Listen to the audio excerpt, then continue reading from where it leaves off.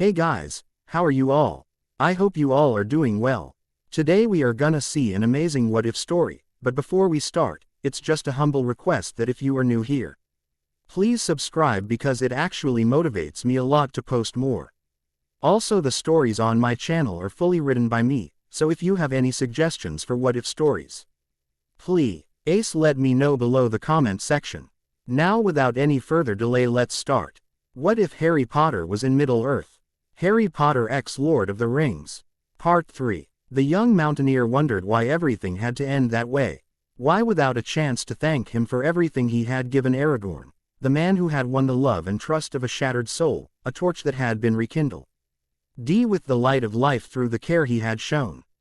It was true that the elves of Rivendell, Lady Arwen, Legolas, Gimli, Bilbo, and Frodo had all given him a respite, but it was Aragorn who had found him lost in the forest. In the darkness, tears streamed down the cheeks of the mighty wizard. He had defeated Sirius, but he had lost Aragorn. Why couldn't he have the one he craved most? Why did happiness always seem within reach, only to be pushed away by something?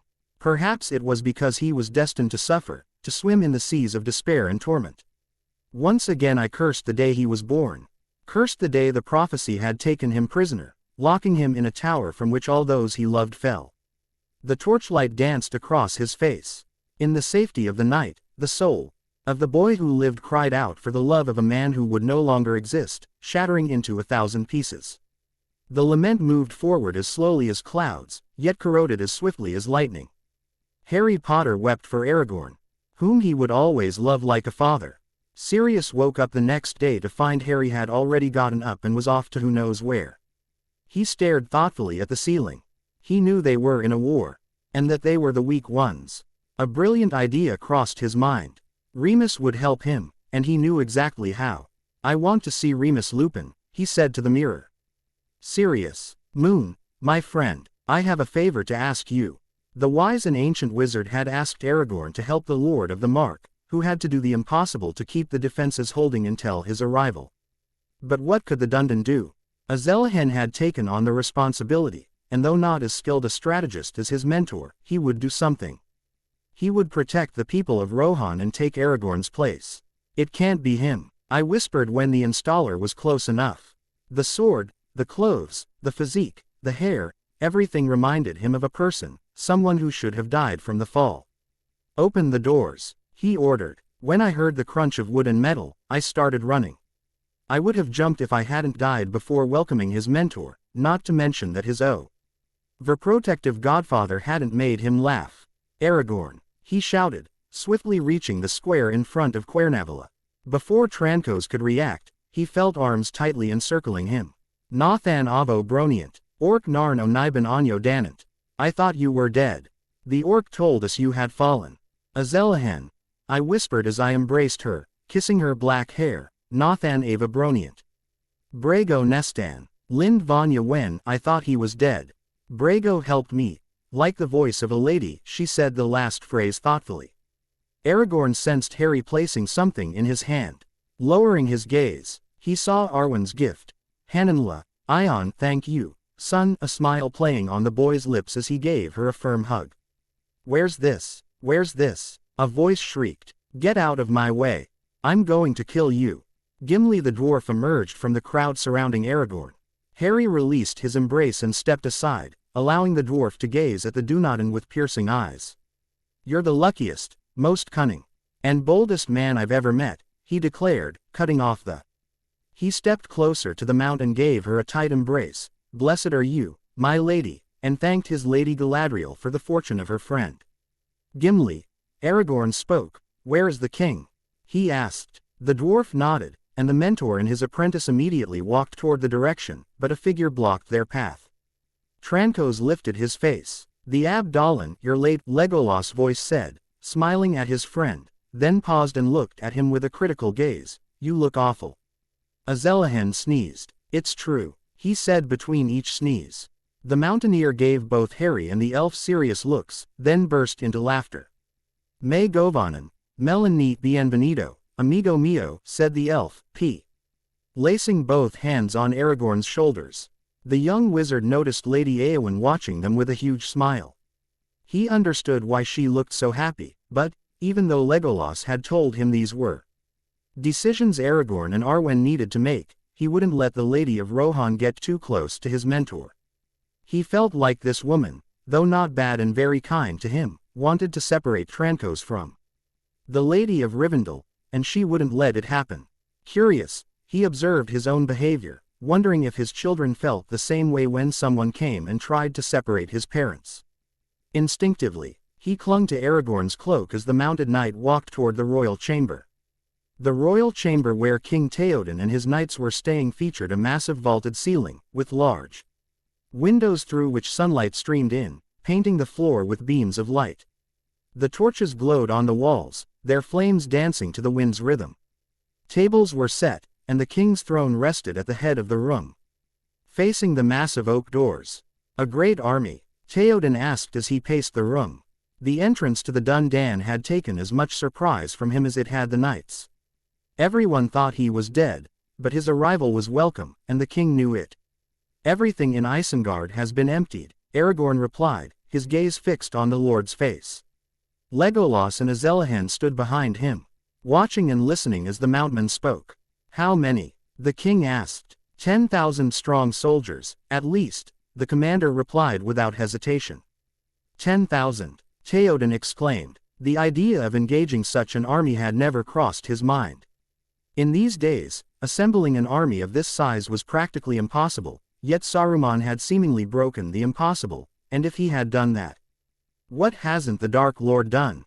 That Eru would keep his second sons, for they were about to prove their worth.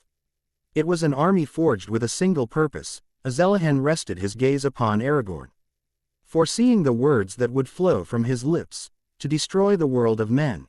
A deadly silence fell over the chamber, where each wondered why they were so hated. They'll arrive at dusk, the commander concluded. Theoden turned, his long cape fluttering behind him, and strode proudly to the door. Let them come, exclaimed. Azelahan walked behind Aragorn and King Theoden, alongside Legolas and Gimli. The fortress was packed with Rohirrim who had safely reached it. The soldiers marched back and forth, gleaming with their steel plates and long lances. The group headed toward the gate.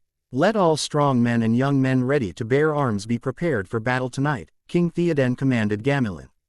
The soldier nodded and went to carry out his lord's orders. Harry Reali. Zed the door was being propped up with thick wooden planks. We'll cover the pavement and the gate from above, Theoden declared, gesturing with his arm toward each location. No army has ever crossed the low wall or set foot inside Cuernavaca. The plan sounded perfect, and Azelahan felt a surge of pride and satisfaction. It perfectly matched the strategy he'd devised before Aragorn's arrival. This isn't some orcish nonsense. I'm talking about Gimli, it's about Uruk-hai's. They have thick armor and wide shields. He fought in many wars, a dwarf master, said the king. Know how to defend your own fortress. They walked a little further along the path that ran up the wall, past the door. They will crush this fortress like water on stone, the king continued. Saruman's hordes will plunder and burn it. We've seen that before, but we can plant new crops and rebuild the houses. Within these walls, we'll outlast them. The Lord of the Mark seemed overly confident about this war, the young mage thought, had he not? Did you hear what Aragorn said? Saruman did not seek treasures or destruction, he wanted the death of Rohan and its people. He does not come to destroy crops or homes, I say Aragorn. Voicing his pupil's thoughts, they come to destroy his people until the last child. The king turned toward Trancos, grabbing his overcoat. What do you want me to do? He demanded, his eyes blazing with fury and despair as he stared at the mounted man. Look at my men, their courage hangs by a thread. If this is our fate, then I'll make it a glorious end. One that will be remembered with honor. Send riders, my lord, Aragorn exclaimed. You must seek help. And who will come? Asked Theoden, turning back to the mountaineer. Elves, dwarves, we don't have as many allies as you do. The old alliances are dead. Gondor will respond, Trancos exclaimed. Gondor, the king murmured. Where was Gondor when the Westfold fell? Where was Gondor when our enemies closed in on us? Where was Gondor? No, my lord Aragorn. We are alone. With a final glance, he turned on his heels and hurried toward Quernavilla. When Harry entered Sirius's room, he found the wizard dressed and standing. "Sirius," exclaimed the green-eyed boy, "what do you think you're doing?" "Oh, hello, Harry," I smile innocently, the Animago. Sirius wore a soft black velvet shirt with long sleeves. He wore tight black trousers that tapered at the thighs and became loose from the calves. Above this, a sleeveless dark blue tunic draped over his body, revealing the black shirt beneath. The tunic was cinched at the waist, with a thick dark fabric belt that wrapped around his hips. The rest of the tunic covered his legs but had two slits starting from his hips, one on each side of the body. She wore black leather boots, soft to the touch. The clothes were so rich and elegant that Harry assumed they were the ones he had been given in the castle of Rohan. Sirius appeared like a noble knight, while Harry, with weathered clothes and a youthful, proud face, resembled a brave horseman, except for the proud jewel hanging from his neck, a gift from Lady Galadriel. "Answer the question," Harry snapped at Sirius, crossing his arms over his chest and leaning on one leg. "You should be resting, not standing like this."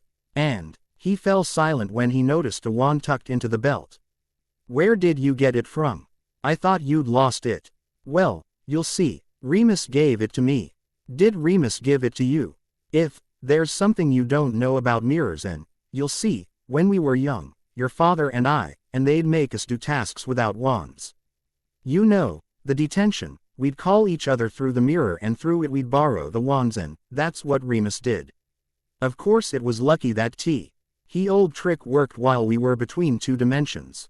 "Did you leave Professor Lupin without a wand?" Harry asked. "Not exactly. Apparently when I crossed the veil, it fell off me, and Remus had hidden it, as I remember, and then he returned it to me," ending with a radiant smile. There was a silence. "Don't get mad, Harry, I'm serious. We're at war, and I can't just leave you out there, just because I'm wounded and unarmed." "It doesn't matter," the young wizard argued, "you need to see the wound. The stitches could tear or the wound might get infected. Besides, I'm not alone, Aragorn will be with me." Now it was Sirius's turn to be left speechless. "Aragorn, do I live?" "He didn't die in the fall," the young mountaineer explains, "he survived and is here now. So don't worry." The Animago felt a surge of jealousy in its heart. Did Harry trust that person more than him, his godfather? Why didn't he just die and let him stay with Harry? But no, that Aragorn had to have more lives than a cat in return to torment him. Maybe he was exaggerating, but it didn't bother him. "Fine, since Aragorn told us the enemies will arrive at dusk, and since I don't want you to get hurt, it would be best if you stay here or in the caves," Azelahan says. "No, what?" asked the young wizard, though he was certain he'd heard it, just hoped it was a mistake. "I said no," the Animago replied defiantly, "I won't let you fight and risk your life while I'm left trapped. Never again." "Sirius." "No, Harry, I think I'm old enough to make my own decisions, and I've made one. I'm going to fight by your side." "But, no." With that final word, the Animago left the room, one hand resting on the wound. Why do I have such a stubborn godfather?" Sirius walked toward the armory. He had offered his services to King Theoden, who gladly accepted them but advised him to wear a protective mesh vest. The armory of Helm's Abyss was packed with elders and children over 14. How could they enlist these people when they should be with their families? But the Animago knew there was no other choice. He had been through war himself before. He understood that when facing death, you cling to whatever you can. Without enough soldiers, death would come one way or another. What difference did it make to die defending the fortress rather than in the caves? But when they fought, there was a glimmer of hope. It always was when they fought. Farmers, blacksmiths, and cavalrymen. Sirius heard Aragorn's voice. So he was at the armory. They're not soldiers. Many have seen too many winters, Gimli's raspy voice was heard. Very few, he replied to Legolas. Beautiful voice, look at them. They're afraid. I can see it in their eyes. This final remark halted the movements in the armory, and all eyes turned to the elf. Sirius agreed with his friend. They looked frightened, without hope. Bo Ahun, Neld Hien, Dan Saar Menig, and rightly. 300. Against 10,000, the animago crossed its. He raised his arms and frowned. Why were they speaking a language he didn't understand? Even Harry spoke it. It sounded beautiful, but why? Here in Adoras, you have more chances to defend yourself than in Adoras, Aragorn replied. Sirius shot him a murderous glance. So you're talking the same way too. I bet you showed Harry how to do it. Damn you, you elf who thinks you're a wizard. Aragorn, don't let them win this fight. They're all going to die. Aragorn, he can't win this battle. They're all going to die, exclaimed Legolas, his blue eyes locked on the grey of the Dunedain. I'll die like one of them. Aragorn shouted in the common tongue. Though Sirius didn't understand a single word of their conversation, he grasped the gist. Legolas knew they were in a desperate situation. The man and the elf exchanged one final glance before Aragorn stormed out of the armory. The prince was ready to follow his friend. He had to make him understand. It was a pointless and senseless battle, why stay? But a hand stopped him. Closing over his arm, Sirius shook his head, as if reading his mind. Let him go, boy, I'm Gimli, let him go. The shadows had already draped the sky like a dark cloak. The stars and the moon were not shining, their light obscured by thick gray clouds swirling above the heads of the rhinoceroses. The helm abyss churned with movement. Soldiers darted back and forth, while elders and children, their heads heavy with helmets, spears, and weapons, lined the path carved into the wall, along the door. The dancing torches were held firmly, positioned near the soldiers to illuminate them. On the stairs leading up to Cuernavaca stood Aragorn, seated on the stone-carved steps. Unshaken by the hustle and bustle around him, his presence remained steadfast. A sad despair covered the noble features of his face. He was deep in thought. The minor quarrel with Prince Legolas still lingered in his memory. Trancos turned his face and saw a boy no older than 16. He stared intently at the soldier's uniform he wore, likely his father's. The youth held a sword in his hands, and fear and confusion were etched on his face. The sight of the young man instantly reminded him of Harry. He mentally studied the scarred face, the sword, the eyes. How could someone so young wield a weapon and kill orcs so effortlessly? Would he accept a mission nearly impossible? His face and body spoke of youth, but his eyes betrayed it. Still, he couldn't help seeing Harry as a child. He reflected on Legolas' words and what he himself had said. He was willing to make the sacrifice, but was he truly ready to sacrifice his Elehan? Arwen would surely reproach him, but her words would be in vain. She would already be living in hell for losing him in battle. Aragorn couldn't bear to see the boy die. Give me your sword, Trancos said to the boy. The boy turned to him, stepped forward, and handed over his sword. What's your name? He asked, his eyes fixed on the weapon. Haleth, son of Hama, my lord, he replied. Watching the mountaineer who had helped his king. They say we won't survive the night. Aragorn observed him for a few seconds. They say there's no hope. The Mountaraz rose to his feet and measured the sword's length with his arm, carefully examining its blade.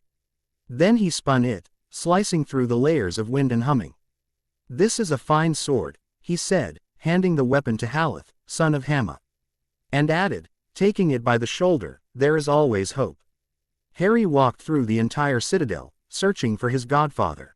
He had to stay inside Cuernavaca or in the caves. No way he was going to risk his wound. He didn't care that Sirius was armed. If he had to petrify him to save his life, he would. He kissed Voldemort's feet before losing him again, they said. When the wizard entered the Aglorand caves, their beauty astonished him. Stalactites piercing the vault, from which crystal tears cascaded onto the water, creating ripples on the calm surface. Stalagmites rising from the gleaming sandy floor, their whimsical shapes etched by time, and the azure, crystal-clear waters of lakes spreading around the caves. Yet he also saw the sorrow etched on the faces of women and elderly women. Mothers hid their young behind their skirts, fearing the soldiers might take the little boys too. Others turned their hopeful faces toward him, hoping to see their departed sons. But lowered their heads in disappointment when they encountered a young man clad in armor, his eyes green with the experience of the Green Corps. The young mountaineer emerged from the caves with a heart heavy with sorrow. It was true that he had fought since the age of 11, and by 16 he could face an orc horde and wield a sword, but he had done it out of duty. At first, it had been like a game for him and his friends, but he had learned that it was his destiny to do so. Yet those children who held swords and axes in their hands, not even knowing how to wield them, didn't need to be there, they wouldn't understand. He walked along the path carved into the wall, gazing at the valley stretching before them. The fog blanketed everything, obscuring visibility beyond 20 meters. Perhaps elf eyes could pierce through the thick mist, but humans couldn't. Cursed orcs. He heard a soldier curse. Time has taken its toll, the soldier said. The fog surrounds us and rain is about to fall. A broken laugh escaped his lips. Even the sky weeps for Rohan's fate. We are all doomed to die. Saruman has won. Of course he won, he declared. I'm mocking the soldiers who stared at him in surprise. They never saw him coming. This is exactly the stance I expect from you, he added, so it'll be easier to break through defenses, storm in, and kill as you please. Oh else but you will protect your families. The men, elders, and children watched him intently. Fight for Rohan, fight for your people. Don't surrender and drop your weapons before the first blow arrives. It is true that some will die and others will live, but I would gladly accept my death if it helps us win the war and keep Rohan alive, he said, raising his arm toward the caves. Silence fell. Some felt ashamed that a child had more courage than they did, while others' hearts swelled with the words of the young Mountaros. They gripped their weapons tightly, staring defiantly at the horizon, waiting for war to break out to prove they were made of steel. Something in the valley caught the mage's attention. He swiftly turned, resting his hands on the stone, and scrutinized the darkness spreading beneath Helm's abyss. Look up, there's something here, he thought, scanning the area more closely. Edhill. Felves, he shouted, sprinting toward the armory where he knew Aragorn would be. Open the doors. He yelled as he dashed down the stairs, leaping through them. The soldiers stared at him in confusion, but they obeyed his command. The young man, and they didn't regret it. Aragorn stood in the now solitary armory, putting on a mesh coat. The rings clattered against each other, producing a metallic clang. Barahir's ring sparkled on one of his fingers. He was mounting the horse, fastening his vest and adjusting the belt with the dagger. As he turned to retrieve his sword, a friendly hand reached out. Legolas. Trankos took the sword from his companion's hands, giving him a smile. We've trusted you all this time, and you've never let us down, the elf said. Forgive me, I shouldn't have lost hope. Moed Horde. Legolas nothing to forgive, Legolas the Dundan said. Greeting the prince in the elfic custom. As he looked up, Trankos met Sirius Black's blue eyes. Don't take offense, the wizard said first, and Aragorn nodded. It wasn't that the Animago disliked him, but he'd sensed those eyes watching him with something far from friendship, and I'm sure you know that. But we're on the same team in this war, and both of us want the same thing for Harry. So, what do you think we should do? Let's team up, he said, extending his hand toward the Dunedain, and stop those monsters from laying a finger on those women and kids. And, his blue eyes locked onto the gray of the Mountaros, let's make sure Harry comes out of this as strong as possible. That kid's got a magnetic pull for trouble. I accept. Aragorn took his hand, and the two men gave each other a tight embrace. Their eyes locked. Legolas placed one hand on the Dunedain's shoulder and the other on the Animago's, relieved that Sirius no longer wanted to kill Isildur's heir whenever he faced him. The clatter of a mesh cot made the three turn their heads. Gimli tried to put on an iron ring shirt, but it was too long for him. If I had time, I'd adjust this, the dwarf grumbled. Watched by the three smiling comrades in arms, this slightly tight chest. The sound of a horn rang out in the armory, instantly catching the elf's attention. That doesn't sound like an orc's horn, he exclaimed cheerfully. Edhill, elves. Harry dashed in, leaping over the steps. Aragorn, come quickly, the elves have arrived, they're armed. They've come to help us, he cried, clutching his mentor. What? Grumbled the Animago, annoyed that they were speaking a language he didn't understand. With you here, Harry said, turning to Sirius, I was searching for you all over the castle. If it's to convince me to stay locked up, it's a no, Sirius exclaimed. Aragorn watched the exchange with curiosity. He already knew Harry believed Sirius was his godfather, but he hadn't seen them interact before. No, you don't give me another choice, Harry sighed.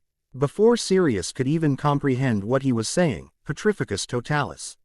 He shouted, pointing at the animago with his wand. Sirius was left utterly stunned. He was stunned. Harry had hit him with his wand and turned him to stone. But what a spoiled brat, so disrespectful. If James saw this, he'd probably be laughing. Damn kid, he really looked like his father. Azelahan, exclaimed the elf, what have you done? No, I just turned him to stone. He was stubborn, wanted to fight, and with that wound, I can't let him, he said. As if it were perfectly normal to do so. Aragorn started laughing. Sirius shot him a murderous glance. Trancos tried to stop laughing. Sirius rolled his eyes when he saw the Mount couldn't hide his laughter. I think you should let him make his own decisions, said the captain of the Dune Dane. But he's a stubborn one. If he gets out, they'll hurt him even more, Harry said, giving a little pucherito. But he has already offered his services to me and King Theoden. I don't think it's right to let him break his promises. The young wizard sighs and lifts the spell. Harry James Potter, the animago exclaimed upon being freed, you hit me with your wand and cursed me. We'll talk about punishment when this is all over, young man. This is what I earn by trying to help, sighs the young mountaineer. An army of elves stood before Théoden, led by Haldir of Lorien. I bring a message from Elrond of Rivendell and Lady Galadriel of Lothlorien, said Haldir, after greeting the king with a reverence. There once existed an alliance between elves and humans. Long ago, we fought and died together, and at that very moment, Aragorn, Sirius, Harry, Legolas, and Gimli appeared. We came to honor that alliance. Hello, Harry exclaimed, running toward the blonde elf. Come on, you little one. I was so happy to see you, but why did it take so long? Diana, Seldo Istar, and Angelo Iven Ar and forgive me. Little wizard, the path was too dangerous and long, replied the blonde elf. Me Govanen, Haldir Bienvenido. Haldir Aragorn greeted the elf by tradition when Harry stepped aside. But then gave the elf a tight hug. The elf only responded with a few palm slaps on his shoulder. You're most welcome, exclaimed the mountaineer. We are proud to fight alongside the men once again, Haldir said to the king. After greeting Prince Legolas, gray clouds churned in the sky, rubbing against each other to generate electricity that burst forth with a thunderous roar, like a radiant white dragon soaring through the heavens, roaring as it vanished in an instant before the eyes of men. The storm was unleashed, sending thick water droplets crashing against the soldiers' armor, creating a faint tick-tick sound as they struck metal helmets, shields, and swords. Destiny closed in around them like a horde of mighty Uruk-hai warriors, all clad in armor and bearing the white H. And on their chests, a symbol of their loyalty to the wizard Saruman. Their heavy boots echoed with each slow, steady step, like the relentless beat of a heart that never stops. Before them, the sea of arrows swelled ever larger, stretching endlessly like an endless sea of arrows, designed to impale opponents, piercing through the chest, face, arms, or legs, crafted for killing. The Rohirrim stood guard at the gate, men, children, elders, waiting for a blow that would come sooner or later, dragging out the seconds, heightening the fear and despair, bound to their ruin.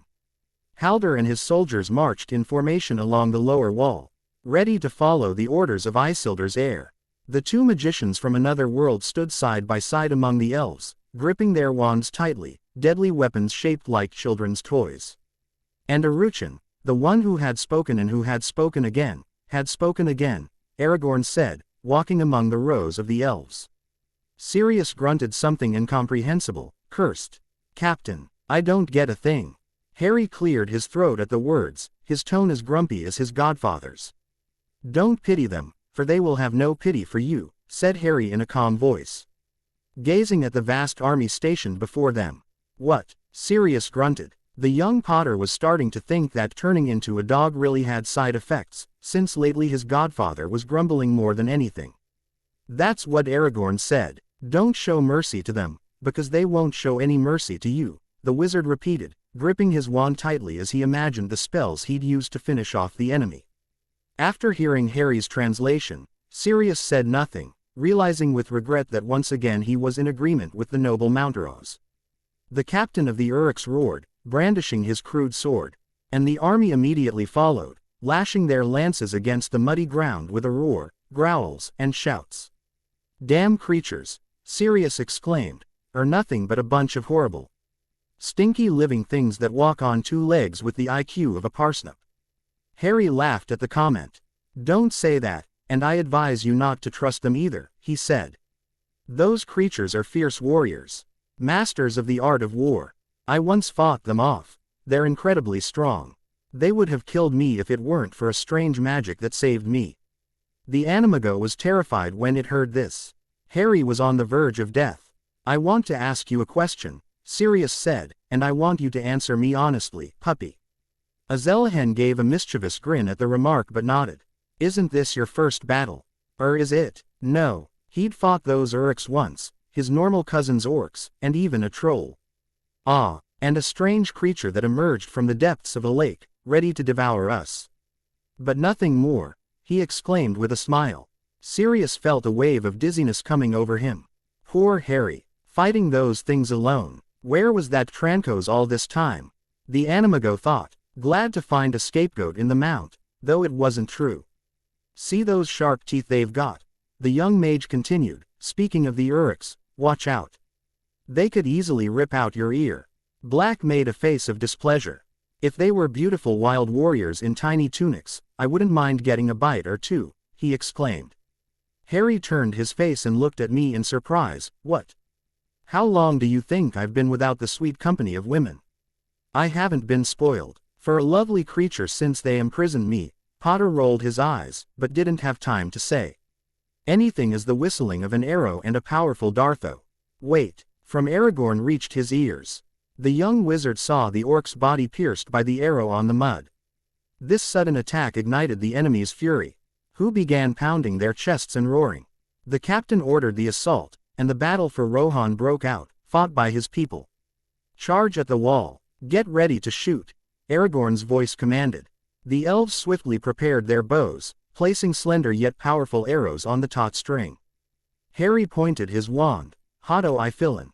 Shoot the arrows." The arrows whizzed through the air, heading straight for the orcs charging toward the wall, poised to storm it.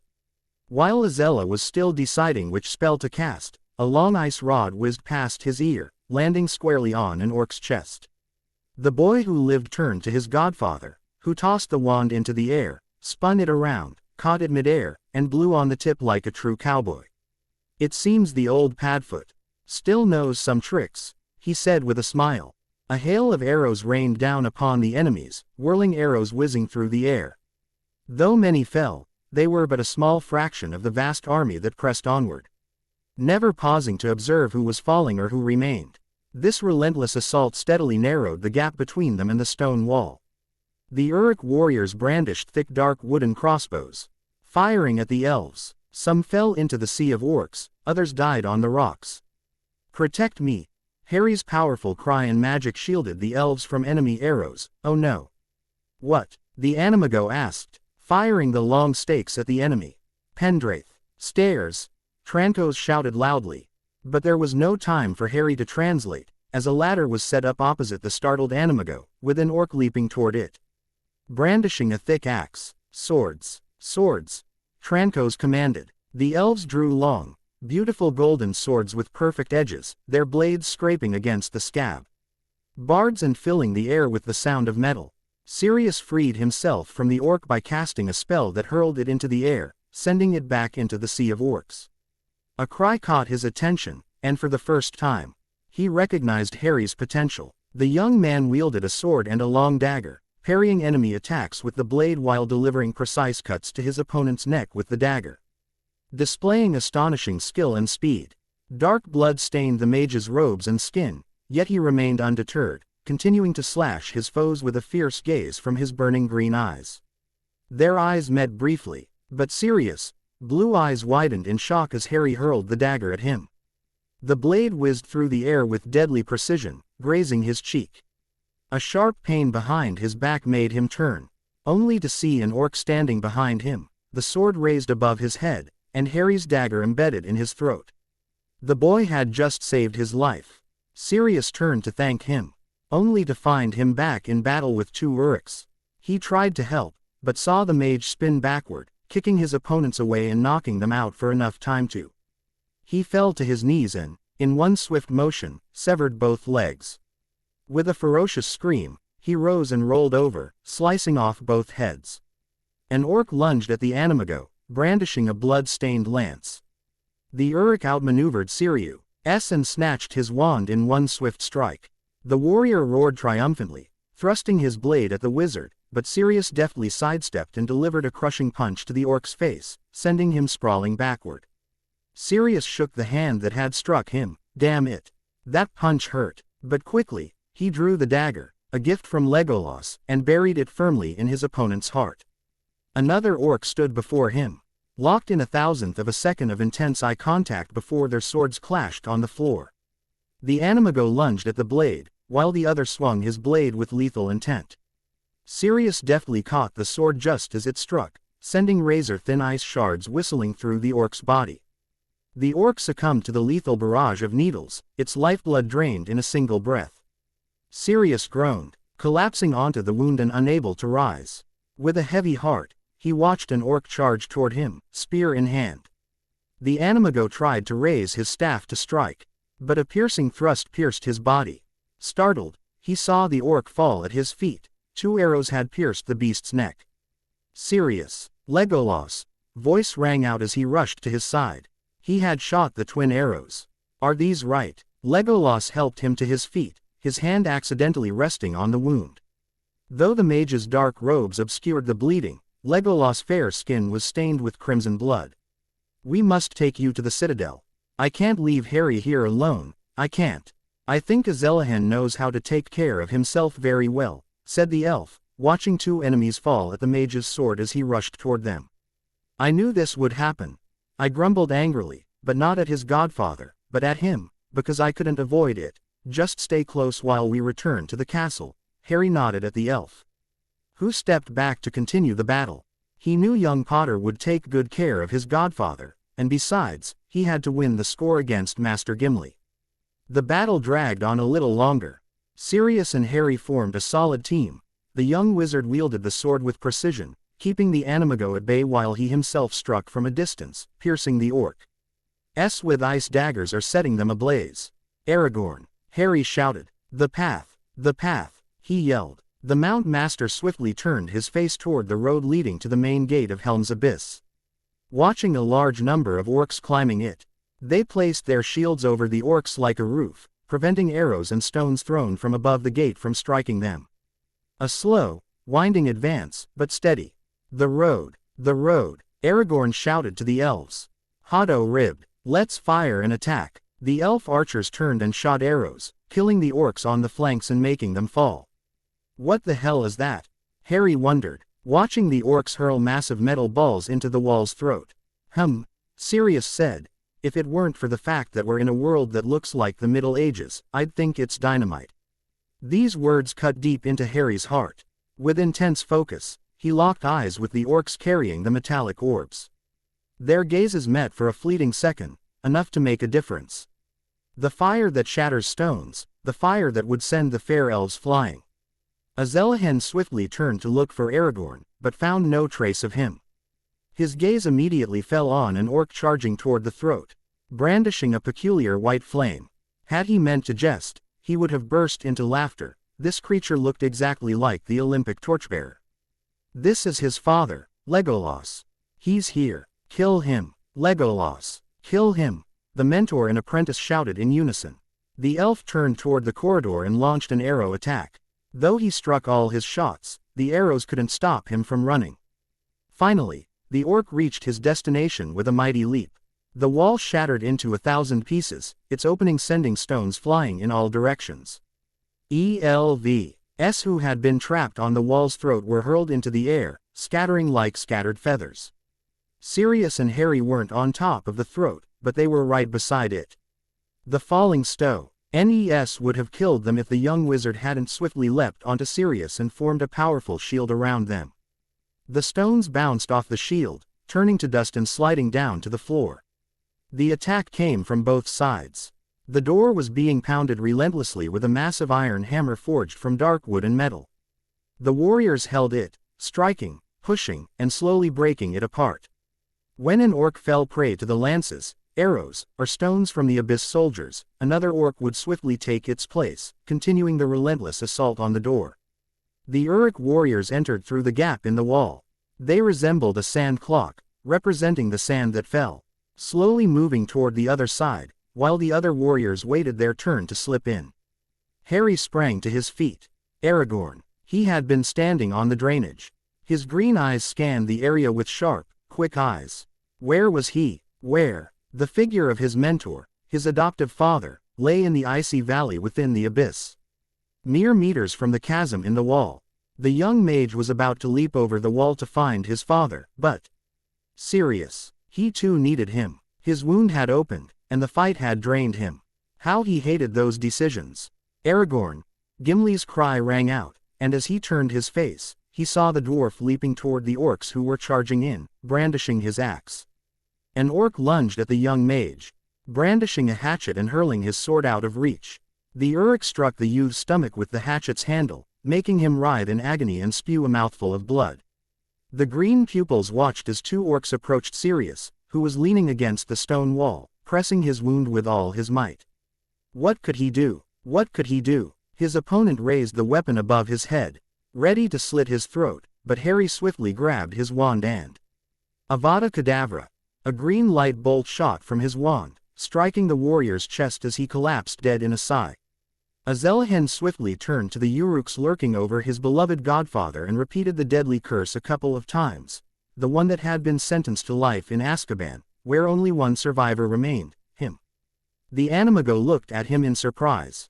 His adopted son had just cast the same curse that had killed his parents and couldn't see.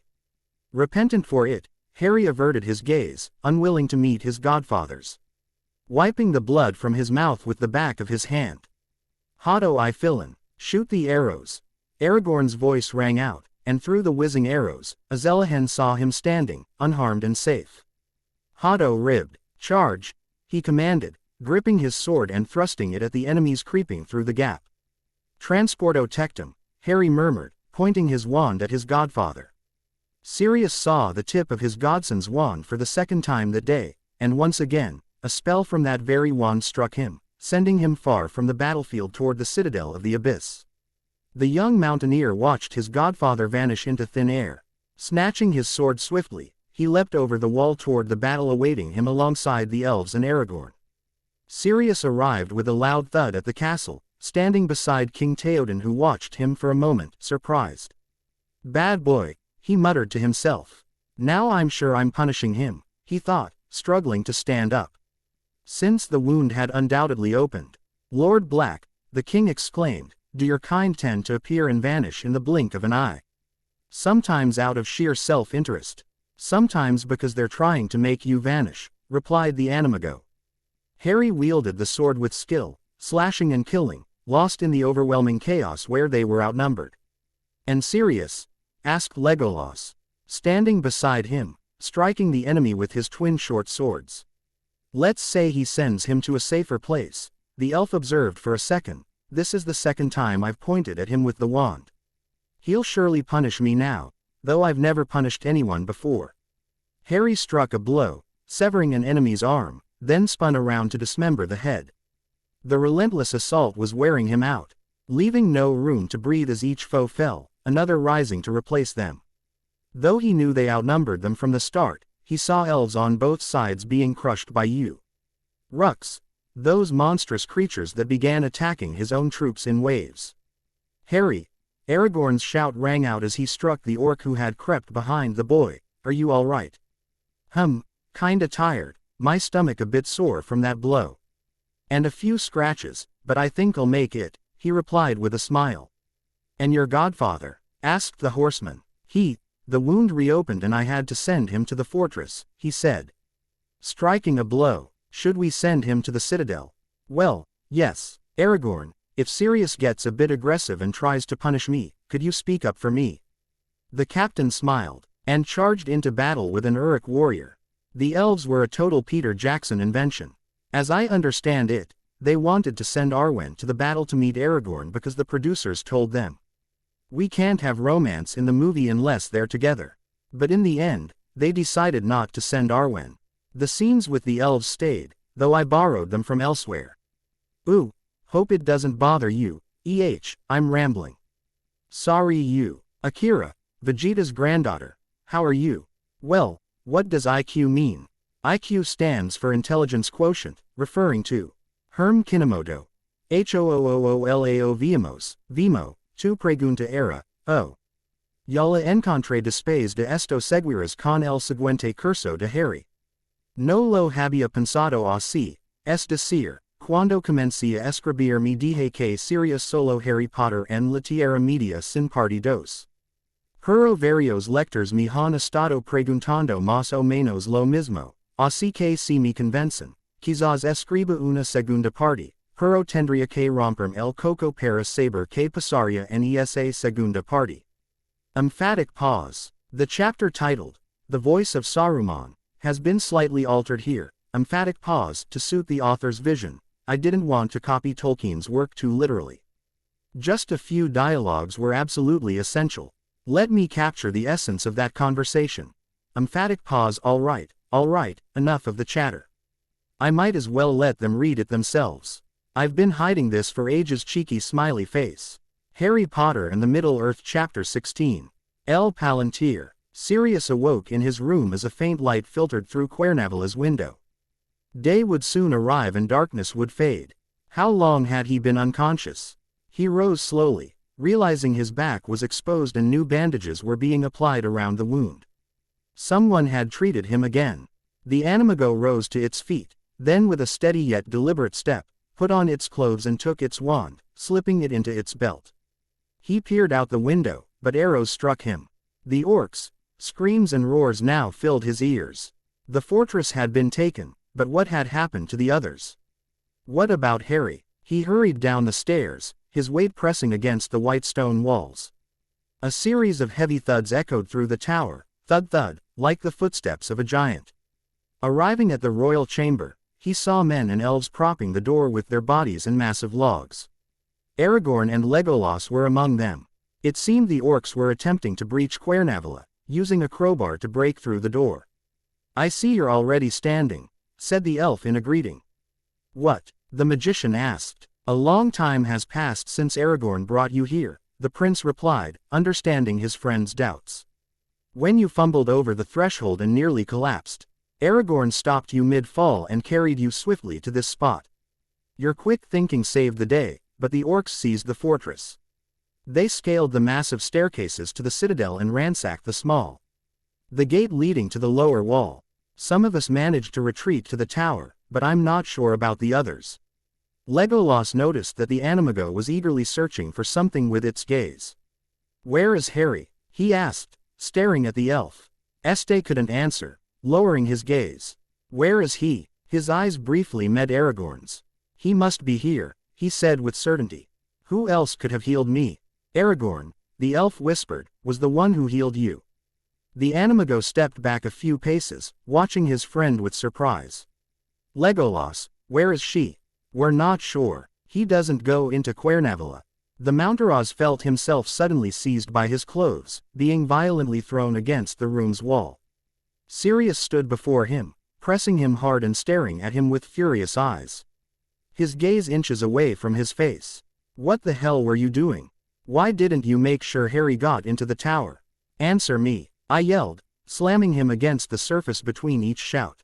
"Where's my puppy?" he added in a hoarse whisper, his throat parched, his head pressed against Aragorn's chest as he stared blankly at the floor. His gaze was fixed on the ceiling. He too was deeply troubled by Harry. How many times had he questioned the same thing, consumed by guilt that gnawed at his soul, his heart heavy and clouded with sorrow. The gray eyes air veiled by a veil that dimmed their fierce glare, yet he held hope, and he had to give Sirius the same light. "We think she's in the caves," he said. "Some men claim they saw her running there with Gimli and other soldiers." "What are we waiting for? Let's go there," exclaimed Black. "We can't do it. The only way to reach Aglarond is to leave the tower and head toward the cave entrance near the gates of the Abyss of Helm." So they're not sure. The possibilities are enormous. I whisper to the mountaineer, besides being a strong and determined young man. They won't catch him easily. Muffled growls and heavy footsteps echoed through the silent caverns. Orcs had crept into the chambers, trudging across the sandy floor stained with dark blood. Other warriors had entered but never returned. They knew nothing of what had happened, only that something had attacked them, something that had terrified them. Those outside could only hear the shouts and groans of each group entering, determined not to leave and die under such strange circumstances. Other groups followed the first ones, and so on. Whenever they entered, they expected to find their comrades' bodies, but there was no trace at all, not even marks on the sand from being dragged. Nothing. Like they'd vanished into thin air. The Uruk-hai began to fear entering the caves, and rumors spread that a curse fell upon those who stepped on and stained the white sand. Others swore that the spirits and demons inhabiting the place had been sent by the Dark Lord. After wiping out the soldiers and civilians of Rohan who had hidden there, they went mad. Thirsty for slaughter they couldn't get because they were chained to the caves. Only those brave enough to enter became their prey. The fifth group entered cautiously, moving slowly. They wouldn't leave a single hole untested. And if a rat stood in their way, hundreds of arrows would fly down on it. They didn't want to leave anything to chance. A massive ice spear shot out of nowhere, striking the first orc it encountered. A fiery barrier formed at the entrance, blocking all comers. The orcs roared as they piled up, forming a tight formation shielded by their shields. A living bunker. Steps and murmurs echoed around. And the orcs nervously searched for the source of it all, but found nothing. An invisible strike pierced the heart of an Uruk-hai, sending him crashing to the ground. And creating a gaping hole in the tightly packed group.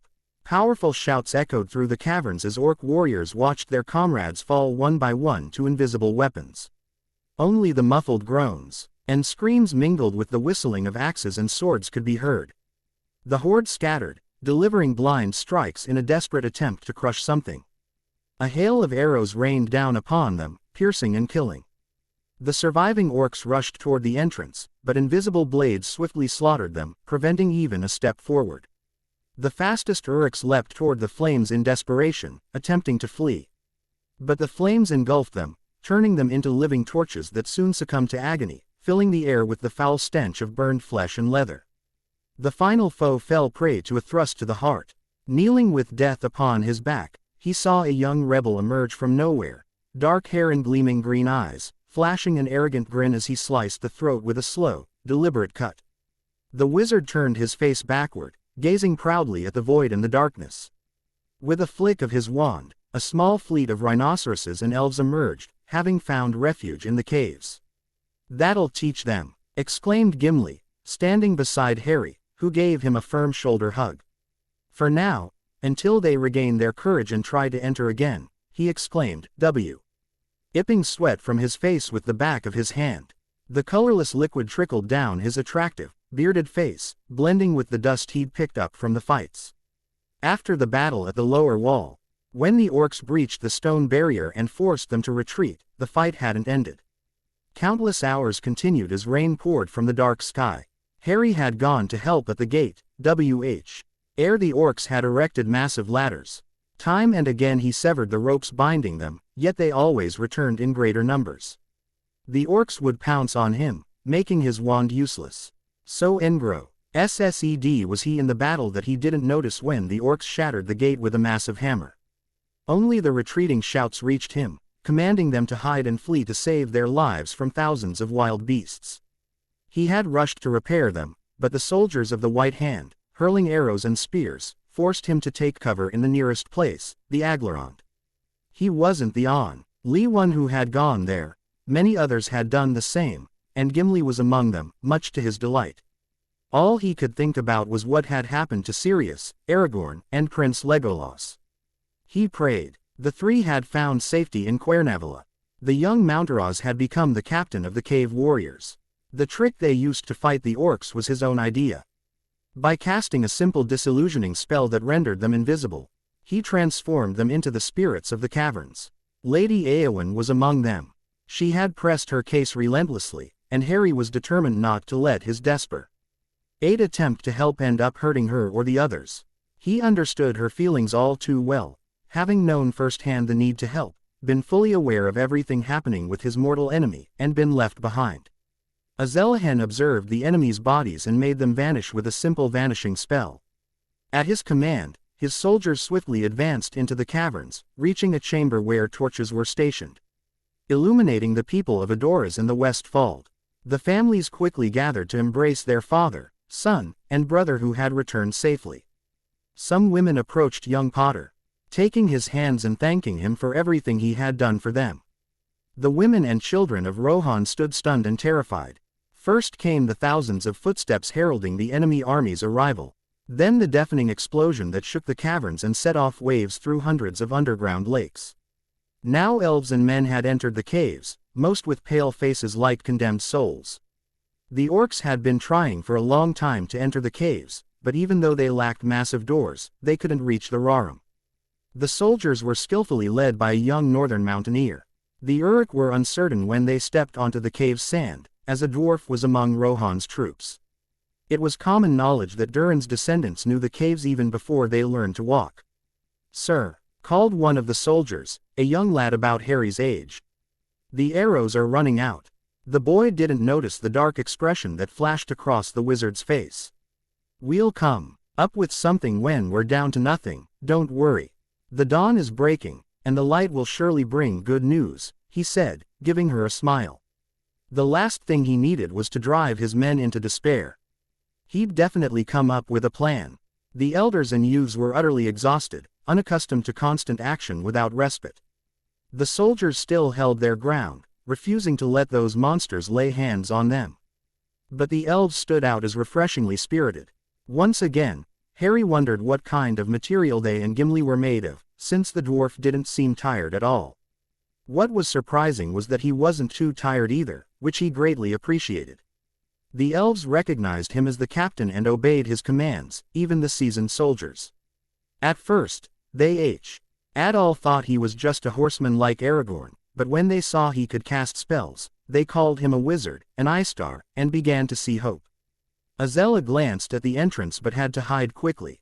The orcs were trying to break in again, faster than last time. I glanced at the cave guardians. The elders and children looked exhausted, in other words, most of them were. There were 8 orcs and 6 elves left. With him and Gimli remaining to defend the caves, the others rested, leaving 16 to guard the caverns. This couldn't go on like this. I needed to think of something quickly. Harry rose to his feet, and as he did, the men of Rohan did not hesitate to follow their captain. "No," he said, "let the elders and children stay. Earlings and elves come with me." Azella raised his wand to cast the spell, but an arrow whizzed toward them, grazing his cheek and leaving a thin gash from which drops of blood slowly trickled down his skin. He turned and saw the orcs approaching swiftly. They'd spotted him. Without hesitation, he cast the disillusioning spell on the soldiers and elves. A new buzzing sound erupted, accompanied by a rain of arrows. The orcs panicked, scattering in panic and huddling together. The young mage swiftly conjured a shield over them to block the arrows. The orcs advanced in swarms, and despite the invisible soldiers attacking them with swords and the few remaining arrows, they kept charging forward. There was no time to waste. The wizard shouted at the Rohirrim to gather in one place, united, to carry out their plan, but as he shouted, the orcs fixed their eyes on him. The orc captain's gaze met Harry's in a split second. Without hesitation, both men drew their weapons. The orcs advanced toward the defenseless Rohirrim families. The wizard had only one chance, to cast a spell. Both captains fired their weapons. A couple of swift, small arrows from a crossbow pierced Harry's sides as the rhinoceroses vanished before their enemies' astonished eyes. Silence fell as Azelahan's agonized groans echoed through the cave, where he had fallen to his knees before the attackers, this cavern teeming with Uruk warriors. Blood gushed from his wounds, staining his garments. Harry rose to his feet with courage, but a blow to the face sent him crashing back to the ground. The leader prepared to finish off the soldier who had ruined his attempt to massacre Rohan, and shot his arrows at the kneeling foe. A young man spat blood and pressed his side wounds, but the arrows missed their mark as an invisible barrier intervened. Pierced through the void, blood gushed from the air. Harry found himself holding the boy who had served as his shield, saving his life while taking the arrows in return. The orcs were soon surrounded by an invisible mass attacking them with swords, knives, and arrows salvaged from orcs, bodies that had been used as short spears. The invisible foes charged with fiery fury, and Saruman's army crumbled under the assault. With a ferocious cry, the invisible axe swung like a pendulum, cleaving off the head of the orc leader. The invisible people of Rohan and the soldiers were paralyzed at first, seeing the young captain fall before the enemy. He had had a chance to save himself, to end his opponent, but he used it to save the lives of women and children in Rohan. The boy's sacrifice had plunged them back into reality with unrelenting fury. The enemy soon found itself engulfed in weapons and deafening war cries. Terrified, they scrambled to the gates to escape the invisible foe, fleeing the punishment being imposed upon them. A horn's cry echoed through the depths of the abyss. The thunderous, resonant, and profound sound of Cuernavala's horn shook the earth's very core, trembling the fortress's solid S. Tones like ancient armies awakening in battle. With their horns singing and the sea swallowing everything in their path, they marched onward with endless momentum. A magnificent dark red horse reined in with a neigh, galloping through the horde of orcs. It was the loyal and noble Fariel, whose enormous black eyes fixed on his master's figure as he dashed toward him. Harry stood up, the boy's dying body in his arms. He wanted to help him with all his strength, but he knew he couldn't. Unless he took off the necklace that Lady Galadriel had given him as a gift and put it around the boy's neck. Who watched with frightened yet proud eyes. "I promise this will protect you," he said, chanting an elfic prayer, then kissed the boy's forehead and the glass, before casting a disillusioning spell. "Watch over him," he pleaded to the people of Rohan, riding atop Fariel's back with invisible hands guiding him. With no orcs remaining in the caverns, Azelahan, the mounted mage, erected a fiery barrier at the entrance. Protected by Aragorn, the Dúnedain captain, he rode into the valley of the abyss with his invisible army, charging into the final battle for the Mark's territory. King Theoden was no longer fighting alone. Éomer and his horsemen fought alongside him. The orcs fell before the might of the horsemen. At the new dawn, Mithrandir arrived, accompanied by the exiled. Legolas, Aragorn, and Sirius were riding their horses. They had sent Fariel to the caverns, and the mare would find her master. Muffled battle cries erupted from the abyss as Harry emerged, decapitating foes with astonishing skill and ferocity. A chasm had split open from the caverns, led by the young mountaineer. Behind him, orcs lay dying before invisible hands. This stunned both enemies and allies, save for Gandalf, who smirked proudly while swinging his elongated staff and sword in all directions. The orcs, overwhelmed in both numbers and strength, fled in terror to the strange forest that had Mysterio. Usly and briefly sprung up at the gates of Helm's Abyss. Only when the last orc stepped into the darkness of the woods and the cries of terror and pain ceased, did Harry's hands slip from Fariel's reins and he threatened to collapse from the bloodied chair unless the noble steed dismounted to prevent him from falling. PTQ PTQ PTQ PTQ PTQ PTQ PTQ PTQ PTQ PTQ PTQ PTQ PTQ PTQ. Did they greet you? Ginny exclaims, making a little puchero. Why didn't they call me? I asked her brother, shaking him. It was too sudden, Hermione remarked, rescuing her boyfriend from her younger sister's deadly attack. The only one who knows how to talk to him is Professor Lupin. And where is she? I want to greet him too, said little Weasley, setting aside her brother and turning her attention to the dark-haired girl. He said he wouldn't be long. Went to check something with the machinist, Ron replied, stroking his injured neck. Ginny wasn't paying attention to her brother, angry with him for not greeting the young Potter. At least that's what she claimed. And how does it look? Is it okay? The red-haired girl asks Hermione. Ron sighs, feeling once again completely ignored. Now that I think about it, the girl replied, placing her index finger on her face in a gesture of total concentration. It looked really good. Yeah, she exclaimed, clapping her hands, startling Ron who was sitting beside her. He had long hair, looked really handsome. His eyes sparkled, and his skin had taken on a darker, bronzed tone. He had this focused expression.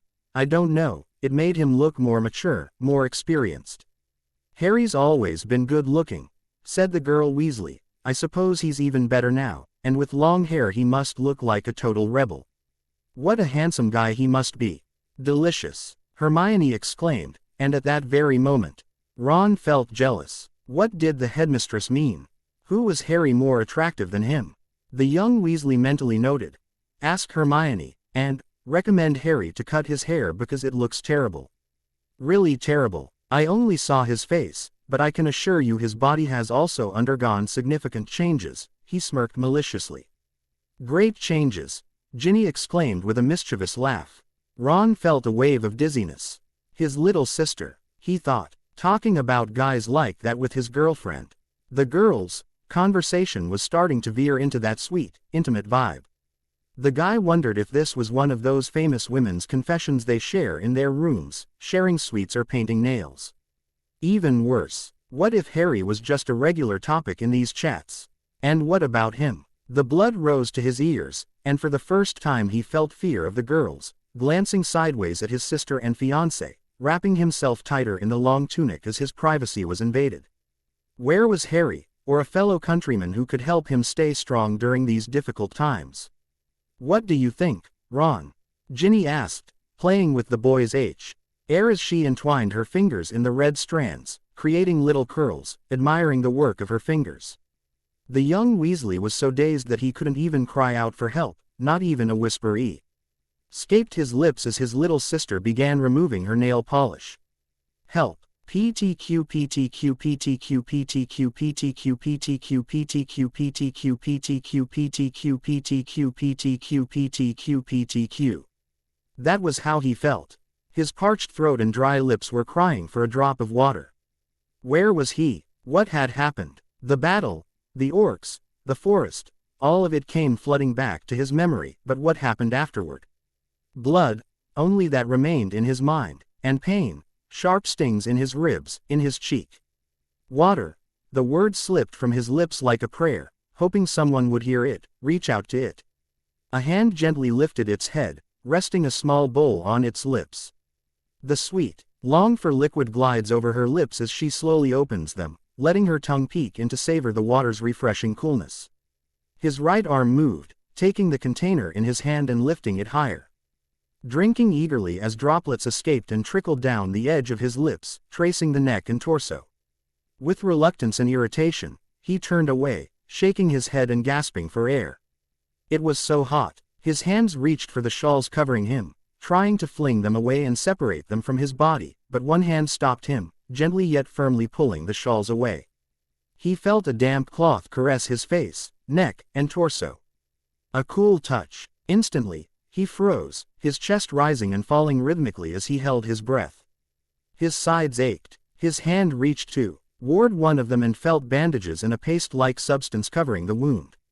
What was it? What? Someone had to take it off. It stung. It burned. I couldn't take it anymore. He struggled to tear off the bandages.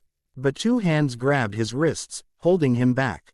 "Leave me alone." I tried to scream, but all I could do was wriggle and shout, "Enough. Enough. Stop, Harry," a frightened voice cried, "you'll hurt yourself.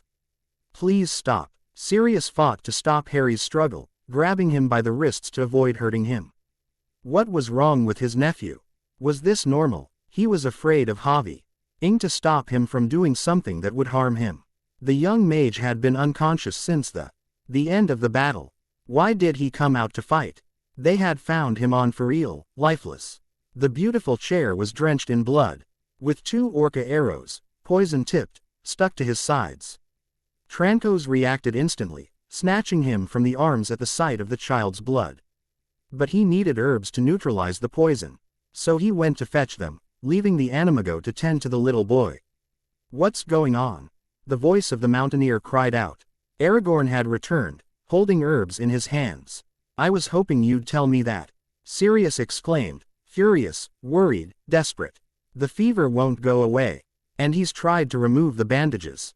You're hurting yourself," the animago cried out. A groan of pain escaped the young man's lips. "I need to put this on the wound. It'll neutralize the poison and speed up healing." He wrapped the bandages and turned to a jar, grinding herbs in it while stirring with water. Harry, Harry, I whispered, lifting the young man's head and pressing the container to his lips. I need you to take this. It's medicine. It'll help. His confused green eyes studied me for a moment, then parted slightly to begin drinking. At first, a sudden cough attack hit him, the plant stinging his throat, but he kept drinking until the last drop. Tea was well done. Trancos placed a soft kiss on the damp black locks. Now he sleeps a little. The young mage's body immediately relaxed as the herbs began to take effect. Will it be all right? I asked Sirius. Sirius nodded solemnly. How is the boy doing? Mithrandir's voice. He will respond swiftly. It's powerful. More than this is needed to kill him, said Aragorn, as Black turned pale at the mention of the word, kill, near Harry. Gandalf wished to journey to Isengard to speak with Saruman, but they wouldn't depart immediately.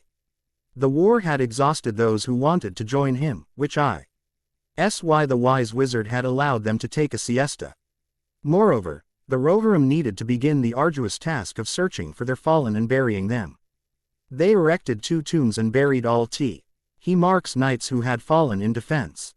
They piled the orcs' corpses into massive heaps, far from the men's tombs, near the forest's edge.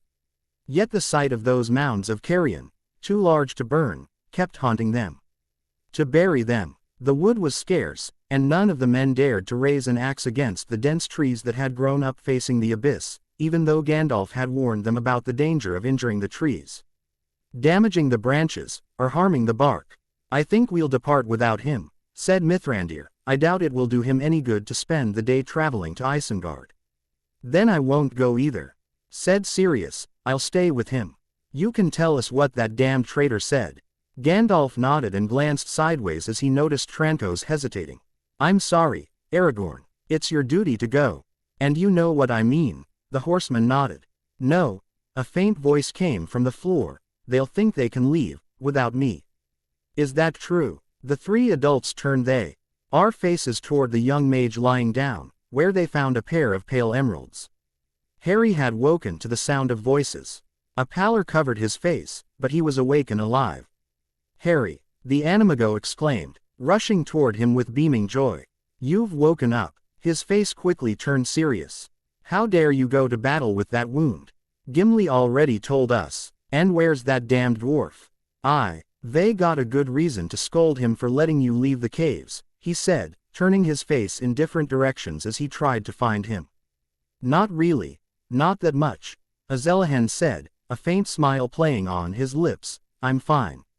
This isn't anything for me, he tried. He was about to sit down, but a sharp pain shot through his ribs, halting him mid-step and forcing a grimace of agony onto his pale, sweaty face. Don't overthink it, I whispered to Aragorn as I helped the young man lie down, then placed a tender kiss on his jet-black hair. Those blue eyes watched him with suspicion, and Sirius would have cast him aside if not for saving his puppy. Damn jealous. I don't want to stay, the young man pleaded, please. Trancos and Padfoot exchanged glances. How could you tell a stupid-born young man to stay for his own good, not because he was seen as weak? I believe there's still time for Theoden to wake from his nap, Mithrandir said, gazing at the young man with tender eyes. When the time comes, if you're feeling better, we'll let you mount your brave Fareal. Otherwise, Harry was about to protest, but the wise wizard raised his hand. I'll insist on asking the Rohirrim Hoer escorting you to Adoras to lock you in a room until we return. It wasn't what he'd expected, but Harry relaxed a bit, letting his mind wander to plans for escaping Cuernavaca, riding Fareal, and following them without them noticing. Sirius exclaimed, flicking his finger. I know that look, Harry.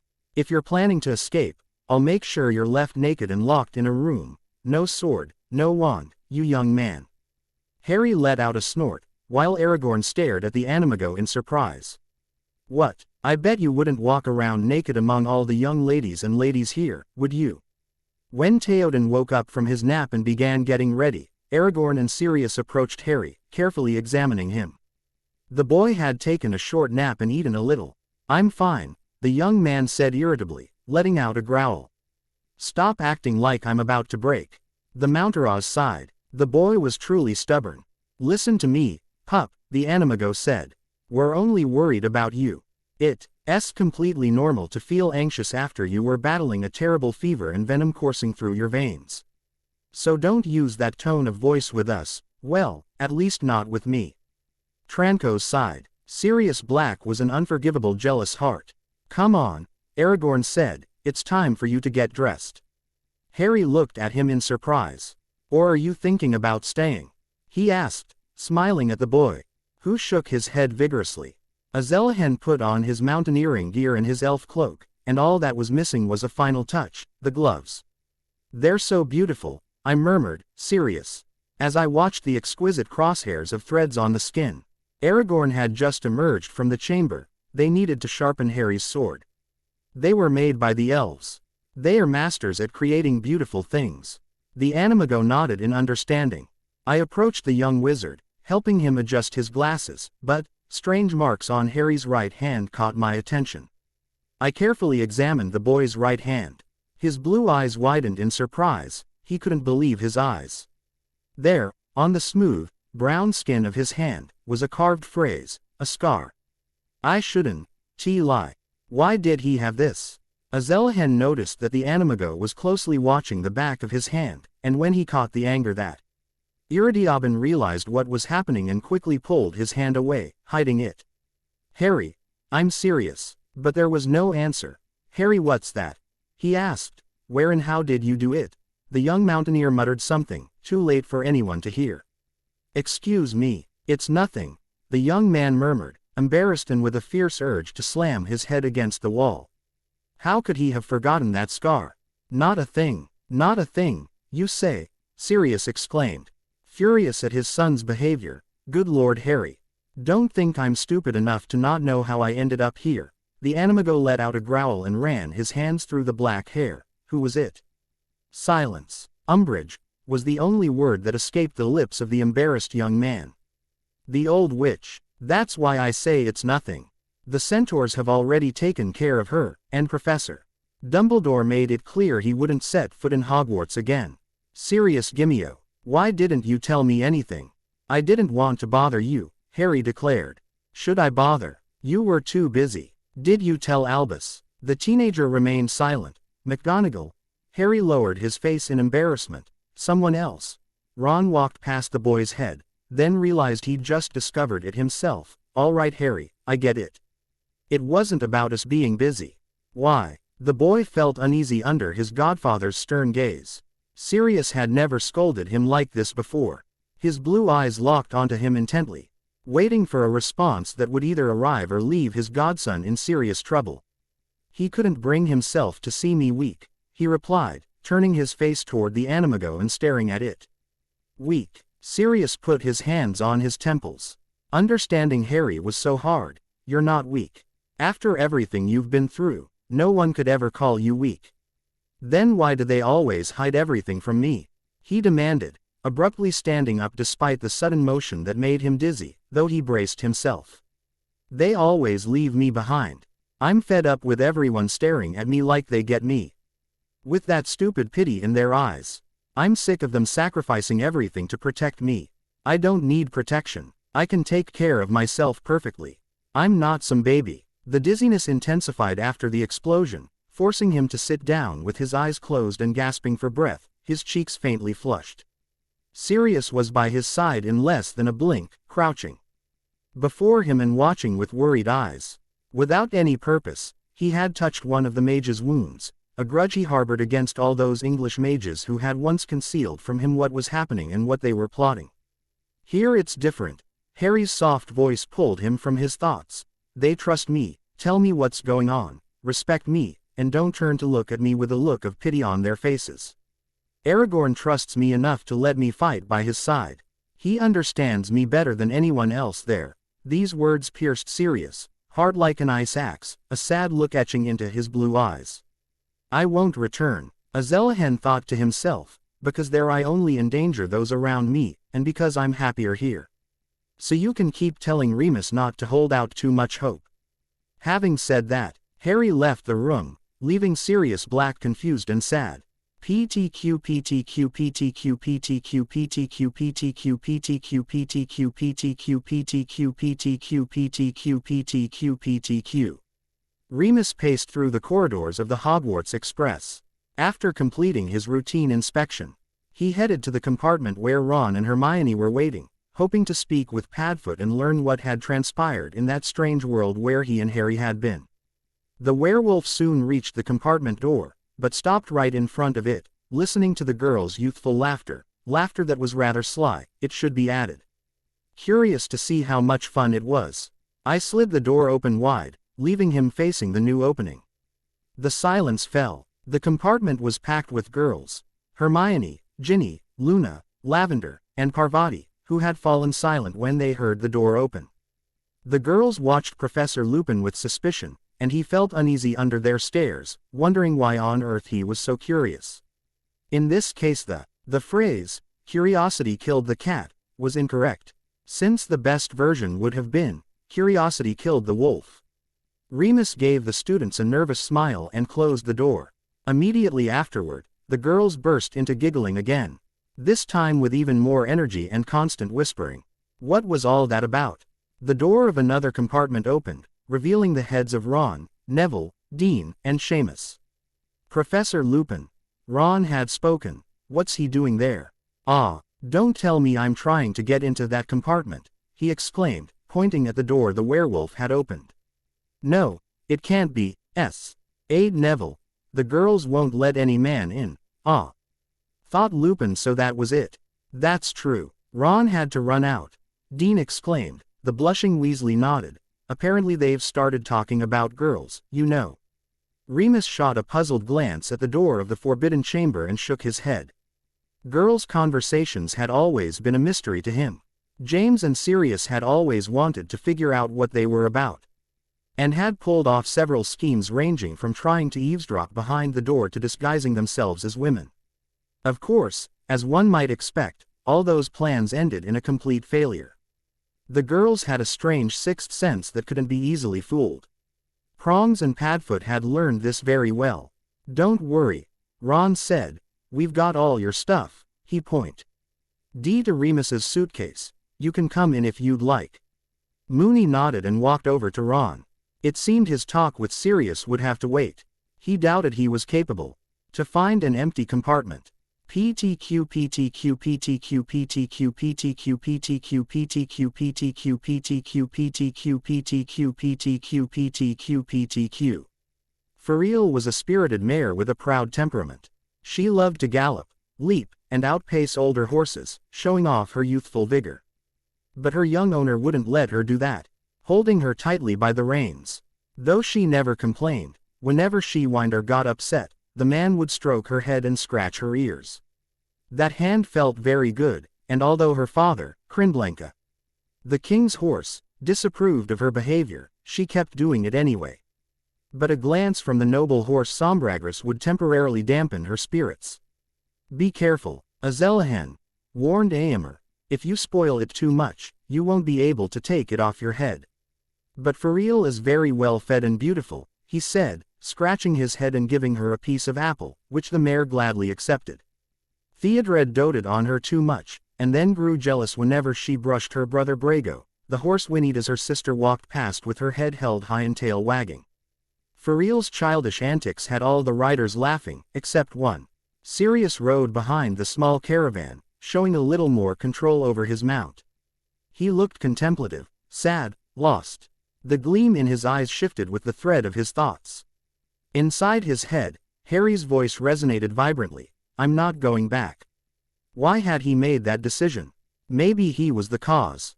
Or perhaps the damned Aragorn was the real culprit, or the harsh life he'd endured in England.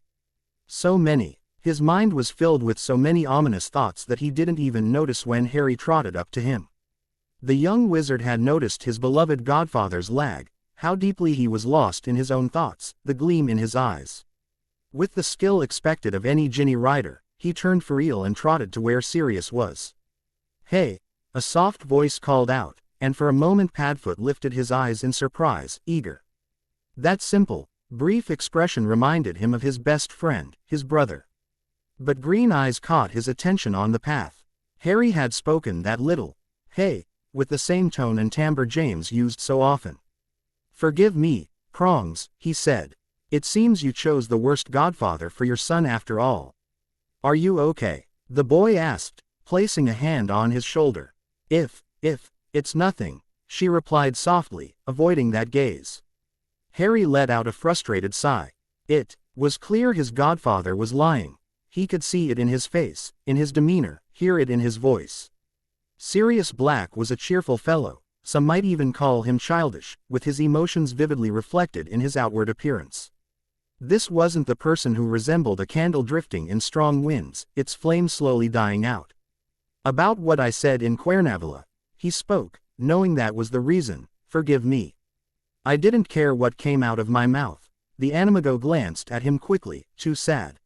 Shameless. When Lily's gaze met his, the boy sighed, confused, perhaps slightly irritated.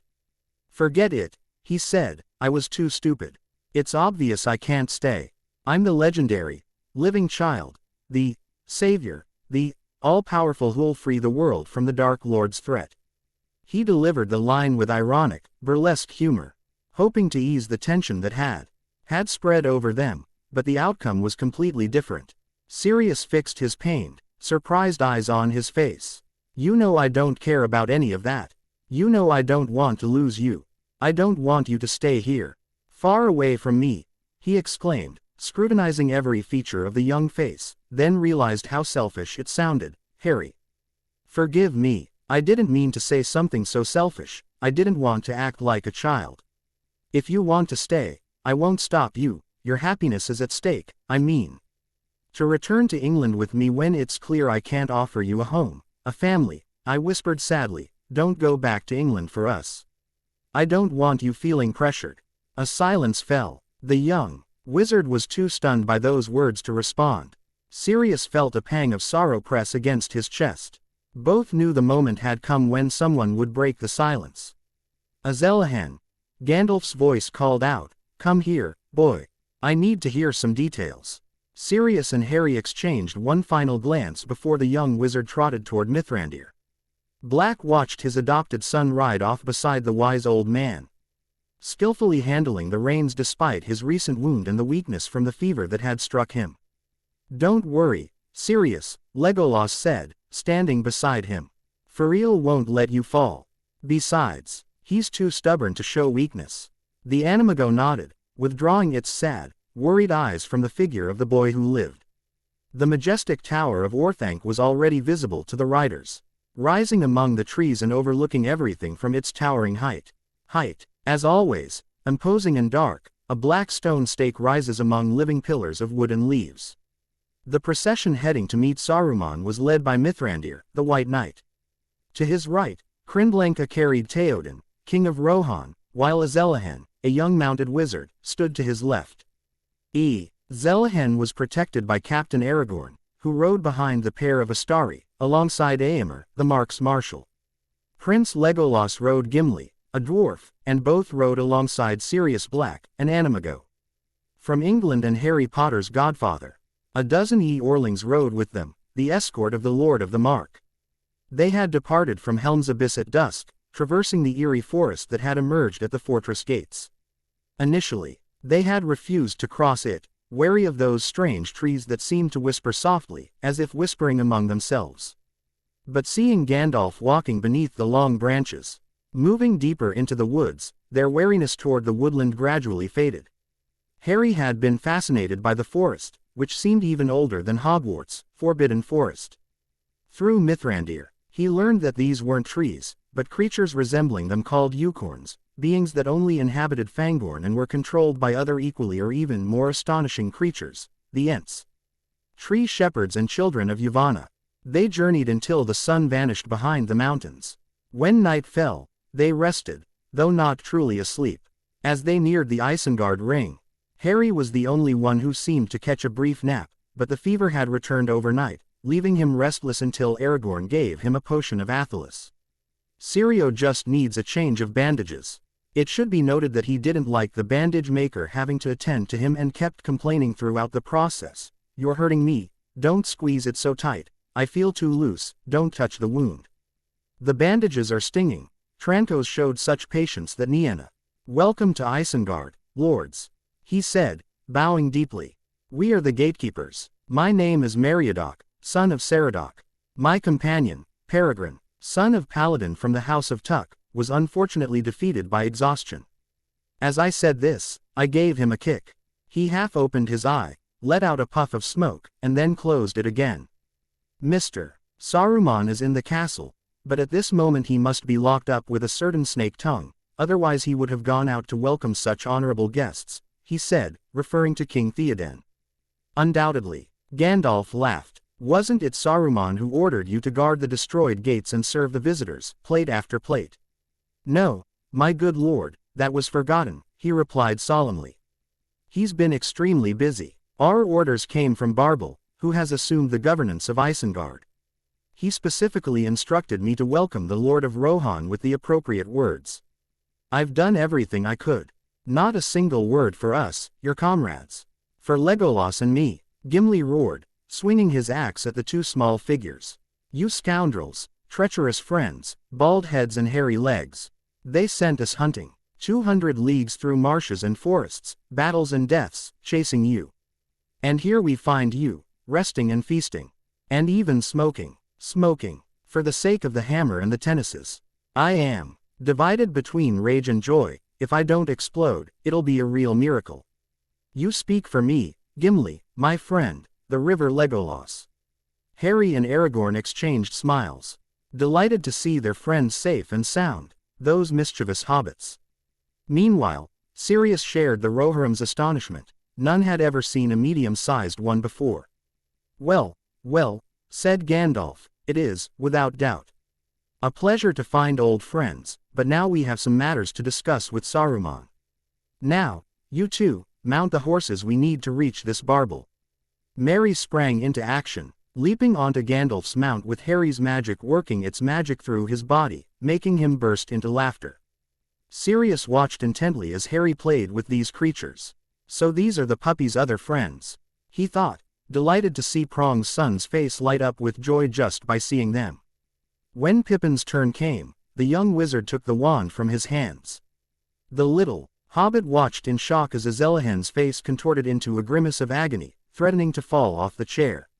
Arg! Pippin cried out, worried about his friend.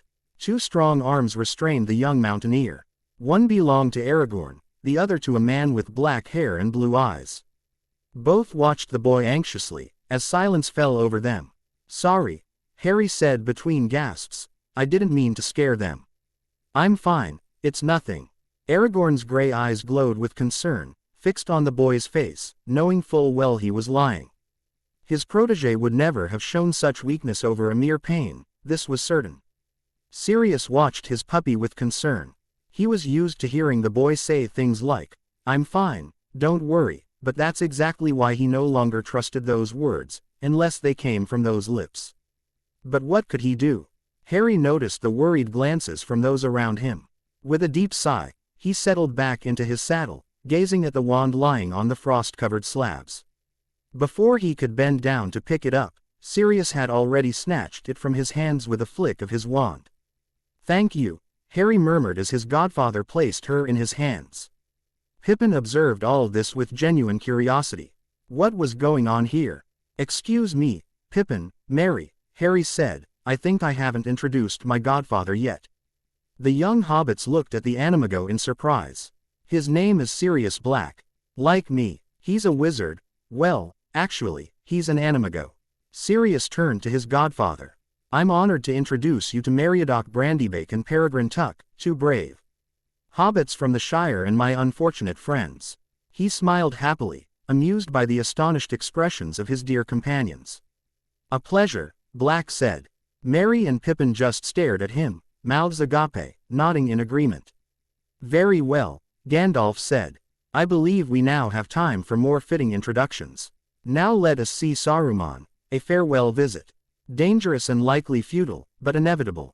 They reached the base of Orthanc. The black rock gleamed as if soaked in water. The facets, edges were razor sharp, as if carved from the very depths of time. Scars and tiny scales resembling ska. Less at the base were the only visible traces of the Ent's fury. On the eastern facade, at the corner formed by two pilasters, a massive door rose high above ground level. Above it stood a window with shut shutters, opening onto a balcony enclosed by iron balustrades. A broad staircase of 27 steps led to the threshold. This was the only entrance to the tower. Gandalf moved ahead of the group, positioning himself just below the window. "Saruman! Saruman!" he shouted with a powerful, commanding voice. "Saruman, come on." For a long while, there was no response. Finally, the window above the door opened. Suddenly, a voice spoke, soft and melodious, its tone itself a spell. No one could remain indifferent or resist the voice's commands and pleas without exerting willpower and intelligence. "And well," he asked, "why have you come to disturb my rest? Don't they grant me peace, day or night?" The tone was that of a compassionate heart, wounded by undeserved insults. This was how Harry first saw Saruman. From the balcony, the figure of an elderly man gazed at them. Clad in a vast cloak of an indescribable hue that shifted with the gaze, his elongated face stood tall with dark, deep, and unfathomable eyes. His hair and beard were white, though a few black strands still lingered around his ears and lips. "Similar yet different," Harry murmured, recalling what Gandalf had said, "I am Saruman." Or at least as he ought to have been. "Theoden," the sweet voice of Saruman spoke, Lord of Rohan's Mark. "O worthy son of Thengel the Three Famous. Why haven't you come earlier, as a friend? How I've longed to see you, O King. The mightiest of the western lands. Especially in these final years, to save you from the reckless and harmful council that besieged you. Is it already too late? Yet the insults I've suffered, and those endured by the men of Rohan, though I am partly responsible, I still want to save you from the ruin that will inevitably fall upon you if you don't abandon the path you've taken. Now, truly, only I can help you." Theoden opened his mouth as if to speak, but said nothing. He first looked at Saruman, who was watching him from the balcony with deep, solemn eyes, then at Gandalf beside him. He seemed indecisive. Gandalf remained unmoved. Harry could sense the magic permeating his voice, and a strange feeling, much like the imperious spell, was trying to close in on him, to seize his will. At first the Eorling stirred and murmured in approval of Saruman's words, then they too fell silent, as if under the spell of a dark magic. Rudas, consumed by arrogance, now found Gandalf's sermons repulsive. A shadow began to darken their hearts. A tense, prolonged silence settled. "Listen to me, Lord," Aemir said. "This is the peril we've been warned of. Will we have secured victory only to end up paralyzed and stunned before an old deceiver who's smeared honey on his venomous tongue? What real help can I offer you? All he wants is to escape this difficult trance. If we're talking about venomous tongues, what do you say, snake's offspring?" said Saruman, and the flash of anger was now visible to all. "Don't meddle in what you don't understand. Kill those your lord calls enemies. And that's all you need to do." Controlling himself, he turned to the Lord of the Mark. "Ask me, King Theoden, do you want peace and harmony between us?" "I want peace," Theoden finally declared. Several riders erupted in jubilant shouts. Theoden raised his hand. "If I desire peace, we shall have it when you and your deeds perish, along with the deeds of your dark lord whom you intended to deliver us to. I speak in the name of Earl's house. Though I may be a lesser heir of illustrious forebears, I need not shake your hand. Seek others to deceive, though I fear your voice has lost its magic." The knights stared at Theoden in stunned silence, as if jolted awake from a dream. For a moment, Saruman could not contain the rage that consumed him. He leaned over he railing as if ready to strike the king with his staff. Some believed they suddenly saw a serpent coiling to strike. Feriel recoiled in fear, retreating. Harry loosened the reins, stopping her, and gently stroked her head. Whispering soft words in Elvish, still he knew, Fest. Saruman looked into the dark eyes of the strange young man. Who was that boy? A horseman? Azelahen lifted her face to meet the Lord of Isengard. Her green eyes radiated nobility and power, yet also weariness and maturity, the shadow that had permanently settled in them from the injustices endured and the torments of the past. A moment of silence fell. Saruman was deeply intrigued by the unusual young man.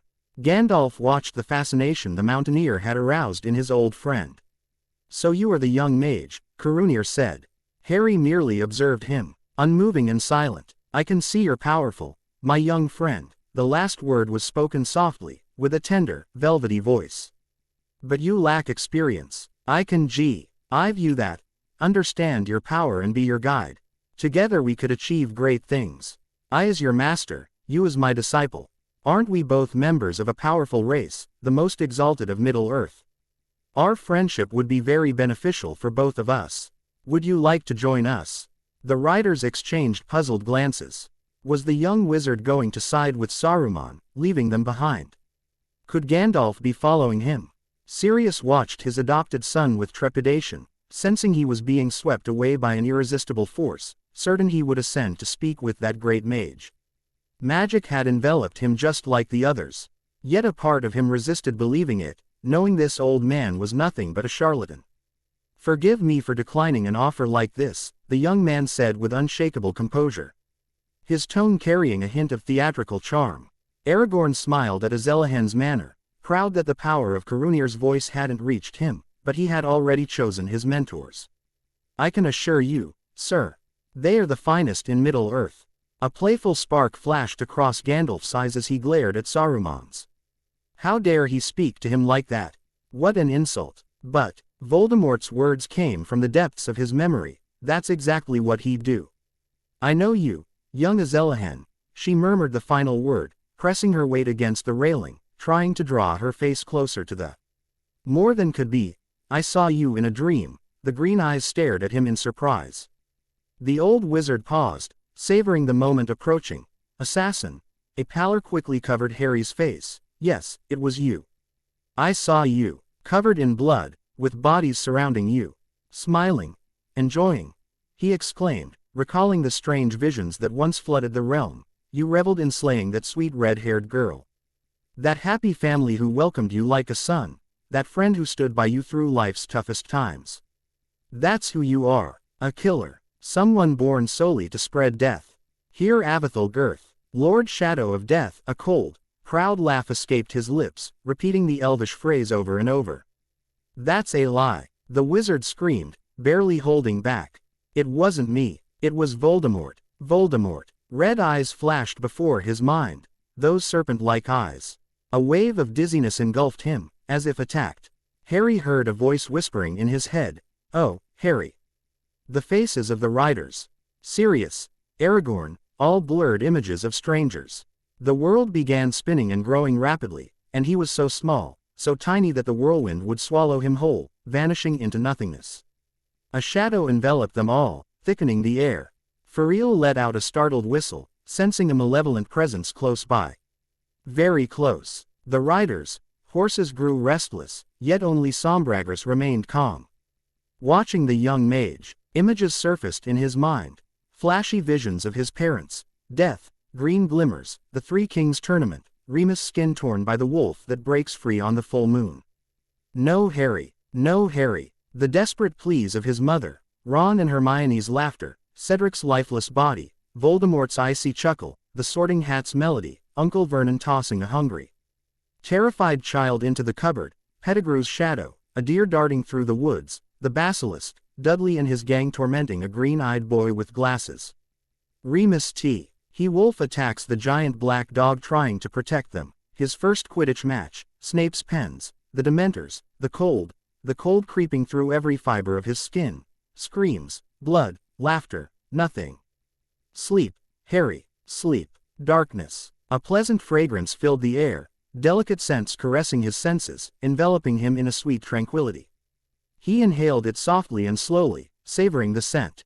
Was not protected. Voices. That voice was full of wisdom and experience. What a delight. Like a grandfather he never had. Ion. Arquivi. Farron. Tithan Pen. My son. You must wake up. Please. Little one. A warm hand rested on his cheek, and he immediately felt the sweetness of a kiss on his forehead. Harry felt Aragorn parting from him. After a murmur of voices, the room door opened and closed, leaving the young man alone in the chamber. At that moment, the boy decided to stop pretending to sleep. Opening his green eyes, he realized he was in his own room at Meduseld Castle in Edoras. Had so much time passed in unconsciousness? The green eyes lost themselves in the ceiling's intricate design, lost in memories and thoughts. Here Avathel Girth. Saruman couldn't have chosen a better title for him, he thought. His serious face serving as a perfect mask for the chaos within him. Such a Slytherin of mine, he mused bitterly.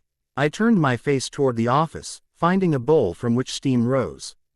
The perfume he was inhaling. Athelis. That was what was in the hot water. I could recognize that smell anywhere. The sound of the doorbell let him know someone was entering the room. I'm telling you no, Pippin. Mary's voice cuts in. If Aragorn finds out we woke him up, he'll definitely make a scene. And what about Lord Sirius? That one's gonna eat us alive. But he's already slept in too much. When he wakes up, he'll be starving, said the little boy, carefully loading a long tray. Mary, though unsure if it was too much to ask, was also carrying a tray. Velina Aaron, Mel and Nin, good morning. My friends, the boy greets them, brushing aside his dark thoughts with the hobbits, timely intervention. Arg! Exclaimed Peregrine, hurrying toward him. I told you, Mary. Look what happened to you. .. Quote. The young Tuck tripped over the mat, sending the tray flying out of his reach. Harry watched the flying tray, and just wishing he could stop it would have made it land right in front of him. You know, Mary said, that trick has always been my thing. Yes, it's very useful, replied Pippin.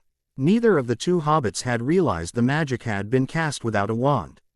Let alone the surprised look on Harry's face.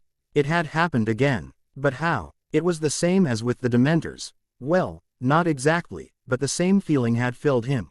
A strong urge to do it and even a touch of desperation. Ari. A tiny hand waved in front of his face, catching the rider's attention. Are you okay? Do you want me to call Trancos? No, he smiles. It's nothing. Let's see what they brought for breakfast. Breakfast? The hobbits asked, incredulous. No, Ari, this is already the meal, Pippin replied. Food? I gasped in surprise. What's happened since I passed out? Well, Mary started it, but Gandalf was furious. Exclaimed Pippin. Poor Saruman, you must have seen him. He finally found the mold of his shoe. Both began to talk. Even Saruman had the audacity to say he'd never wanted to harm him. He's my friend. Despite all the evil he'd done, Gandalf was quite generous with Saruman, offering to let him go free in exchange for his staff and the key to Orthanc. Mary continued, but Saruman said no and, as he left, turned to enter the tower.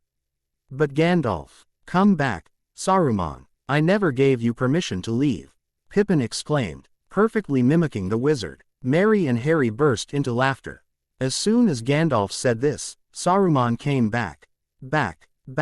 That's when we all realized the wizard's power couldn't compare to Gandalf's. So expel him from the Order and the Council. Now you're out of the picture, and I'm expelling you from the Order and the Council. Saruman, your staff is broken. Go away. And when Saruman had retreated to his tower, a huge black stone fell from a higher window. Yes, Pippin took it very seriously, a dark glass globe, though its heart burned with a blazing light. We don't know what it is. But Gandalf acted strangely by hiding it in the folds of his cloak. After that, we returned to Edoras.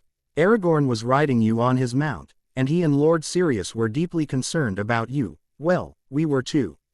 But you've seen them, Ari. It was scary to see them. When we arrived in the morning, they put you in this room, and ever since, we've had no idea what happened. They wouldn't let us in. Harry listened to all this with a critical air. What was that strange sphere? He had hoped Gandalf would tell him, since he didn't want to keep the doubt. That night, Rohan celebrated their victory over the evil forces of Isengard.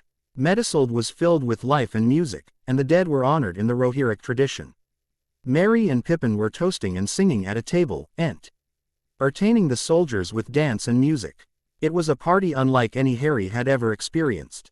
Tables were piled high with food and laughter, while steaming beer bubbled from one can to another, finally reaching the parched mouths of the revelers. Songs played, dances danced, and joy filled the air. No wonder they said a cold can of beer tasted sweeter after facing death face to face.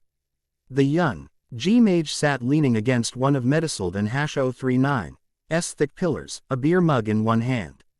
The foam had long since settled, yet the liquid remained unchanged from when it was first poured. Though the boy had accepted the mug out of politeness, he wasn't in Hash-039 obligated to drink it. The brew tasted far too bitter for his palate. "And Quat, are you feeling well?" "And Quat?" Sirius Black asked for the 5th time that evening.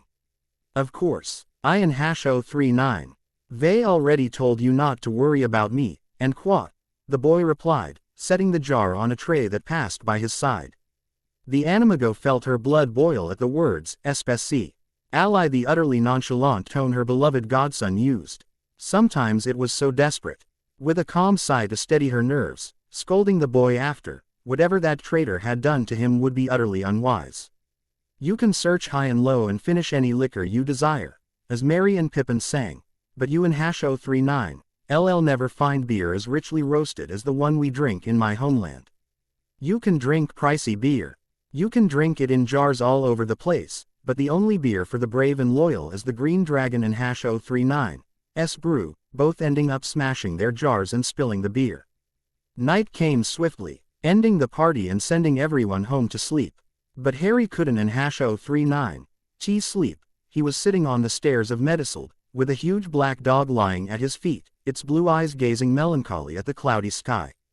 "And Quat, you should get some rest, and Quat," Legolas said to the boy, and then added, "and Quat, and you too, and Quat."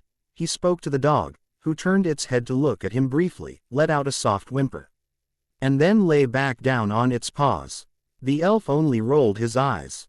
"I and Hash-039 am tired of the bed, and Quat," the young man replied, "and Quat, and I and Hash-039 am not sleepy either. But you should get some rest, little one, and Quat," said Aragorn as he left the castle, preparing his pipe. From his comfy spot, Padfoot watched him and gave a slight grumble, warning him not to come near or he and Hash-039 face a pair of razor-sharp fangs. "And Quat, I and Hash-039 am sure that another battle will come soon. The enemy is still not gone," he said as he stood beside the elf vigilante. A moment of silence fell over them. "A veil shrouds the stars, and Quat," Legolas suddenly declared. "And Quat, something is stirring in the east. A cunning scheme that never sleeps. The enemy and Hash-039's eye is moving." And Quat, at the prince and Hash-039's words, the three men sprang into alert. The wind and Hash-039's howl reached his ears, stirring the banners of Rohan, but Padfoot shot up, as if his senses had caught something. "He and Hash-039's here." "And Quat," Harry exclaimed, leaping to his feet and sprinting into the castle, with a dog, a man, and an elf in hot pursuit.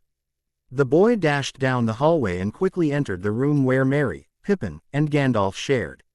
The sight he received was disturbing, something he could never have imagined. Pippin held a fireball in his hands, but the little hobbit appeared to be in great distress. Without hesitation, he rushed to his friend and swiftly snatched the ball from his grasp, but the moment he touched the glowing sphere, Sirius rushed to catch his nephew, who was falling to the ground with the whip in his hands. The ball slipped from the boy's palms, and before it could roll further, Gandalf covered it with a blanket. He then rushed toward the hobbit lying motionless on the floor. Legolas and Aragorn quickly approached Gandalf as he began questioning the child, fully aware of the power contained within that sphere. Harry, are you all right?" I asked the frightened Animago. His adopted son was lying face down, gasping for breath, his hair covering his face. The old wizard stood up, pleased with Peregrine Tuck's answers. "Gandalf," the Animago called out, drawing Mithrandir's attention. "I don't know what Harry has," the blue eyes fixed on the figure of the White Knight. Mithrandir scrutinized the boy's expression with critical eyes. "Sirius," he said solemnly, gripping his staff, "step back from me." The Animago watched him in confusion, but before Gandalf could answer his questions, Harry let out a beastly roar and lunged at his godfather, ready to kill him. "Happy birthday to me! Happy birthday to me! Happy Earth Day, little Circe! Happy birthday to me! Oh, I can't believe it, I'm turning 20 on Wednesday. Oh, how time flies. Oh yes, this chap is dedicated to two people, my dearest friend Lewin, who celebrated her birthday just 3 days ago. Thanks for your blue friendship. Hope you enjoyed this chap, and another friend Allison Black, who just started prepping. You can do it. Well, since I included my personal notes, here's an important note from the FIC. Important. I doubt this chapter will be up in 2 weeks. I'm already taking midterm exams this week, and I need to reread the 3rd chapter because there's a lot of content I'd like to add that's missing from the movie. Since I can't remember much of that book now, the film changes so much that I'll have to reread everything. So please, I'm begging for your patience. Thanks. You were never given a dream without also being given the power to make it true. Richard Bach. Sorrow. Circe. Nothing at all is mine. Nothing. Oh, I promise. You guys don't have to get aggressive. Circe, smiling nervously. A pair of young men in black, wearing dark glasses, are looking at each other, trying to make sense of the words. Circe. Well, except for real. She's shyly smiling. She's definitely mine. The pair of gorillas look ready to kill, their fingers clenching in anticipation of what's to come. Circe. Oh no, lie, she's not mine. She's from Jeanne. Sip, she's from Jeanne. You, cough. Anyone want tea? I just want to thank everyone who supported me. Thank you. It was truly a trance-like moment. At that point, I think I overreacted, but hey, it was Sunday at midnight. Instead of studying for my exam on Monday, I started writing. You can imagine how I felt when I saw chapter 17 completely erased. Sorry, as you all know, after that I got so worked up about that poor chapter that I didn't even want to write it anymore lol. So, well, I did what I could. I really hope this version is readable and enjoyable. It's not as long as the original. But, enough of me. Or rather, welcome to version 1.2 of chapter 17. Harry Potter and the Middle-earth chapter 17, Sorrow. Harry staggered, confused and disoriented. The young man stood upright. Yet it seemed he would soon collapse onto his knees, trembling as he tried to steady the boy's hunched body. Her hand traced to her head, burying her slender fingers in the black hair. Opening the weary eyes that still felt pulsing in her skull. What happened? He foolishly stretched out his arm, trying to grab something to brace himself against. A bed, the wall, anything would do. But he stumbled, finding nothing, not even a helping hand to catch him mid-fall. With clumsy steps, he managed to regain his balance before crashing onto the floor. What the hell? The young man shook his head several times to clear his mind, opening and closing his eyes to force himself to focus. He stood up only after confirming he wouldn't be overwhelmed by dizziness. The end took in the new landscape closing in around him. He wasn't inside Medisold. Where am I? The scene before his eyes was strange and unsettling. He couldn't fathom how he'd managed to leave the fields of Rohan and end up here in less than a blink. The thick fog swirled around him, its pungent vapors mingling with foul odors that assaulted his senses more relentlessly than the Hogwarts dungeons in Severus Snape's classroom. The layers of fog prevented me from seeing beyond half a meter, perhaps even less, but they couldn't conceal the overcast sky above me, shimmering in a reddish hue.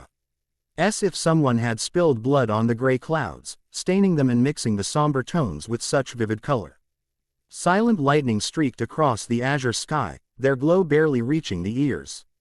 Yet appearing tender in the eyes, like a silent old film where vibrant colors are captured by black and white. A storm was approaching, and she wasn't sure if she wanted to be there when it hit. She'd figure out where she was and how she'd gotten there. First, she needed to find shelter. Clad in the elf's cloak, the Mountaraz began to walk, feeling the slippery mud beneath his boots. He hadn't gone more than a few steps when his foot gave way, sending him sprawling face first. Yurch! Damn it! He cursed. He landed on a puddle, splashing his face and soaking his clothes and hands. With a look of disgust, Harry stepped aside, moving away from the puddle. Definitely, today wasn't his day. His initial discontent quickly gave way to curiosity and confusion when his hand bumped into what had made it fall. No stone, but something metallic. Confused, he ran his hands over the object, testing it by touch, and realized it was armor. Armor. Her hands quickly withdrew when she realized the owner was still wearing her. A body. He had touched the cold, viscous flesh. It was the body of a warrior clad in armor. Unexpectedly, the fog began to dissipate rapidly, revealing a vast field that was covered in corpses. Men, orcs, horses, trolls, all of them with eyes wide open, blood gushing from their wounds, trickling down their faces. With horror, Harry realized he hadn't fallen onto a puddle of water, but a pool of blood. Blood gushing from the warrior and his noble steed resting to his right. To Almonteraz, it was no surprise that a horse became that soldier's death companion. For he could clearly see the Earl House's shields on its armor. Wait, Earl. But then that meant he was a soldier of Rohan. He quickly stood up, looking around with confused eyes. It was a battlefield after the battle. The bodies of the fallen lay on the bloodied mud. Race didn't matter. Everyone became a feast for the crows that gathered around them. That can't be. The cawing of a crow made him look down. Watching the eyeball hang from the bloodied beak, the victim had a grimace of horror, holes where eyes should be. She quickly covered her mouth, avoiding the sight. Everything is a dream. Everything is a dream. I'm in Rohan, with Aragorn, with Sirius. He hurried away from the spot, fleeing, but the dead kept appearing, crushing him. Corpses devoured and bloodied were found along his path. The crows, cawing rang in his ears. Harry ran, careful not to fall, trying not to look, watched by the silent dead from his bed. Would they really leave him alone? He wanted a refuge, a place to escape that graveyard of corpses. Then she saw her, a white, imposing city resembling a 7-story fortress perched atop the hill of the guard. This must have been the Stone City, Mines of Tirith. What happened in Gondor? How did he get there? And most importantly, what had happened? Why were soldiers, bodies bearing Rohan's emblems in the fields of Pelennor? Did Aragorn know about the attack? The young mountaineer strained to reach the white fortress rising before his eyes. Perhaps Minas Tirith remained unbroken, and its inhabitants could explain what was happening. That sounded like a good idea, but then, the mage saw smoke rising from the land, flames, and he thought he heard the cries of pain and weeping. Everything is a dream. Harry reached the great gate, or what remained of it. They found ashes and wood. Bent hinges.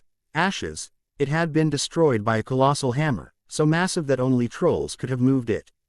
The mage wiped the sweat from his face, leaning against a massive barrel. But when he saw the panorama unfolding before him, he froze in place. The city's white walls were stained with blood, and as he passed, he saw the bodies of children, women, and soldiers wearing silver helmets with a strange insignia he had never seen before. He walks a few steps, stopping beside a little boy's body. The boy crouches down before him, feeling tears burning his eyes. The little boy's face was painted with an expression of utter terror, blood gushing from his thin lips. With slow, respectful movements, the caretaker closed the little one's eyes, wishing he could have arrived earlier. Maybe he could have done something. The cry of a Nazgul filled his ears, and without moving from his spot, he watched the enormous head of a winged monster plunge toward him. The young groom placed a gentle kiss on the child's forehead, closed his eyes, and waited for fate. It's a dream, it must be. The stage spins several times, stirring up colors and shapes, until everything vanishes into a vast whirlpool of multicolored hues. The revolutions have come to a halt. The landscape had changed. Harry found himself facing a strange being, a man with dark, warm skin. A creature emerging from the depths of hell. Sauron, Lord of Mordor. So you've returned. Why didn't you come forward to report for so long? His lips stayed still, though his eyes were locked on Azelahen's emerald green. The young mage remained silent, stunned and frightened. Who are you? Sauron demanded, realizing he wasn't speaking to his servant. A simple mount. Just a simple mount, Harry replied defiantly. Soren's hand swiftly reached the youth's neck, coiling around him and searing him. His green eyes glared back at the challenge. Sauron approached the wizard's body and traced his free hand across the boy's face without touching. A cold laugh escaped the wizard's lips. Azelahen felt a shiver run down his spine. Disciple of Gandalf and Aragorn. He slammed Harry's body against a massive boulder, eliciting a groan of pain. Sauron smiled and, before Potter could react, placed his hands on the wounds on his sides. The boy screamed in pain, feeling the heat searing through his flesh. What a fool! No matter how skilled a wizard you are, no matter how skilled a horseman, you'll never measure up to me. Harry's body lay heavily on the cobblestone floor, the small stones wedged into his knees. He gasped for breath, trying to regain his composure, but he couldn't. His skin burned where that creature had touched him. Sauron glared at him with contempt. What was this boy doing with the ring? Had Saruman forced him to touch it like the middleman, just to torture him? What a fool! If he thought he'd keep the ring, he was dead wrong. That meal was too much for her wrinkled, dirty hands.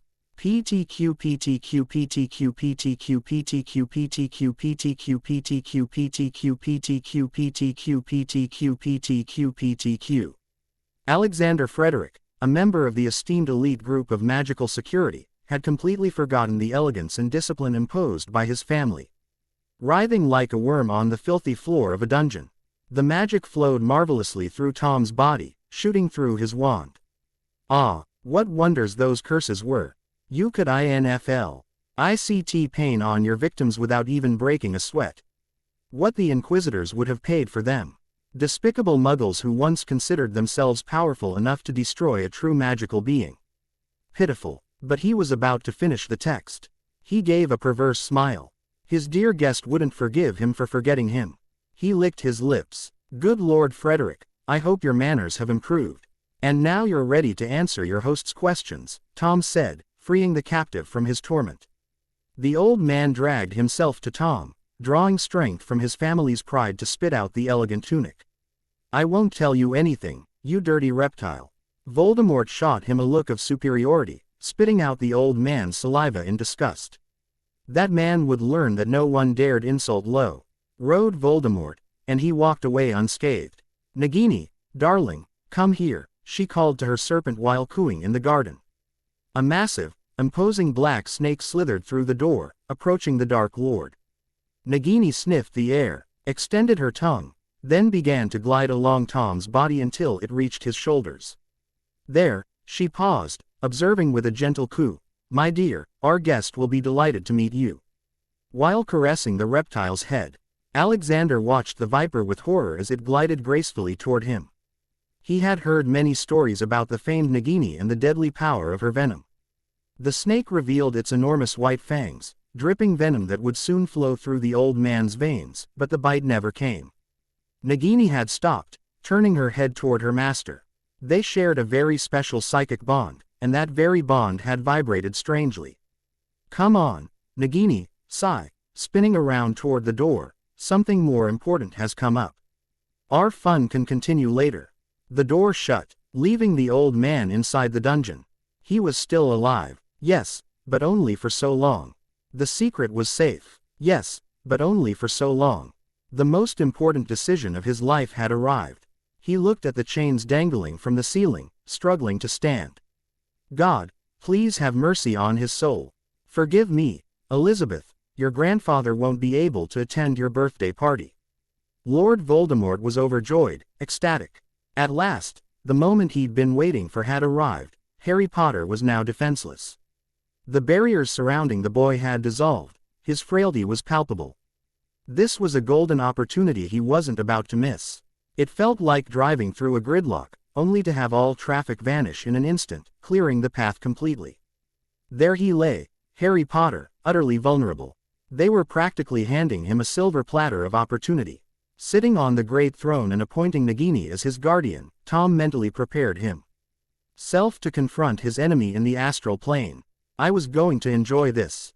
PTQ PTQ PTQ PTQ PTQ PTQ PTQ PTQ PTQ PTQ PTQ PTQ PTQ PTQ.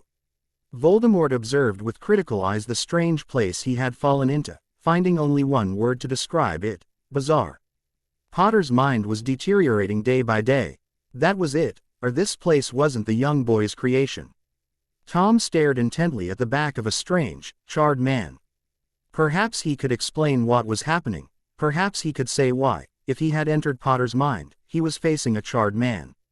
The Lord took tentative steps toward his new target, gripping the wooden rod tightly. eager to hurl the crucifix and swiftly end the interrogation to find the boy who was sabotaging all his plans, but Voldemort froze in shock as he advanced, his red eyes fixed on a figure that had slipped past his senses. There, on the cobblestone pavement, lay the reason behind his failures. Harry Potter sat atop the stones, his exhausted body sinking into a larger, warped rock. The boy gasped heavily, like someone enduring excruciating physical torment. A cold, sticky sweat streamed down his face, and his young hands trembled violently. A beautiful expression of pain marred his otherwise attractive features. Voldemort snapped his tongue irritably. It's a shame he wasn't the one causing that pain. The strange man turned toward him, momentarily forgetting the little Potter. "Who are you?" he asked, lips unmoving, his strange eyes fixed on Tom Riddle's red hair. "How did you get here?" Tom cleared his mind of the turmoil that had been assaulting him, adopting a stance that was firm, powerful, and defiant. How could he dare speak to him like this, as if he were an unwelcome guest? He gave a twisted smile. Many of his opponents considered him an unwelcome guest. But the great lord didn't need invitations. He could make and undo things at will, which was why he held absolute power. "I'm Lord Voldemort. You'd be wise to remember that, you fool," he sneered with superiority. "Fool." A cold laugh echoed across the stage. "Watch your tongue, you snake. Or do you not know who you are facing? Do you not know your place? I am Sauron, Lord of the Ring, Lord of Mordor." Surprise and confusion flooded Tom's mind, emotions he had managed to keep in check through years of practice. Wow, that's fascinating. So this was the legendary Sauron Saruman had been talking about. Just a man left in the oven too long. Inner laughter at his comment. But he must admit he had some power. Subduing Potter wasn't easy, but what if this man had already found him weakened? Interesting theory. I should ask him about that. At the sound of a voice, Harry lifted his weary green eyes and found himself in his worst nightmare, Voldemort and Sauron having a pleasant conversation. Damn it! His hand darted to his chest, searching for the gift from the Lady of Lothlorien. No, there was none. Panic surged through him, shattering his fragile nerves. Where had he left it? Ah, he remembered. The boy from the caves had it. Now that he thought about it, it had been a terrible idea to leave his only protection to that boy, though he didn't in #039. She regret it, never would he. It had been to save his life. The green eyes rose with determination, painted across his face, as he observed the interaction between the two dark-haired gentlemen. He was at their mercy, and the worst part was being completely unprotected. He had to think fast. If he didn't in #039, act now, his friends would be in danger. That was something he couldn't in #039, afford to let happen, if anyone harmed Aragorn. Serious, he in #039. Go completely nuts. He clenched his fists, digging his nails into the skin that covered them with rage. How long had it been since he in #039, touched that damned orb? He couldn't in #039, know for sure.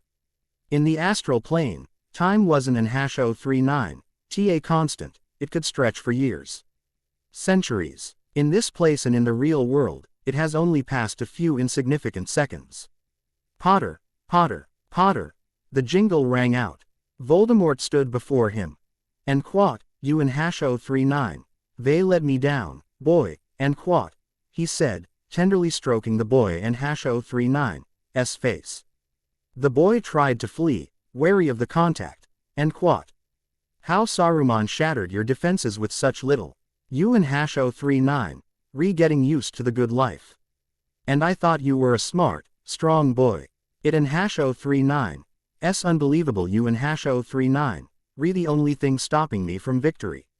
And quat, he snorted, yanking the boy and #039's long black hair. And quat, ask him about the ring, and quat, Sauron growled. He and Voldemort had struck a deal, if Tom Riddle could extract the necessary information about the ring, he would help Sauron eliminate the boy, but nothing more. Both were Dark Lords with insatiable ambitions to control the world, their own world. It wouldn't in #039, be right for one to invade the other in #039's territory. Tom rolled his eyes irritably. He hated being interrupted while playing with his victims. "Harry, I whisper. Voldemort, do you want to die? I ask gently. Azella can only glance at him with confused eyes. I know life hasn't and #039. She treated you well, and has always spat in your face. And why? Because of the filthy muggles you lived with. You and #039. Wrong, the young wizard said. If it weren't an #039, chi for you killing my parents, I and #039, d still be living with them. And quat, believe me, lad, no one mourns this visit more than I do, and quat, Voldemort said. His hands clamped around the burned neck, driving his bones and elongated nails into the wounded flesh, eliciting a groan of pain from the wizard. And quat, it and #039, time to end this. Tell me where the creature that holds the ring is. And I and #039, put an end to your suffering. And quat. Harry and #039's youthful laughter came without delay, bursting forth with sarcastic arrogance. You can keep thinking about your torture methods. Because I and #039, never tell you a thing. Stupid kid. Tom growled, digging his nails deeper into the wounded flesh, drawing blood, legilimens. Red and green eyes locked in battle. Voldemort fought to penetrate Harry and #039's mind, while Potter built mental barriers to block his advance. A fierce clash of wills. Azella refused to yield. He and #039 had enough of Rel. Ying on others to shield himself mentally from his enemy. But something happened that neither of them anticipated, especially Harry. A massive black dog was sprinting through the corridors of Medicilled, its hooves pounding against the cold stone floor. He was troubled by what Harry had said, though what did it mean? He had no clue. All he could see was the look on Harry and #039's face, how it had shifted. From complete calmness to constant alertness. As soon as I reached the semi-open bedroom door, I transformed into Sirius Black and leapt into the room. With his deep blue eyes, I watched Harry collapse, clutching a massive fireball in his hands. The Animago rushed to seize its adopted son's body, failing to notice the blazing sphere that crashed heavily onto the floor, smashing several logs in its path and rolling far from them. Gandalf had woken to Mary's cry for help, and upon seeing the orb, he instantly knew what had happened. The curious and foolish hobbit Pippin had once again made a fool of himself. Acting swiftly, the old mage threw his cloak over the palantir, blocking his view beyond what he had already seen. Mithrandir turned around, ready to say a few things to the mischievous hobbit, but stopped in his tracks when he saw him sitting stiffly on the carpet. Forgetting the scolding he had prepared for him, he hurried toward him, his worry accentuating the wrinkles on his face. Legolas stood by the hobbit in less than a blink, fearing Sauron might have uncovered something about Frodo and the ring, and worried about the harm the Lord of Mordor had inflicted on his young and curious friend. The elf listened intently to Gandalf's interrogation when the hobbit awoke, searching for clues that would expose the contamination of Peregrine, and listened with anguish to what he had endured. As soon as he entered the bedroom, Aragorn rushed to Harry's side, completely forgetting his duties as Isildur's heir and the mission of utmost importance to his house. Harry, are you all right? I asked, the Animago. Looking worried at Trancos who had settled beside me. His nephew was lying face down, gasping for breath, his long black hair covering his face. Aragorn watched him with concern, wanting to embrace him yet afraid to do so. Deciding it was best to act quickly, the Dunedain rose to his feet and made his way to the small table beside Mithrandir's bed, searching for a basin to dampen a white cloth. Trancos turned to his elderly and wise friend, gripping the bowl tightly in his hands, watching with delight as Gandalf rose to his feet, leaving the little hobbit to be taken care of. From his friend Merry, he seemed pleased with the answers Pippin gave. Gandalf, he called out to the Animago, catching its attention, I don't know what's happening to Harry. His blue eyes fixed on the figure of the White Knight. Mithrandir scrutinized the boy's face with critical eyes, placing a hand on Aragorn's shoulder to stop him from getting closer. Sirius, he said solemnly, gripping his staff, step back from me. The Animago watched him with confusion etched on its face, but before Gandalf could answer its questions, Harry let out a beastly roar and lunged at his godfather, ready to kill him. Sirius captured the bright red eyes on his adopted son's face, the anger, the malice, the desire for power reflected in that youthful, innocent face, his puppy. Harry. Strong arms wrapped around the boy's body, holding him aloft and preventing him from reaching Black. Trancos had hurled the bowl when he saw Azelahan lunging at Sirius, holding him tightly. The look in Harry's eyes made it clear he wasn't his protege. The boy struggled and thrashed, trying to break free from the grip, but Aragorn was not about to let go. A grimace of pain crept across the Dunedain's face as he let out a groan and released his prey. Aragorn stared at the child in bewilderment, pressing hard on the spot where his teeth had torn the skin. He had bitten it. Voldemort was confused. What had happened? He wanted Potter's secrets, not to control his body. That stupid, unstable connection made things even harder. Everyone watched Harry. He had a wild, animal-like appearance. His labored breathing, red eyes, and the blood of Aragorn sliding down the edge of his lips, trickling across his perfectly smooth, dark-skinned face. A cold, icy laugh erupted in the room, cutting through each of their spines like the finger of death. A cruel, cold, arrogant laugh, so similar to the one of "Get out of my body, cursed snake!" Sirius roared, springing to his feet and lunging at Tom.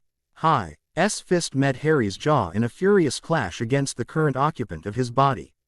"Stop, Sirius!" Aragorn shouted, rushing to restrain him. "You're wounding Azelahan."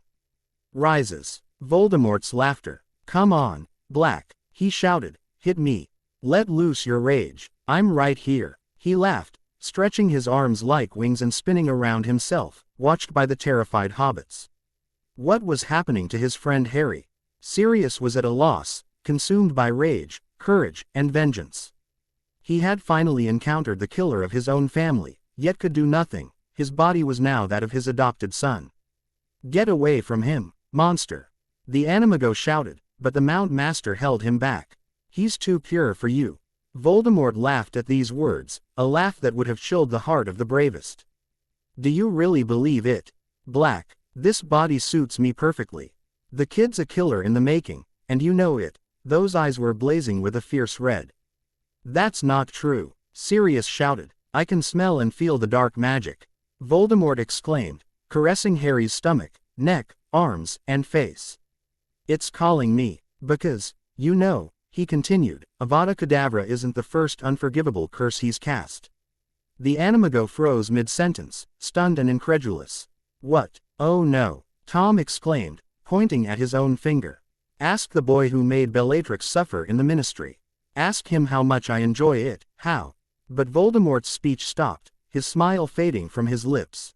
The Dark Lord staggered, clutching his head and pressing it hard. A sharp pain was attacking him.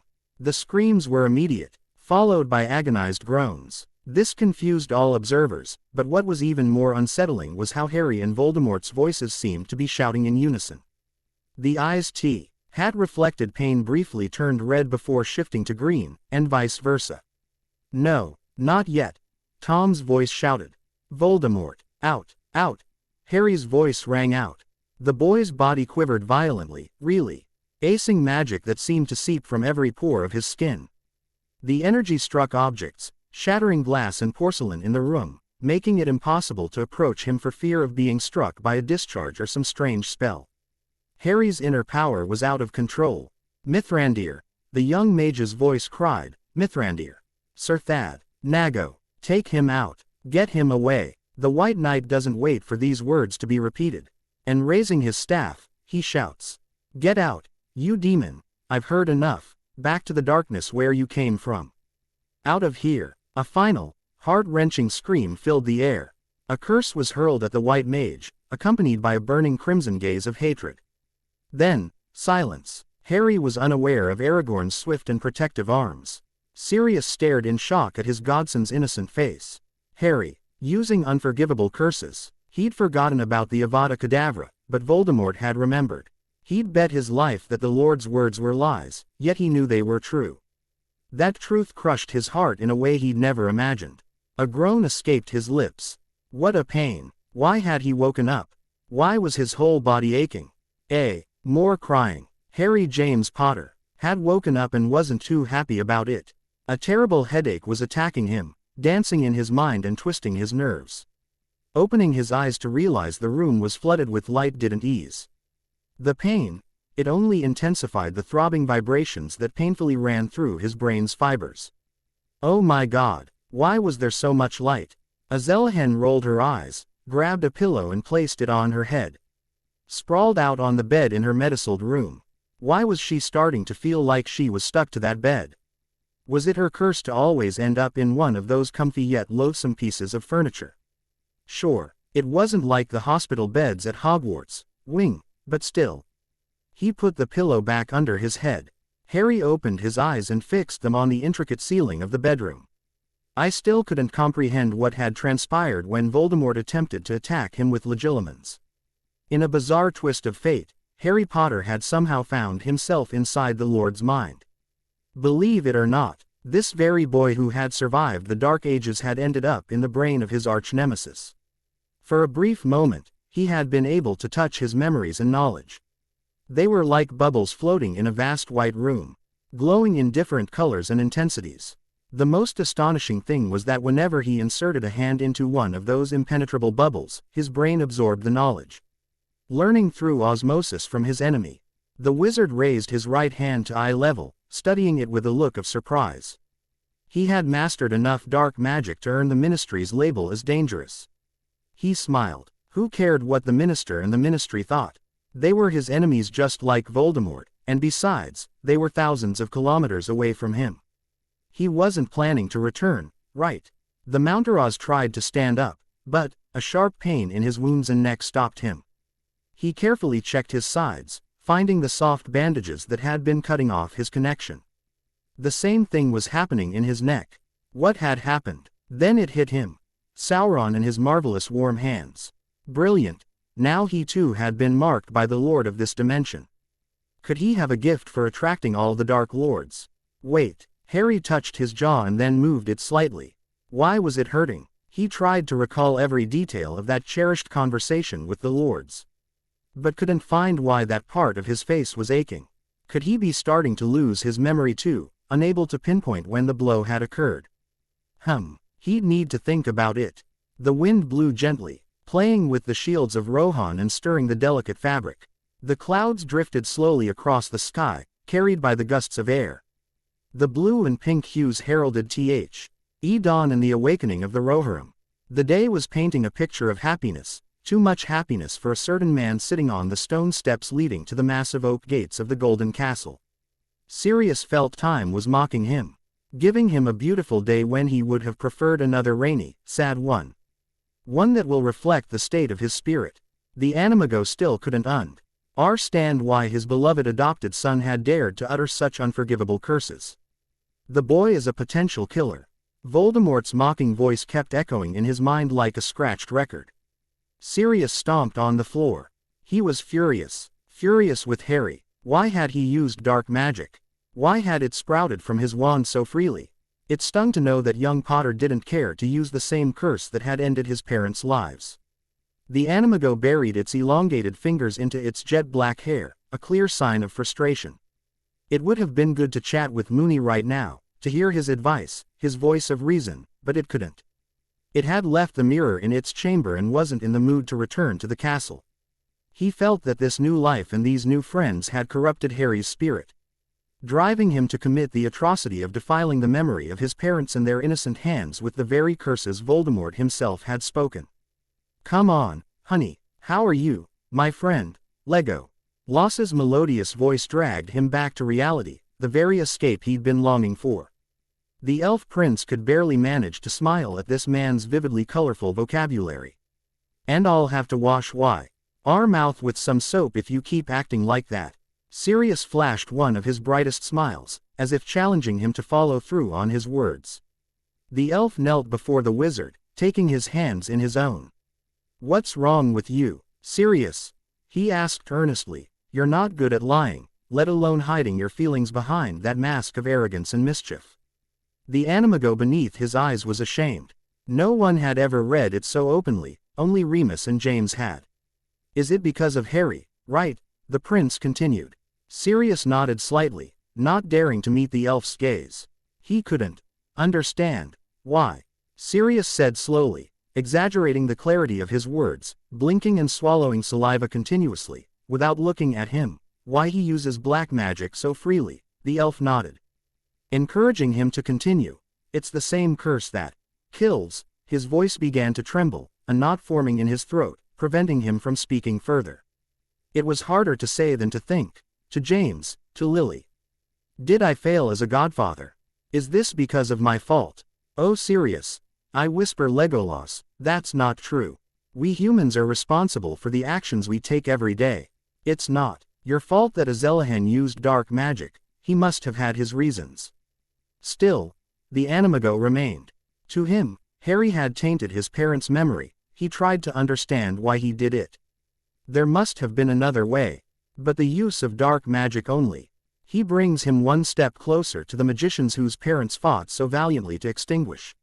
No need to hold back or ask questions you can't answer, Legolas said with a smile. I think the best thing would be to ask the young wizard directly.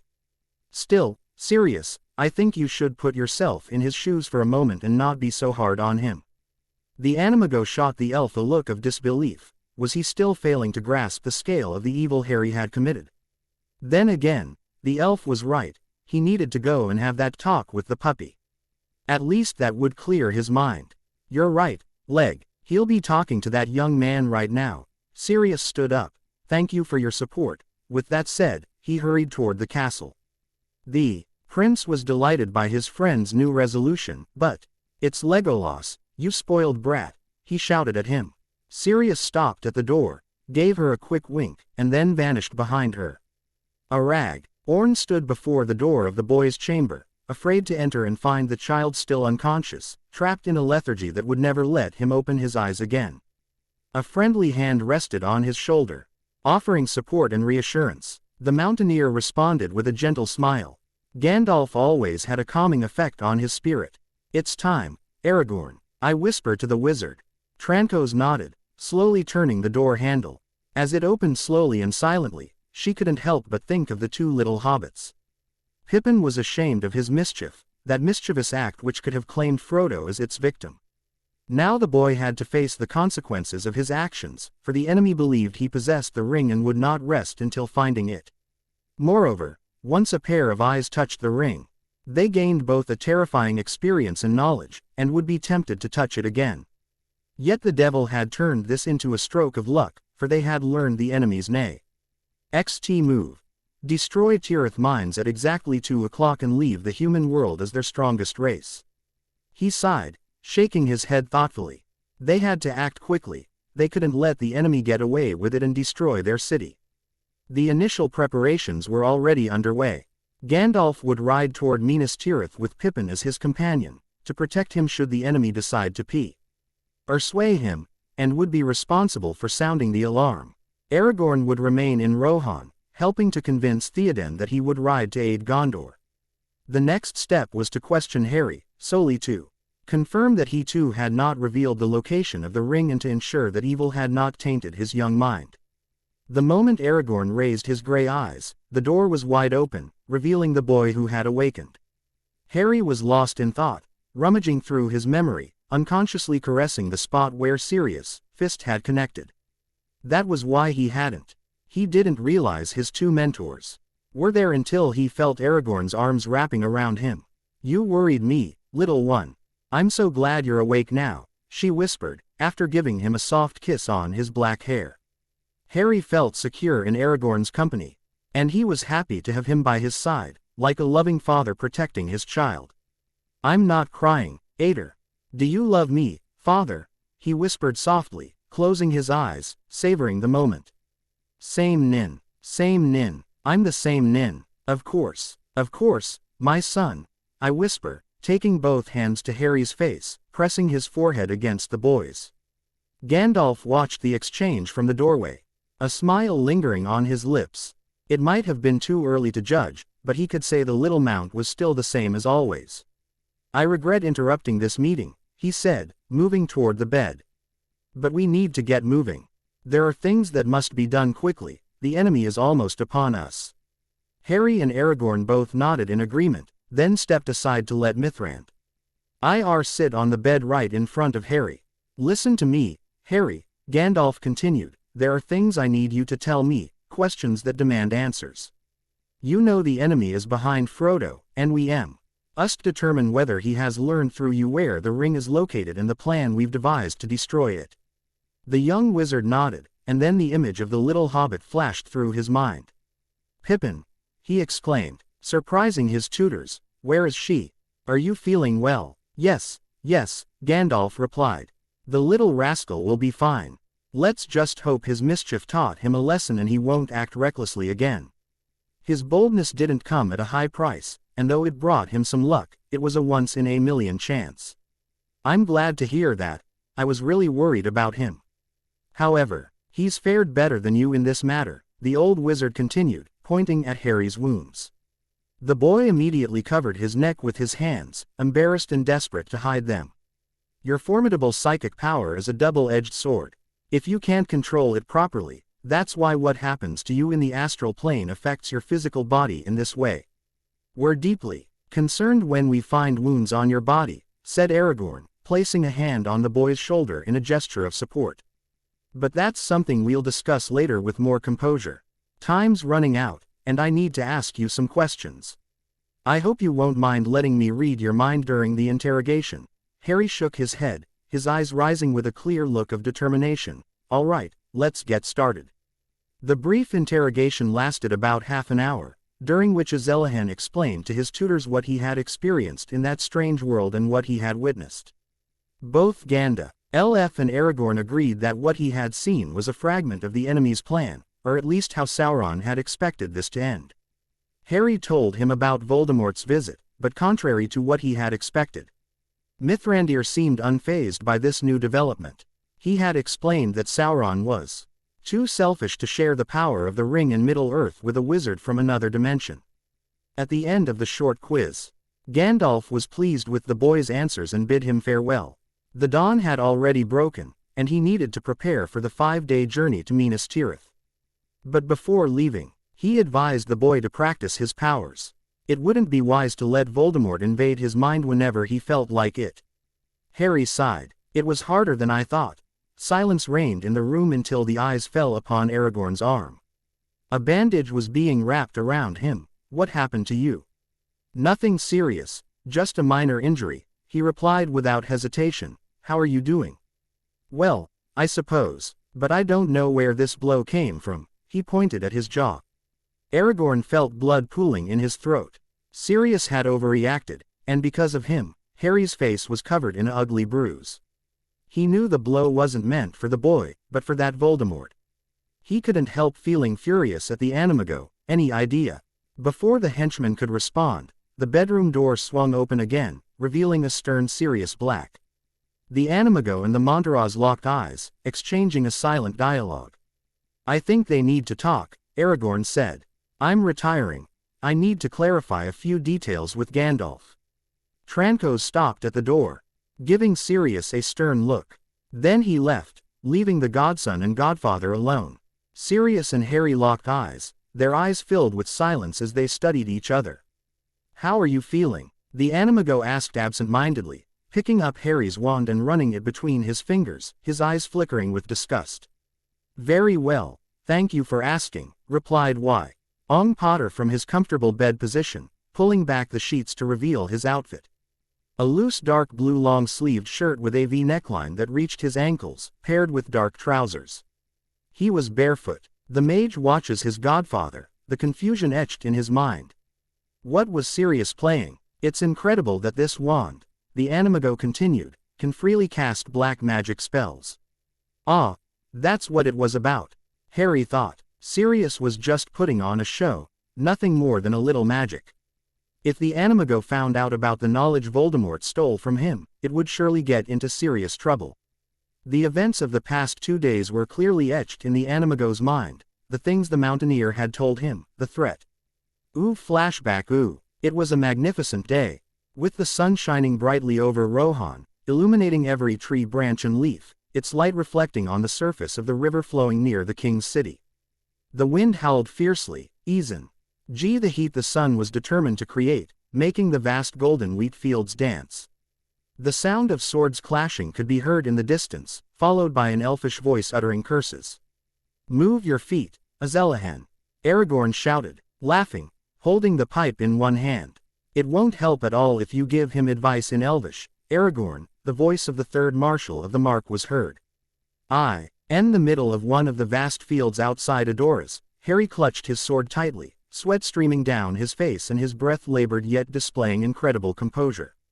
The cloak lay forgot, on Aragorn's back as he sat on a massive rock smoking his pipe.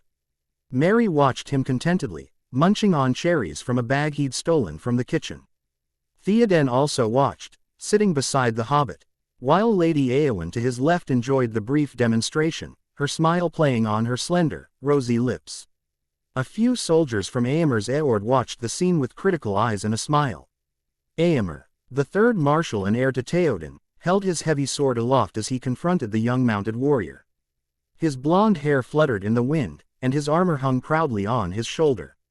Harry charged back at the marshal, delivering a powerful strike to his sword, spun around, and unleashed another, even more forceful blow.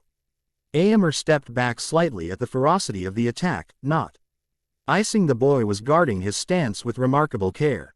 At the start of the battle, the marshal was somewhat disappointed, as Azelahan hadn't demonstrated the swordsmanship his mentor Aragorn had praised. But then the boy's fighting style shifted, fully unleashing his sword skills. What happened at the beginning was a tactic used by every good rider. If you don't know your enemy, study him without revealing your true skills. The relentless assault. Harry knew his weakness lay in Éomer's superior strength and greater experience, but if he carefully controlled his movements and attacks, he could still gain some advantage. Moreover, he possessed greater speed than the Rohirrim.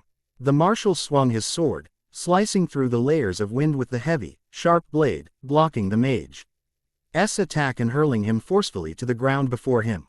"It's the end, little one," Éomer declared, his sword tip poised against the boy's chest in a gesture signaling the battle's conclusion. Harry suddenly struck the blade with a dagger and rolled away from him.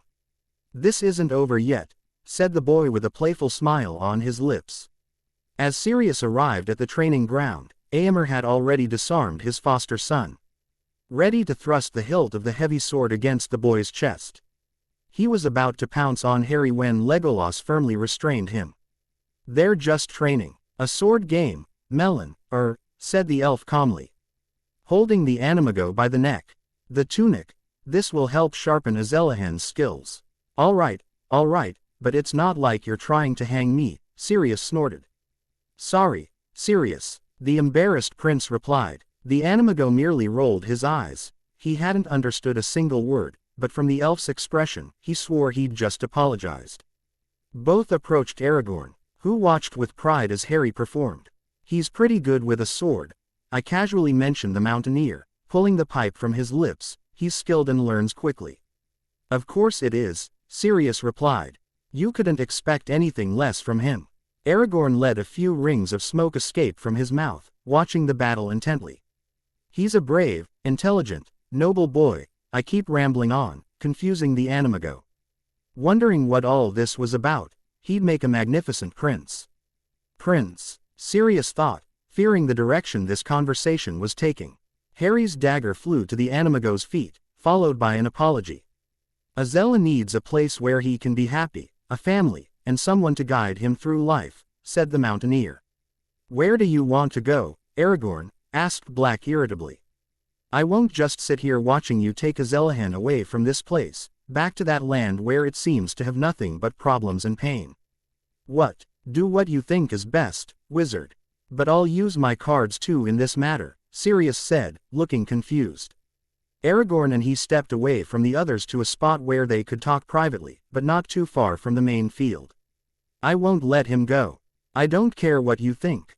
I only know Azelahan is like a son to me, and I'll keep him. Whatever happens, if he decides to stay, I'll support him. I swear you'll regret trying to take me away." Sirius stood alone, watching the mounted warrior return to the boy who had finally been defeated by Éomer. Éomer congratulated him on his performance and offered some advice on both defense and offense. Black watched as Harry was showered with congratulations, his lips curved into a smile that radiated a joy he had never seen before. But then he saw Aragorn. His heart swelled with rage, and before he could stop, he was already walking toward the mountain pass. "Poq. Aragorn and Harry watched as Éomer rode off with the riders of his Eord, likely on their routine patrol. After the Helm Abyss, they weren't ready to let their guard down. Théoden also withdrew after congratulating the young wizard, accompanied by Lady Éowyn. "And how have I been?" I asked Azelahan, turning to his mentor. Aragorn seemed to meditate for a few seconds, adopting a critical expression. "Well, I don't know. Maybe we should go back to Roman-style pointed swords," he said, shaking the mage's hair. Harry laughed at him as he walked away, then gave Aragorn a light tap on the arm. "I can't be that bad," he said, laughing. Roman pointed swords were the kind used for training. They didn't even have a blade sharp enough to cut a tomato. "Tell him, Legolas. Tell him I'm not that bad." The elf simply laughed, enjoying this small and innocent game. It was the first time he'd seen his friend Aragorn so relaxed. Merry watched with amusement, wishing Pippin were here. This whole situation only fueled Sirius' rage. How could Aragorn dare to play with Harry right in front of him? Right in front of him. The one who'd lost the innocent years of that boy's life, and who, just by slipping behind the veil, seemed to have forgotten his own adopted son. Remember to keep your feet moving. It's crucial when facing an opponent like Éomer who's taller and stronger than you, Aragorn said, gripping Harry's sword and spinning it in the air. It's tough, but not impossible. Remember when we defeated the troll in Khazad-dûm? It was a pretty tough fight. I don't even want to remember it, the wizard replied. But it's experiences like this, Azelahan, that test your abilities and push you to improve, Legolas said. Noticing Sirius' growing anger as the prince rushed toward them, the prince smiled at the young mountaineer and headed toward the Animago, determined to stop its madness. "Melon Knee," I call the elf, blocking Black's path. "Step aside, Leg," he said, his gaze locked on the prince's eyes. "No, Sirius, you're angry, just going to do something crazy in that state. That's not your job, you're just messing around," ignoring the elf. "Of course it's my duty. You're my friend, and so is Aragorn," the elf replied desperately. "You think your actions will only damage your bond with Azelahan." The Animago ignored him completely, continuing on his way. "But, haven't your hasty decisions ever hurt you before?" Legolas said, making Sirius freeze mid-sentence. The Animago's mind stirred with memories of the day he'd suggested replacing the Guardian, proposing Peter over Remus as the traitor.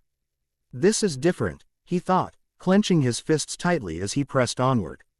Aragorn showed Harry a combination of movements, simple motions that could become deadly if you knew when and how to use them. "You seem to be a pretty good fencing master too," Sirius said, drawing the crowd's attention. "Sirius," the young wizard murmured, puzzled. He had a bad feeling. "Come on, Trancos, you're the best at this. Why don't you help me remember what I've forgotten? I'm just casually mentioning the Animago." "Starting with a duel isn't good, Sirius," Aragorn replied, subtly pulling Harry away from the two. "What's going on?" The burlesque Black replied, "Are you afraid of a magician, you daredevil?" Trancos confronted the Animago, his gray eyes locked on Sirius's. "You're taking this personally," he whispered, speaking so softly that Harry couldn't hear. "Venting your anger in a fight won't help you at all." Both men studied deeply in silence. "Azelahan," Trancos called, "lend your sword to your godfather." "But," the magician replied hesitantly, exchanging glances with the other. "Don't worry," Aragorn replied with a smile. "It'll just be a sword duel. Ooh, flashback is over. Ooh." Sirius let out a long sigh before the memory surfaced, sitting on the edge of the bed and cradling his head between his hands. At the start of the duel, he had been delivering blind strikes. Harry must have realized that what he truly wanted was to break Aragorn's bones instead of learning from him. The Animago ran his hands through his hair. The thorns hadn't attacked him once, only dodging or blocking his strikes. As expected, Sirius Black had panicked, throwing his sword aside and grabbing the wand, ready to hurl curses at the mount. That's when Harry stepped between them, asked him what the hell was going on. Sirius had become so consumed by rage and jealousy that he forgot his adopted son, and when he saw him standing between the two, wanting to tear him away, the Animago felt remorse when it slipped from its grasp. It had lost control in a terrible way. These jealous feelings were starting to cause him trouble. He smiled bitterly. He had never felt jealous of any of his countless girlfriends, and now he was jealous of a man who wanted to take her from his adopted son. On one occasion, Emus had mentioned something along those lines, something like how Harry depended on him a lot. But Sirius had left it in some corner of his mind. It was only natural for him to want to protect his little adopted son, after all. He was the only thing left of James and the only thing keeping him alive and sane. It made perfect sense that he feared someone might take him away. What could he do against that stubborn old man? He was certain that if Aragorn wanted to, he could make life impossible for him. To his right, on the desk, the surface of the magical mirror began to glow, and soon a voice emerged from it. Sirius. It was Remus. The morning breeze caressed the leaves of the small shrubs, seeping into the bare skin of the gray rocks. The sky shimmered in a beautiful shade of blue, with sunlight piercing through the white. Playful clouds, painting streaks of light across the azure veil. In a vast mountain, at the entrance to one of its many caves, the loyal mare Fariel grazed, watching. The pair of butterflies flutter above her head, disturbing her in their restless flight. A beam of light briefly illuminates the mountain's mouth, startling the pair of butterflies but leaving the beautiful mountaintop unperturbed. Once again, Ari, I know you can. Mary's excited voice could be heard, desperately trying to break free from the cave's darkness. Inside it, the little hobbit Ted on a stalagmite that formed a perfect, soft seat for the child. In front of him stood a young man in black with disheveled hair, his face and neck drenched in sweat as he appeared intensely focused. In a corner of the cave lay forgotten a black gabardine, a long vest, a sheathed sword, and a dagger, all beside a small case containing a wooden staff. I'm too tired, the boy finally said, shaking his head. Come on, Ari, just one more time. The horseman smiled at his friend Mary, who was giving a poor little apple fierce bites. Move, move now. The words kept echoing in his mind like a mantra. The stone quivered slightly, then began to rise unsteadily into the air, reaching the mage's face. Yes, yes, yes, exclaimed the hobbit, leaping over the poor stalagmite. Harry dropped the stone with a sigh, then decided to make it harder by focusing on the stone again. Within his mind, a spoon took shape, every detail, every groove, every raised line. Slowly, the stone began to warp, flattening and widening, as if it were made of soft clay. Mary exclaimed in surprise when she found a spoon in the stone's place. The hobbit was surprised, and Harry was disappointed. He wanted a metal spoon, not a silver-colored stone one. It had been a simple magic trick by first graders, one they could have performed in a single breath with their wand. The horseman flung the spoon backward as if it were just a trivial morsel. Mary dashed to save it. Harry collapsed to the ground, exhausted, gasping for breath as sweat streaked down his face. This was tough. It was draining his energy too much. While he could master basic spells with ease, transfiguration was a real challenge. It felt like trying to control a giant hose that shoots water at full throttle, impossible to hold steady or steer. But he would make it happen. He had to do it. Mary approaches him, carrying all the gear from the mountain bike. It would be better to go back. A good breakfast will do us both good. It was too much for one day, said the hobbit. Azalahen's river, in the face of his friend's innocent words. They had breakfast before leaving Medicilled. Little did they know, the little one had been doing nothing but sit there and cheer him up. Very well, but remember, Harry pointed with a finger, not a single word from these clandestine training sessions. Take it easy, buddy, Mary said, giving him a friendly pat on the back. You can count on me. The wizard smiled, because if Aragorn finds out you could do those things without your wand the first time you tried, you'll be punished for the rest of your life. Remember how exhausted you were when you fell off Fariel's back while riding home. That's why we got so late. Not because we were playing by the lake, not to mention the scratches you got from the fall were from some bushes, or that 3 days ago you fainted from overexertion, or that. Mary, my dear Harry. The hobbit drooled at the wizard's threatening tone. I get it now, he said, glancing sideways at him. And if you don't shut up, I fell silent, watching with those threatening green eyes as a drop of sweat trickled down his little friend's face. Rictusempra. Mary leapt with a mighty bound, desperately trying to dodge the magic spell, but, Moments later the hobbit was laughing uncontrollably on the floor, and soon Harry joined in the uproarious laughter, savoring this moment of pure, innocent joy. When the spell ended, Mary kept laughing along with Harry, and they made their way to Fariel, who watched with his enormous black eyes as his master and friend behaved like children. Humans. Padfoot.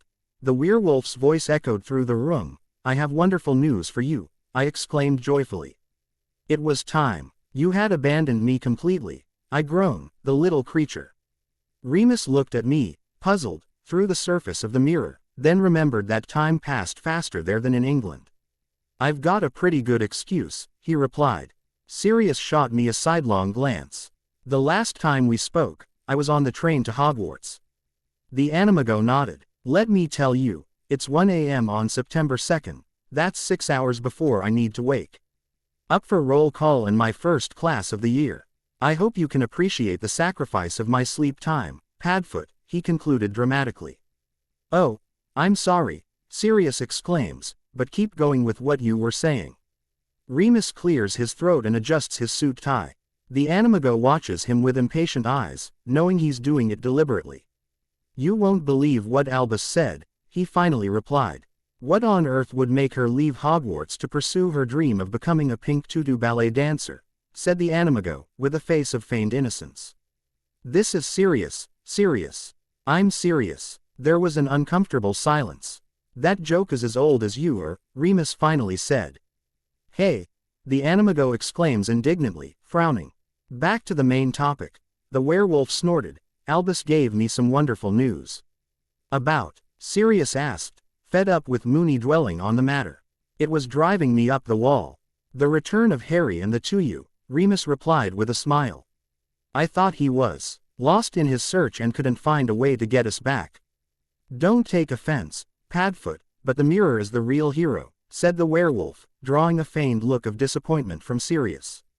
Anyway, Albus had discovered it was possible to establish a connection between two dimensions through mirrors, but he needed a link to that other world, a connection that would obey him completely. And that's where the mirror comes in, Black mused. Right, Remus exclaimed, throwing a punch into the air. So all I need is for you to tell me when we begin the ritual.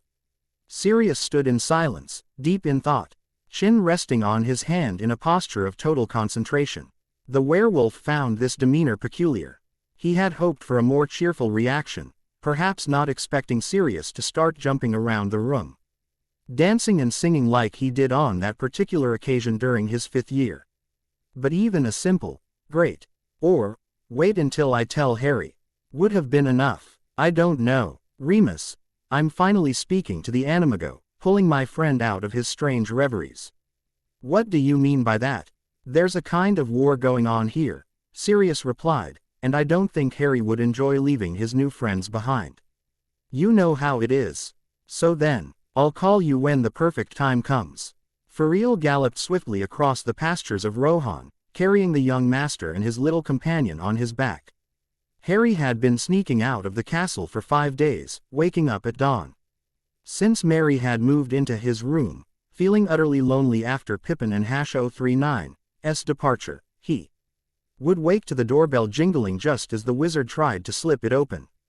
The moment he heard the young wizard was leaving, Harry would groan, insisting he didn't in Hash-039 want to be left alone. Alendia, as a good friend, agreed to take him along on the condition that he wouldn't in Hash-039 reveal anything. The hobbit accepted the terms without hesitation, and Harry appreciated that he didn't in Hash-039 have the same talkative nature as Peregrine. It wasn't in Hash-039 that Harry would bother him or distrust him, but the little one could sometimes let his tongue run wild in ways that were best not to consider the consequences. On their first day in the Fariel Mountains, they scoured for the perfect spot where Harry could pull off his plan. That morning, luck was on their side. They in Hash-039 stumbled upon a hidden gem, a remote cave far from Adoras and any human settlements. This meant the chances of anyone discovering their secret were slim. In other words, they were learning to wield magic without a wand, and nobody would see through it. The dark magic Voldemort had learned had to wait, as he didn't in Hash-039 want to scare Meriadoc. He in Hash-039 D already seen the fear in his eyes after the incident and didn't in hash 039. T want to lose the Hobbit in hash 039. S trust. At night, Azelahan would practice occlusion, striving to gain greater control over his emotions and the unpleasant psychic bond with the Dark Lord. He refused to rely on objects or anyone else to protect his mind and body.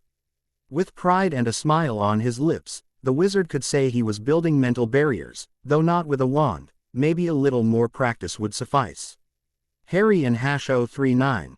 S sharp whistle alerted him that Adora's was nearby. It was as if she could smell the lush green pastures surrounding the city, as if the fragrance of that magnificent mansion caressed her nostrils. Announcing the approach of home. The massive dark wooden doors stood wide open, welcoming them with open arms. Furiel stepped through with a happy grin, but stopped at the doorway, snoring irritably. Harry and Mary raised their surprised eyes, gasping for breath. And what in hash 039, going on here? And the young wizard muttered to himself. Mary could only nod in denial. The hill of the Golden Castle was packed with soldiers and jammers, blocking the path to Meduseld. The knights of Theoden stood proudly astride their mounts, clad in armor adorned with intricate runic patterns. Their steeds traversed or leapt over the enigmatic runes that ran through the armor, weaving around them in a circular motion. Heavy metal rings gleam under the sunlight. Long spears stand in dazzling, deadly columns. Their razor-sharp tips splitting the sun in hash 039. Rays into 1,000 rays that scatter in all directions, forming tiny stars. Green caps fluttering in the wind, clad by men with an arrogant demeanor. The banner waves, flapping the white horse of Rohan. The bell sang in the daylight as more men emerged from their homes with firm steps, adjusting the case and the thick, round shield. Riding the horse, the rider dashed swiftly toward the gates of Meduseld, skillfully evading the horses blocking his path. And Harry, and cried his godfather, and wizard soon saw him hurrying down the castle in hash 039. Long stairs. And I feared you wouldn't in hash 039. Make it, and he said, gripping Furiel in hash 039. Reins tightly. What in hash 039? Going on? The magician asks for the second time. The war, Azelahan. The elf prince's voice echoes as he emerges from behind the animago, who leaps. I hadn't heard him. Minas Tirith has lit the torches, calling for help, and I end dramatically. My blue eyes locked on Harry's green ones. Silence fell as the wizard pondered the meaning of these words. The war was drawing to a swift end, whether for the good of mankind or for its ruin. You're a real wimp. How long has it been? Aragorn exclaimed, breaking the silence that had settled since Legolas's last words, and quickly approached his friends. Harry quickly lifted his bashful eyes, searching for his mentor. The wizard watched the young mage with a look that clearly signaled they'd have a long talk about morning escapes later. Amin hireth a lo siento, the young mage finally murmurs. Dear, the 10th pen tranquilize, little, Trancos replied quickly, stroking Furiel's ears. I'm not angry, just worried, but we'll talk about that later. The little one is fine. No need to worry, I whisper. Embarrassed by the attention he's getting. Aragorn smiled. Well, I suppose this young rider deserves a scolding. I hear Gimli the dwarf's deep voice, but I really think it's time to move on. I don't like riding those things, but what else can you do? I mutter. Come on, Legolas, it's time to go kill some orcs. The elf smiled at his strange friend, then gave Ciri an encouraging look before heading off with him to the stables. I suppose I should step back too, Sirius said, nervously glancing at Harry. I hope that horse doesn't throw me. If I had a broom, my life would be better. If you had a broom, hell would erupt in Middle-earth, Azelahan replied, a mischievous grin playing on his lips. The Animago pondered his next words, mindful of Aragorn's threat. Padfoot also had some tricks up his sleeve. Come on, Harry, I challenge you to tell me you don't miss your firebolt, Sirius said, drawing a puzzled look from Trancos. I miss the wizard's engagement. With his godfather's question. Tell me you don't miss England, tell me you don't miss flying through the skies. It would be better to mount our horses quickly, said Aragorn. The call to arms has ended. And Theoden is already on Crinblanca. Harry nodded, grateful for his mentor's interruption. Sirius shot Trancos a murderous glance, but he didn't even glance back, hurrying to the stables. "This is the hour," Aemir roared, his voice burning with pride and the fierce power coursing through his veins at that climactic moment. "Rohan's knights, you swore oaths. Now, fulfill them, for the Lord and the land." The yearlings hurled their spears at the round shields, hurling a war cry into the wind at the Mordor forces, who would soon learn of the wrath of the Horse Lords. A long column of knights marched through the walls of the Golden Adoras, an immense formation of quintets. King Theoden marched forward, with Aragorn on his left and Aemir on his right, holding the royal banner alongside his sister Éowyn. Behind them, Legolas rode a small horse with Gimli, Sirius, Harry, and Meriadoc.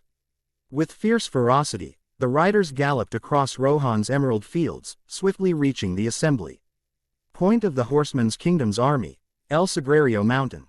This fortress and sanctuary perched atop the sacred valley proved easy to defend, accessible via a winding path ascending a steep cliffside. Each tier of this strategic stronghold was controlled by superior forces. Fariel showed signs of fatigue, but her pride as a breed member kept her leading the column without faltering. Harry whispered sweet words in her ear, promising her a generous handful of alfalfa when they reached their destination. The young wizard was worried about his godfather, acting more strangely than usual. "And quat, maybe it really is, and quat." A voice in his head said. "And quat, you and Hash-039, they never spent so much time with him." And quat, Azelahan was pained to hear those words were true. Turning his face, he noticed the elf W. as skillfully guiding his godfather and Hash-039's horse, as Sirius still hadn't in Hash-039, he learned to control it. The mage knew he would learn quickly, but he refused to climb one of them unless absolutely necessary. He could count on one hand. Harry looked back at Fariel and moved to the Animago and Hash-039's side, who quickly lifted his face when he sensed a new presence to his right. "Hey," I whispered to the young rider, "do you need some help?" Sirius seemed surprised by this, and as he exchanged glances with his friend Legolas, he murmured a soft and Hash-039, "Yes and Hash-039." The Animago watched as his adopted son fast Ned the belts carrying the sword and staff, and adjusted the reins of Fariel. "And quat. Ready, and quat," the wizard exclaimed, prompting Legolas to throw the reins of Sirius and Hash-039 horse at him. The Animago tched with a mix of surprise and fear as Harry leapt from Fariel and Hash-039's chair to his own, positioning himself right in front. Black would have fallen in impulse, but the elf stopped him. The brave and proud young mare, now free from the weight on her back, was delighted. This gave her the chance to keep running alongside her owner. "And quat. Good girl, and quat," Harry murmured, smiling at Fariel. The Animago watched as his foster son treated that little mare, and he was more than ready to swear that some girls would feel jealous of a horse. "And quat. Submit to me, and quat," said Azelahan, skillfully steering the dark horse. "Now you and Hash-039 LLC what it and Hash-039's like to be a cargo rack," Gimli and Hash-039's deep voice murmurs, drawing a reproachful look from the side. The elfo, it and Hash-039's true. It had been a long walk, but finally the Sagrada Fascia stretched out before them. The army of Adoras was welcomed with great joy, the king and Hash-039's army. Over the sacred valley, Rohan and Hash-039's army rested. Harry observed white tents arranged in military order and the horses grazing outside. One horse per soldier. No doubt this was the cavalry of men, an excellent combination of man and beast, powerful and swift. The orcs of Mordor would tremble when they heard the helmets pounding the ground beneath their feet like the approach of a furious storm. Lances planted upon the earth, towers, city walls, and the green canopy of Rohan, bearing the kingdom and Hash-039's shield. It was something Harry had never seen before.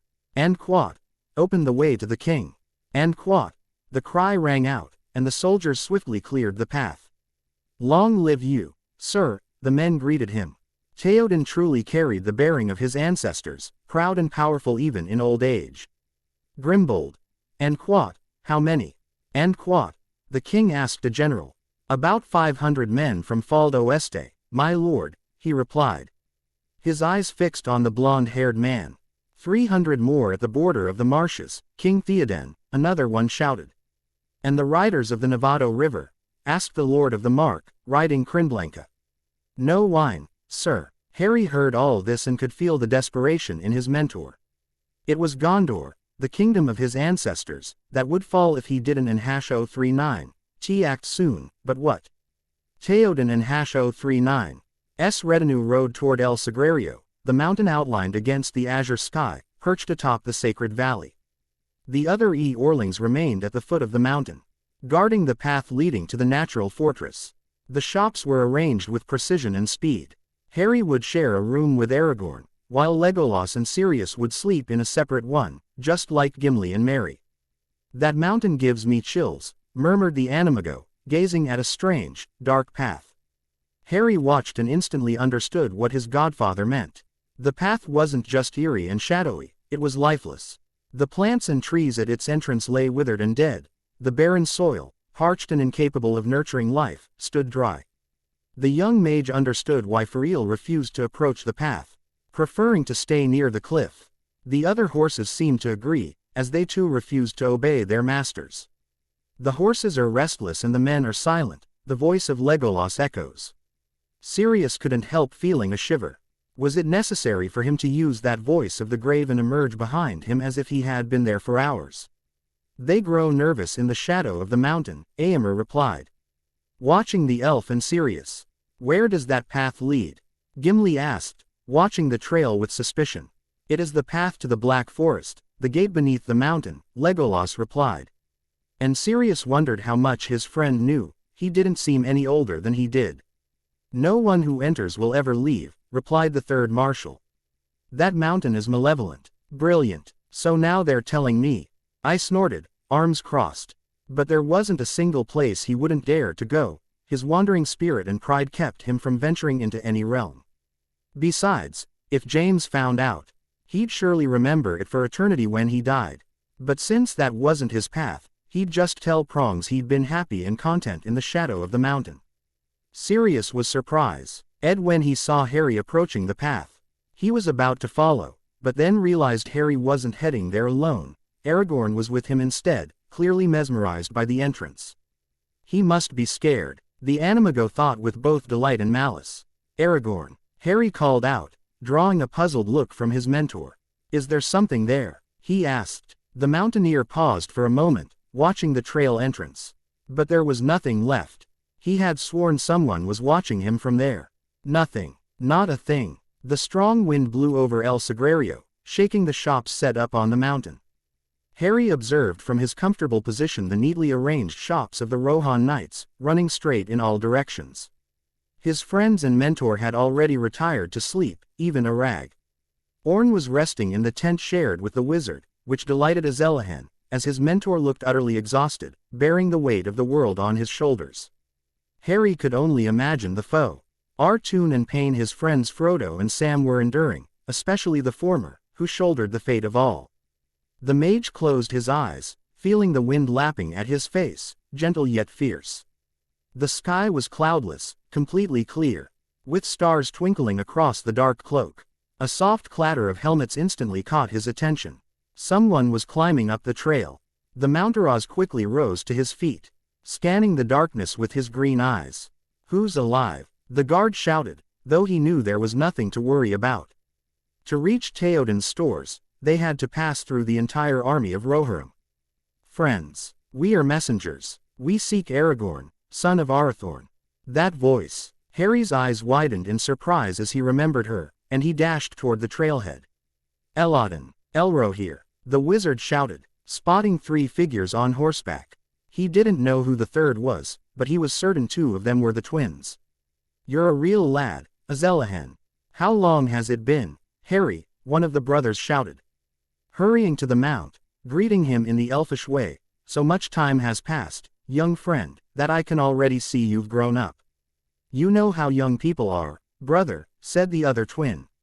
Once they start growing up, nothing holds them back anymore, and soon we'll see him become a man. If your race permits it. I hear Elrond's deep voice emerge from the shish. Addos, Then we know time stands still for the Astari. My Lord Elrond. Greetings to Harry, with a bow. Azelahan, I need to speak urgently with Aragorn. The wizard agreed, but before he could lead them to his mentor's tent, one of the guards stopped him. I'm sorry, Mr. Azelahan, but we can't let them pass. But they don't come to cause harm. They need to talk to my teacher.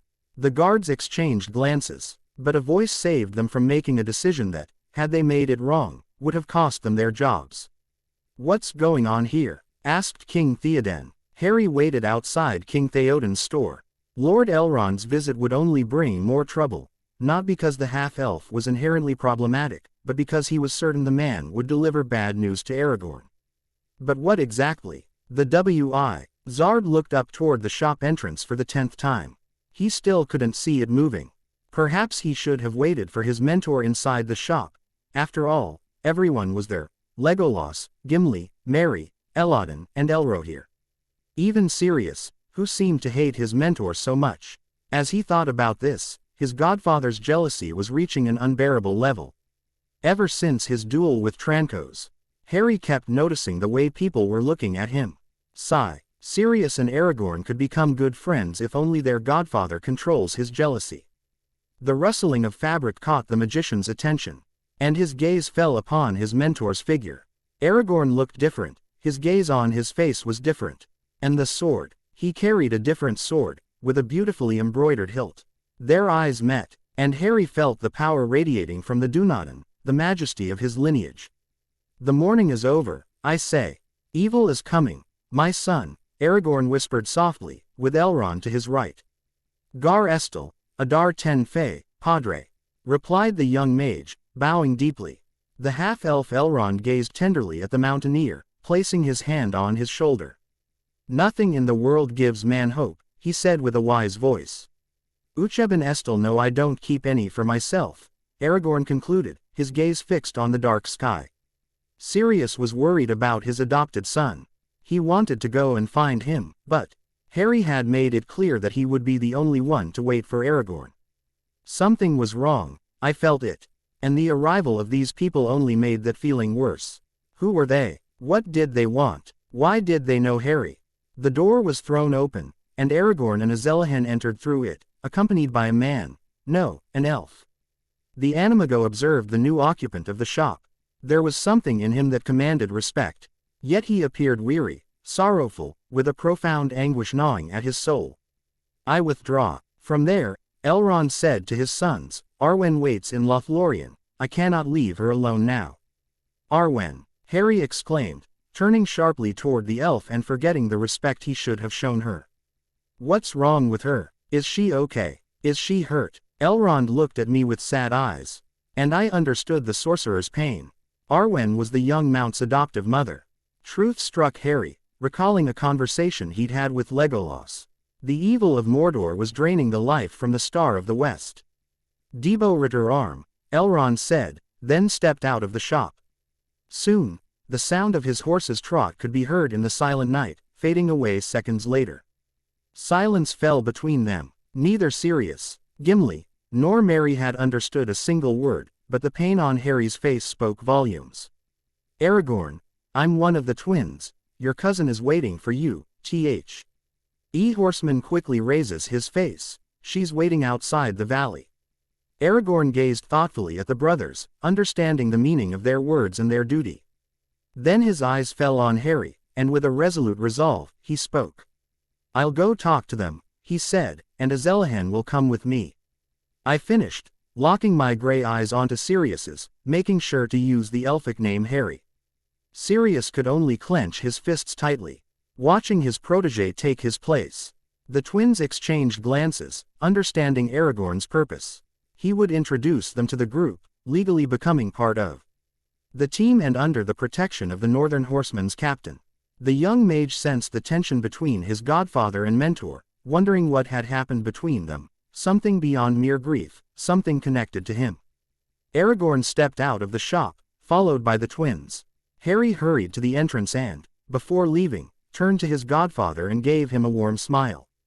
The valley lay dark, with not a single light visible in the desolate land. Fariel watched the twin brothers' horses with irritation, for they were not from Rohan. They were strangers. Aragorn. A voice echoed through the darkness. Harry turned quickly and found himself surrounded by a group of tall men, all wearing long coats with hoods over their faces. Still and silent. Monterasses, thought the magician. Halbarad, his mentor exclaimed, rushing toward the man standing before the shadowy group. Of all joys, this is the most unexpected. So much time has passed, cousin, he replied, his voice deep and resonant. Azelahan, Trancos called, are men of my lineage, coming from the distant land where I once lived. But how many have come, and how many there are? Halbarad will tell us. The mountaineer observed the mage with curiosity, seeing something new in his eyes. Brother, let me introduce you to Azelahan, my protege and disciple, protected by both me and Gandalf the White. Ah, I remember you already, he replied. Elladan and Elrohir have told me wonderful things about you, young friend. Harry felt the color rise to his cheeks. He was grateful there was no moon or fire to help the mountain people appreciate the tone of their cheeks. I'm sure they went a bit overboard, the twins are naturally full of jokes. I don't believe it, but I'm glad to find another quality in you. My cousin, there's no doubt you've chosen a good, modest student. I can see you've always worn the clothes of our lineage with honor. But tell me, who's your father? Do I know him? Well, Elladan didn't mention anything about him. Harry, his face flushed with embarrassment, didn't have a clear answer to this question. What was he supposed to say? His story is long, cousin, and there'll be a better time to tell it, but for now. Answer me. What they came for and how many there are. I have 30 men with me, said Halbarad, all of our blood that I could gather in such haste. We rode as fast as we could, answering your call. We will go to war with you. But I didn't summon them, Aragorn said, except in my deepest desires. But that's beside the point. Someone heard my pleas and brought them here. All of this can wait. What truly weighs on my heart now is something more urgent. Time is running out. The mounted men lifted their heads swiftly, ready to heed their captain's command. I must cross the path of the dead. What did you think? Good or bad? Write it down. By the way, since I'm about to start the tough school work, always chances are pretty slim. I mean, 98% chance they'll see it by December, maybe even mid-December, because I'll be super busy with finals and final projects. Ciao. You were never given a dream without also being given the power to make it true. Richard Bach, or the goodbyes and the leavings. The news made this story possible.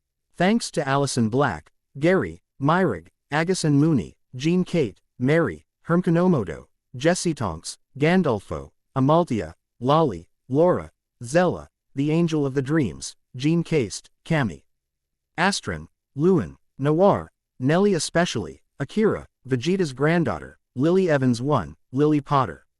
Time to start the chapter. England. 12.4 days Middle-earth. 186 days. Time at the end of the chapter. England. 13.2 days, Middle-earth. 198 days. The Lord of the Rings. 3. The Return of the King. Harry Potter and the Young Circe of Middle-earth. Chapter 19. Of Non-Goodbyes and Leavings. The suffocating darkness loomed over them, enveloping them in a crushing atmosphere tainted, aged, and dead. The procession moved slowly through the cave's abysses, blindly following the leader. Captain of the Northern Mountaineers. Tiny glowing spheres floated around horses and men, magical orbs born from Sirius Black's wand. To the Animago, an eternity had passed since its eyes were last blessed by sunlight. Since the wind had blown freely through its clothes and hair, Sirius was gripped by a terrifying dread. The faint glow of torches and magic orbs couldn't match the pitch-black depths of the abyss. Every time the group paused, silencing the sound of their footsteps, it felt like they were hearing a whisper, endless murmurs of strange words in an unfamiliar tongue. The mage's gray eyes scanned the company's faces, seeking answers and understanding of what was happening. Yet the Mounters also showed suspicion toward those dark, strange lands untouched by any living being for centuries. Only the temple and the courage of their leader kept them moving forward in this endless march. Though some might have wished to turn back, they knew it was impossible. Every path they fought behind was invaded by an invisible army that followed them in the darkness. An endless time passed, and though nothing attacked the company or blocked its path, Sirius's fear kept growing with every step it took through these dark shadows. Soon the company left the wide path it had been walking and found itself in a vast empty space, with no walls on either side. The mules and horses halted, and a faint murmur rose among them. Lumos Maxima, Harry's voice murmured, and at that moment, magic burst forth from his wand, radiating light from its core. The rays bounced off the bare, moss-covered stone of the towering, distant walls. And a carved stone door loomed imposingly before them. The horses began to snort suspiciously, frightened by what was approaching. "Who enters my domains?" a voice echoed from the abyss, causing the group to gather into a tight formation. The metallic clang of their swords resonating as they clashed, drawn from their scabbards. Only one stood firm, his sword raised aloft, proud and defiant. "Someone who demands your loyalty," Aragorn replied, his words not tinged with fear, but bathed in order and respect. A laugh echoed through the cold walls, and in its reverberation, a phantom army emerged. Becoming visible with each passing laugh, the company was surrounded. Thousands of soldiers bearing ghostly banners that seemed to float in a wind of old, dead years, lances gleaming with shadowy light. Jagged spears, weathered shields, and rusted swords. "The dead cannot bear the passing of the living," said one, wearing a crown and royal hat, and his voice was the one that had first broken the oppressive silence. "They'll have to put up with me," Aragorn replied defiantly, stepping forward. Laughter once again rippled from those shattered lips, giving way to a smile on the faces of the dead. "The path is sealed. It was forged by the dead, and the dead guard it." One of Prince Legolas's precise arrows pierced the head of the king of the dead, passing through like smoke and bouncing off the hard floor. "The path is sealed. Now they must die. Summon them to fulfill their oath," Aragorn bellowed, advancing toward the statue of the king of the dead, and courageously lifted Anduril. The metallic clang of thousands of swords filled the air, and the group found themselves engulfed in a steel curtain that threatened to burst over them. "No one but the king of Gondor can command me," the king replied with a sneer, stretching out his arms to show the might of his phantom army. Harry cast a spell on the dead, yet watched in astonishment as it dissipated into thin air without vanishing a single spectral particle.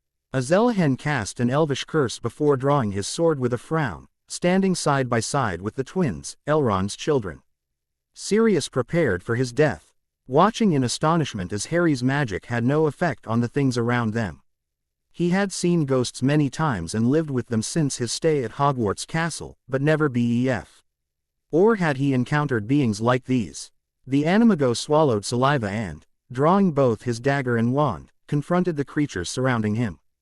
If he was going to die, he would fight like a brave warrior, not a coward. The warriors stood ready to face their destiny, swords drawn and battle strategies in mind, awaiting the moment that would ignite the carnage. Yet, a mere clash of blades quenched the fighters' spirits. And all eyes, both the living and the dead, fell upon Mount Aragorn and the king of the dead, only to find nothing there. Elisar, heir to Isildur, threatened the traitor of his ancestor with his sword. The line was broken long ago. The king of traitors groaned in desperate disbelief, his throat on the edge of the Dunedain's sword. "He has returned to Forge," the captain declared, hurling his captive into the distance while facing the army of the dead, holding Anduril before him. "Pellinfersen restored their lost honor," he declared, addressing all who were listening. "What are they saying?" I asked, walking resolutely through the dead who stepped aside as I passed. "What are they saying?" "You're wasting time, Aragorn," grumbled Gimli, axe in hand, glaring fiercely at his captors. "They had no honor in life, none in death." Silence fell on both sides, giving the mounted cavalry time to assess their foes and their position, but the specters' eyes never left the figure of the northern cavalry captain. "I am the heir of Isildur," Aragorn continued, completely ignoring Gimli's complaints. "Pelling for me, and I will consider your oaths fulfilled." "What do you say?" I asked again. Harry felt time stand still, even his own breathing, as he watched the silent corpses show no reaction to his king's offer. Yet, the unexpected arrived. Slowly, one by one, the specters began to kneel, and the green tide swarmed around the company that stood firm like a solitary island in the ocean, and around Aragorn who clutched the sword of his ancestors, shimmering with a strange light. Ray of Gondor, we greet you and obey, thousands of voices echoed in unison. Aragorn turned with a smile toward his horsemen, who bowed their heads in respect and obedience. Sirius was surprised to see that Harry was doing the same, proving with this simple act that his life was in the hands of the one who. They called him king. The Animago watched the mountaineer with puzzled eyes, and though no one had ever told him so, he could see the nobility in his features and bearing, a worthy member of the royal family, a great king of mankind. Halbarad approached his captain, handing the reins of his horse to Aragorn, who thanked him for the gesture. The hobbits then mounted the horses, along with Legolas, Gimli, and Sirius. Trancos turned toward them, his face radiating renewed energy. Let go of your fatigue, friends. Ride now with me, Aragorn shouted, his voice resonating through the crowd. Let us march to Pelargir on the banks of the Anduin. March to fulfill our destiny, he shouted, raising his sword to the sky. At that moment, the banner Halbarad had been carrying unfurled, black as night, and any insignia, if any, was invisible in the darkness. The office dresser stood silent, its only sound the hum of the paintings from the venerable school of magic's old direct methods. The fireplace fire burned brightly, consuming the logs that crackled in the flames.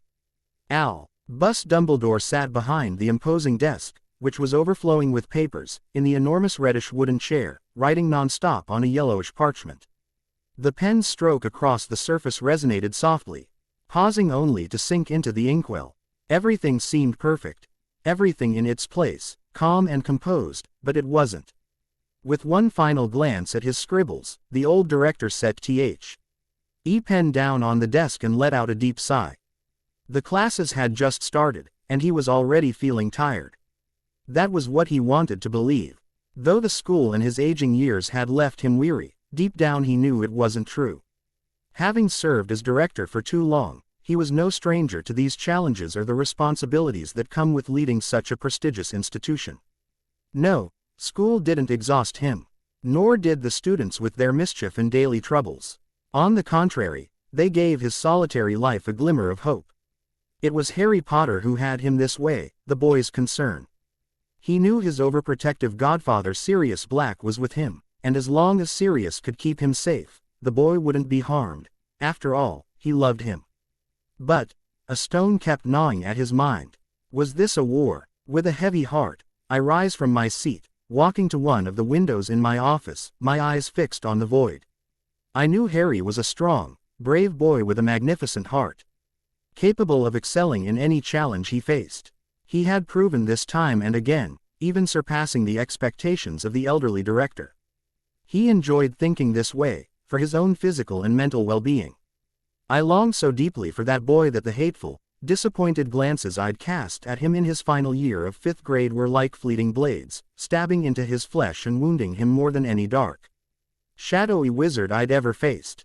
It was astonishing that Albus Dumbledore had found someone like this, a person he loved so deeply that he would sacrifice the well-being of millions just to see a smile on their lips, to witness their health and happiness.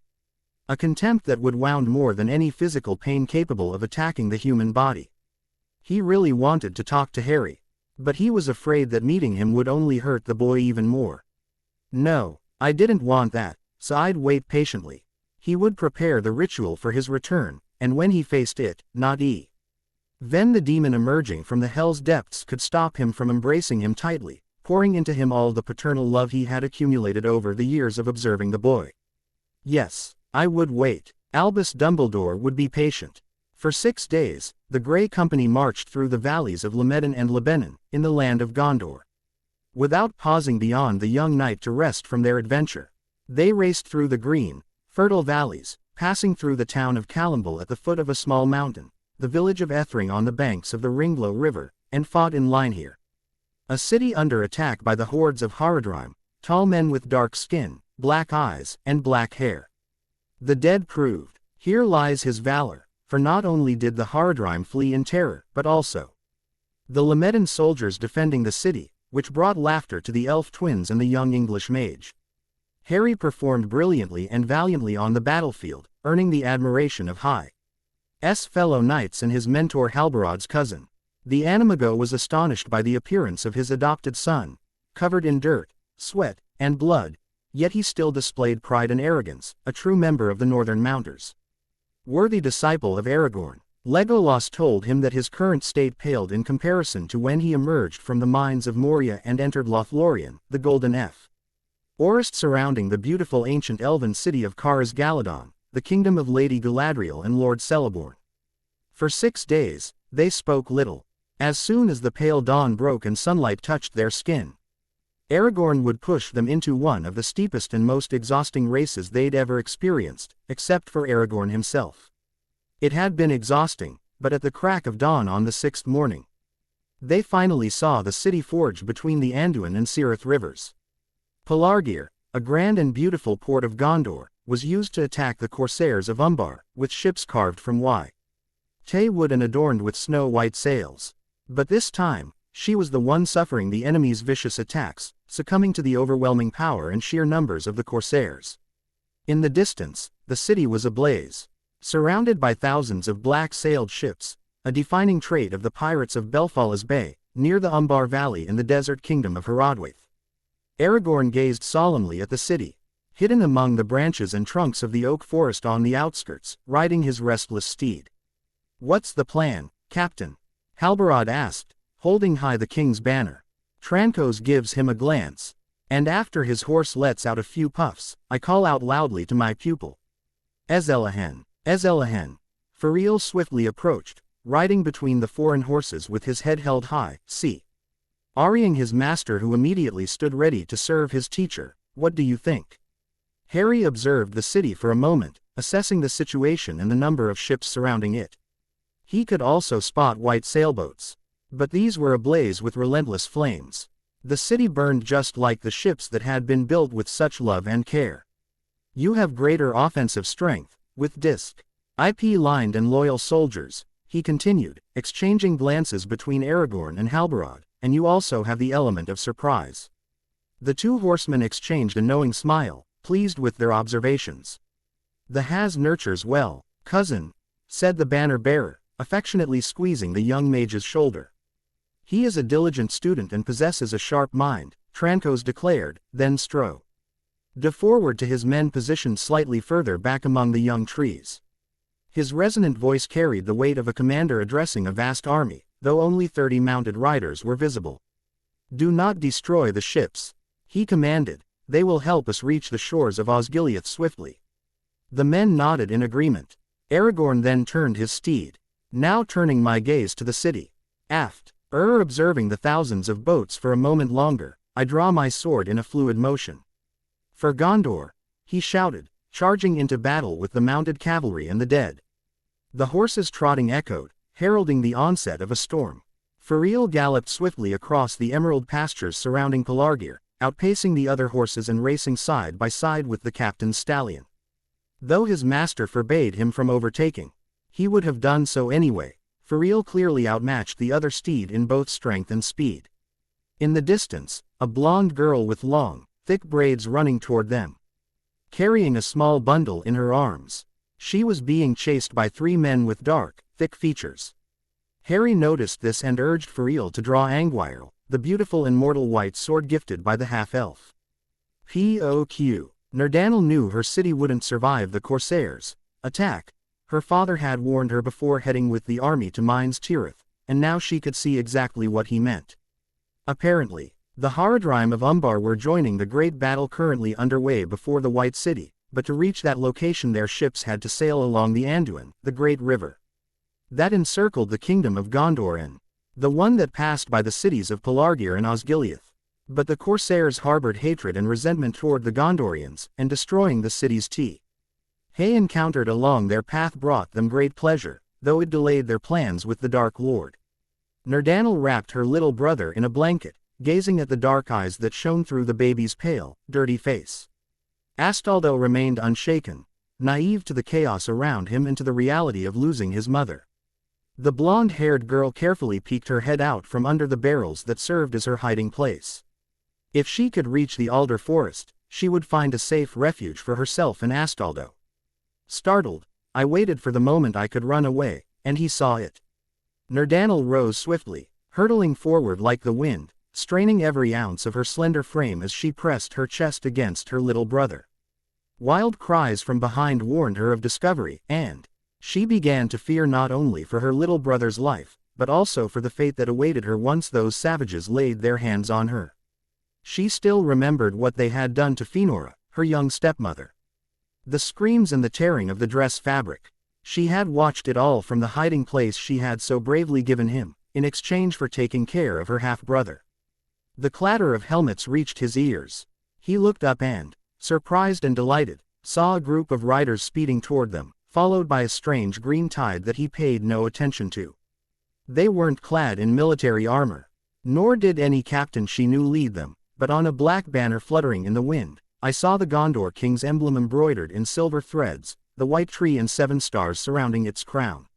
Such bliss! The embargo that didn't even notice the speed had slowed. I barely felt the tug in her braid.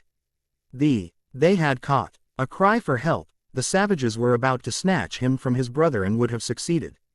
But a whirring in the wind, like a leaf slicing through the layers around him, swiftly drew them to a halt. A groan of pain escaped her captor's lips. Startled, she turned her blue eyes toward him, watching in horror as a white sword had pierced his heart with such precision, cutting it in two. The horse's trot caught the attention of the other two and Nerdanel. And they saw a red-haired Jambelina approaching them quickly. The soldier on horseback had thrown the sword, preventing them from wounding her. Nerdanel watched as the rider skillfully wielded a Khan's sword and fatally wounded one of his enemies, killing him instantly. The third one held a long black lance. The gauchos turned their mounts, facing the last of the opponents. The horse reared with a powerful snort as it charged swiftly toward the final corsair. A cry escaped Nerdanel's lips as he watched the Haradrim skillfully planted the lance into the ground just as the rider was about to crush him between the horse's hooves. The sudden maneuver caused the horse to lose control and fall onto the grass, dragging its rider along in the process. The Haradrim drew a curved sword and, with a cry, struck the Mountaraz lying on the floor, its back against the ground. He tried to shoot upward, but his shot was skillfully blocked. The pirate struck again, and Nerdanel thought he'd landed a solid shot this time. But a cry from his protector made her lift her head, watching as he kicked the Haradrim, throwing it off balance just long enough for it to stand up. The sword clash began without delay, but the mountaineer proved more skilled and swift. In a sudden block, he struck his opponent's face with a fist, then spun around and, with the blade's edge, plunged deeply into the man's back. The victim collapsed unconscious on the grass, staining the ground with his blood. After confirming he no longer posed a threat, the henchman turned toward her, and Nerdanel was able to get a clearer look at her face. It was a boy, no taller or shorter than her.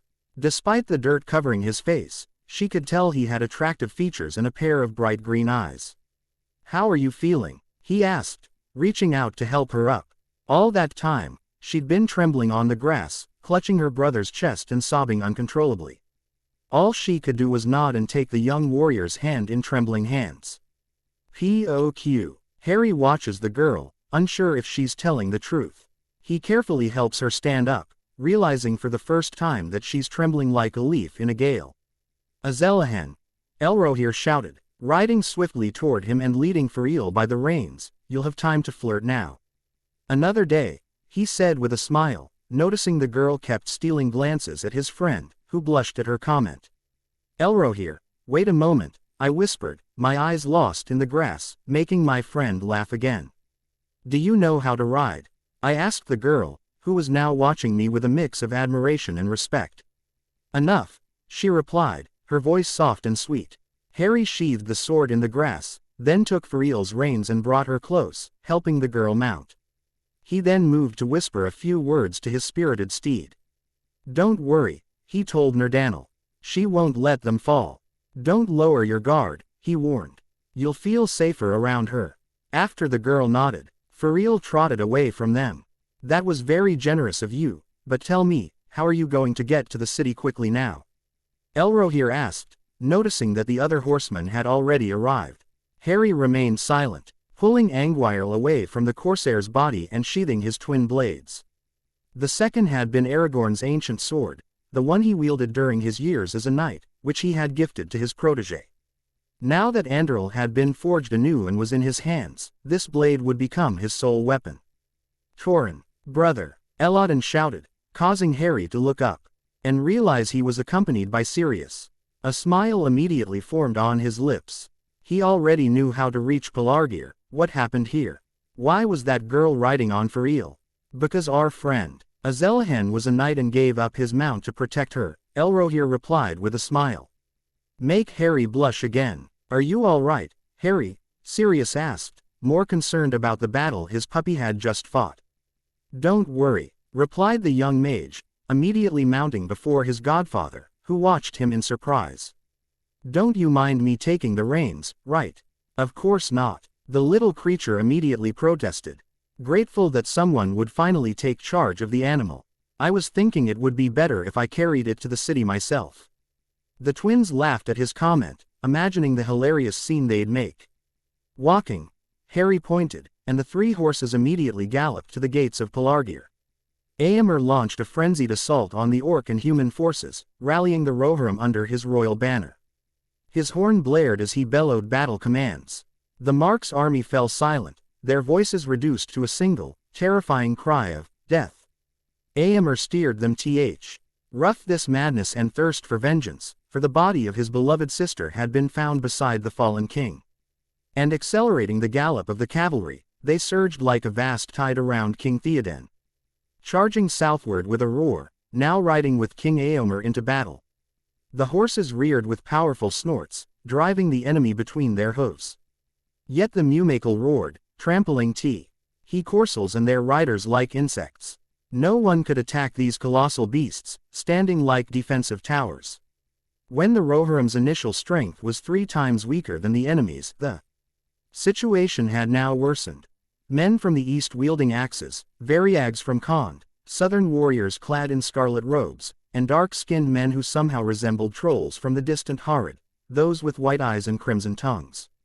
Some rushed to attack the Rohirrim from behind, while others held back the Gondor forces in the west to prevent them from joining the Rohan forces. But the Cavalier, charged eastward to aid Éomer.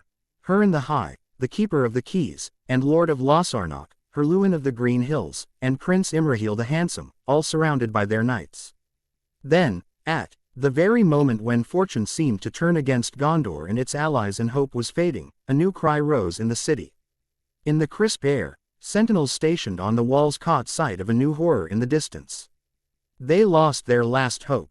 On the Anduin, though still many leagues away, a fleet of galleons and deep-water ships with countless oars was being pushed by the wind. The black sails were billowing with the gust. The Corsairs of Umbar, they shouted, the Corsairs of Umbar are coming. Then Belfalas fell, and Ethring and Lebanon too. The Corsairs are upon us. This is fate's final blow. And some sounded the bells and blew the trumpets, calling for the troops to withdraw. But the very wind that pushed the ships carried the men's cries far away. The Rohirrim didn't need those warnings or alarm bells. They could see the black veils with their own eyes. At that moment, Éomer was fighting just a mile from Harlond, with a dense host of enemies between him and the harbor. Éomer had calmed down and now had a clear mind. Though hope still lingered in him, the last flicker of it faded when he gazed at the riverbed and the swift currents rushing over it. Cursing his fate, he sounded the horns to rally his remaining troops, vowing to build a wall of shields and fight on foot until the last man fell, to achieve feats worthy of song, though no one would survive in the west to remember the last king of the march. He then rode up to a green hill, his white mane swaying in the battle's wind, and there, with great force, planted the banner that had recently belonged to his uncle. While the white horse of the Mark flared in the wind. Stepping out of doubt, stepping out of darkness, I come singing to the sun, and bear my sword. I rode toward the end of hope and the anguish of the heart. But as he recited this stanza, he laughed heartily. Once again, the warrior spirit had awakened within him, and he remained unscathed, young, and the king, the lord of a free and untamed people. Rohan's riders, stay online, stay with me. Well, this is the hour and the end of all things, he roars, raising his sword as a challenge to all the hostages of Mordor. The Rohirrim responded to these words with war cries. They knew they were trapped, surrounded by the enemy, but they would die fighting side by side with the young and last king of the Mark, they would die like Eorlings, they would die like men of the West. And as he laughed in despair, Éomer glanced once more at the black ships. Suddenly, I was left speechless with astonishment, and the other riders followed the brave one's gaze. Bracing for the worst, what other terror from Mordor's darkness could silence its master? Then Éomer let out a joyful cry, raised the sword high into the sunlight, and sang as he lifted it into the air. Here stood the first ship, its great banner unfurled and billowing in the wind as it turned toward Harlond. A white tree, the symbol of Gondor, bloomed upon the sail, 7 stars encircled it. And a crown, the emblem of Elendil, hung beneath it, a symbol that had held no lord for countless years. And the stars sparkled in the sunlight, for they were gems carved by the skilled hands of Arwen, Lady of Rivendell. And the crown gleamed in the morning sun, for it was forged in gold and mithril.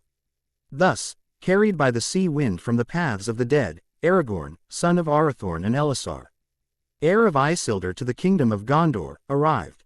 The Rohirrim erupted in laughter and a flurry of sword flashes. The enemy armies were stunned, finding it a miracle that their own ships had reached the harbor laden with their foes. Then suddenly, a multitude of men leapt from the vessels toward Harlond's pier, storming northward like a tempest. With them came Legolas and Gimli, the animago Sirius, Azelahan the disciple, the twins Elodin and Elrohir, and the unruly Dúnedain, the North's mountain men, leading the charge. An army of men from Lomedon and Lebanon. But before them stood Aragorn, brandishing the flame of the west. Anduril, Narsil forged anew and as deadly as ever. The army of the dead had been released at the gates of Pelargir after defeating the mortal corsairs of Umbar in battle. But Aragorn was not left without men. After his victory, the rumor that Isildur's heir was among them died like wildfire. Then came men from Lebanon and the Ethring, and Angbor of Lomedon. Arrived with all the knights he could muster. Inside the pirate ships, they found hundreds of Gondorian captives. And so Éomer and Aragorn finally reunited at the battle's most critical moment, leaning on their swords. They locked eyes and rejoiced. "You see how we meet again, though all the armies of Mordor have stood between us," said Aragorn. "Didn't I tell you in Cuernavaca?" "Yes, you said that," Éomer replied. "But hopes are often deceptive, and at the time I didn't know you were a seer. Still, unexpected help is doubly blessed, and no reunion between friends has ever been more joyful." They shook hands. "And truly, it couldn't have been more timely," Éomer added, bowing to the student from Trancos. "Your arrival is not premature, my friend. We've suffered great losses and terrible sorrows. Let us avenge them, then." "More than speak of them," exclaimed Aragorn, and together they rode back to the battle, followed by Harry, the horseman, and the armies of Lomedon, Lebanon, and Rohan. The battle ahead was brutal and exhausting, for the southern forces were bold and fierce, raging in desperation, while the eastern troops, hardened and battle-hardened, refused to surrender. Ella skillfully controlled Faril's reins, gripping them firmly with one hand while wielding the fearsome Angweirl in the other. Charging through enemy lines with relentless force, he unleashed devastating blows from both sides of his mount, inflicting mortal wounds on foes amidst battle cries. Harry swiftly sheathed his sword, then with a swift and determined motion, retrieved a lance that had been buried in the ground. He raised it high, aimed at his target, a southerner who was in trouble with a young man from Lebanon, and hurled it with deadly precision, saving the young man's life. Sirius fought on foot, hurling ice daggers that embedded themselves into his foes and casting deafening spells. The dagger moved with skill, held in his free hand and used as a shield whenever someone struck him with a sword. In a moment of desperation, the Southerners attacked him in a group. 4 enemies surrounded him, terrified by his magic and desperate to kill him before he could cause further harm. The Animago lunged at me, swiftly dodging the spear strike with a swift sidestep. It thrust the dagger into the back of its distracted, sluggish foe, but the attacker didn't have time to recover. A sudden tug in the long hair sent him sprawling backward onto the muddy ground. The southern warrior let out a fierce cry and lunged at him with his sword, but Sirius deflected the attack with a lance he swiftly retrieved from his side. The lance snapped in two, and the Animago seized the opportunity to strike his opponent with the broken shafts, sending the foe sprawling unconscious on the ground and immobilized in the process. Sirius grumbled at his fate as 2 more men surrounded him, and his staff had fallen beneath the body of his unconscious opponent.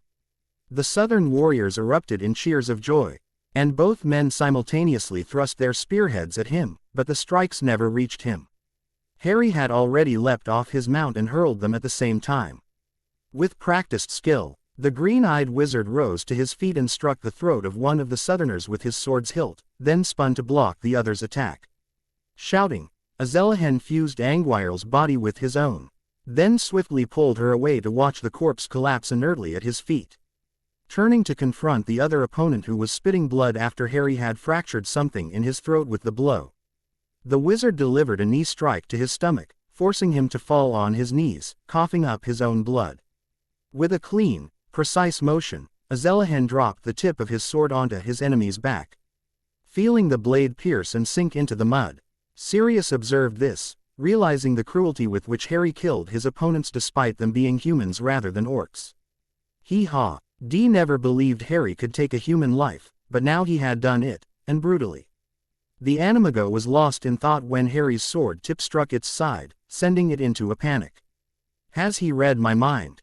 I wondered, but then realized the sword had sunk into the back of the poor devil who had fallen upon him, immobilizing him. He was still breathing, that was all his godson said as he helped him to his feet.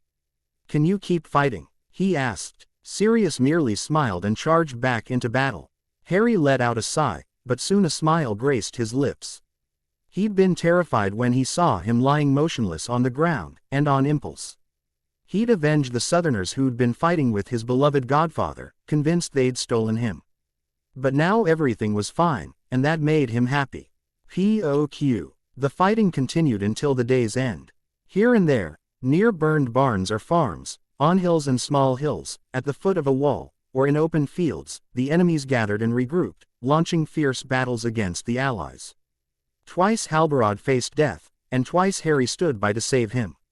This earned the greatest knight's gratitude and respect, for he knew that without the young disciple, death would have claimed his life. Sirius gained renown on the battlefield as soldiers witnessed his abilities in conjuring and casting spells. When the sun vanished behind Mindalluin and the crimson glow of twilight filled the sky, the surrounding mountains and hills appeared as if dyed in blood. The grasses that carpeted the fields of Pelennor glowed red under the fading light. At that moment, the great battle of the fields of Gondor came to an end. Within the Ramas circuit, not a single enemy remained alive. All had perished there, save those who fled to meet their fate or perish in the river's crimson foam. Few could return to the east, to Morgul or Mordor. Only rumors from distant lands reached the Haradrim, tales of Gondor's wrath and terror. The night was cold, starless and moonless, illuminated only by the light from the bonfires surrounding the mountain pasture camp. Aragorn insisted that his men set up camp in the countryside, as he did not want to stir up controversy or raise doubts if he entered the city without being summoned, since it had been governed by the senescales for years.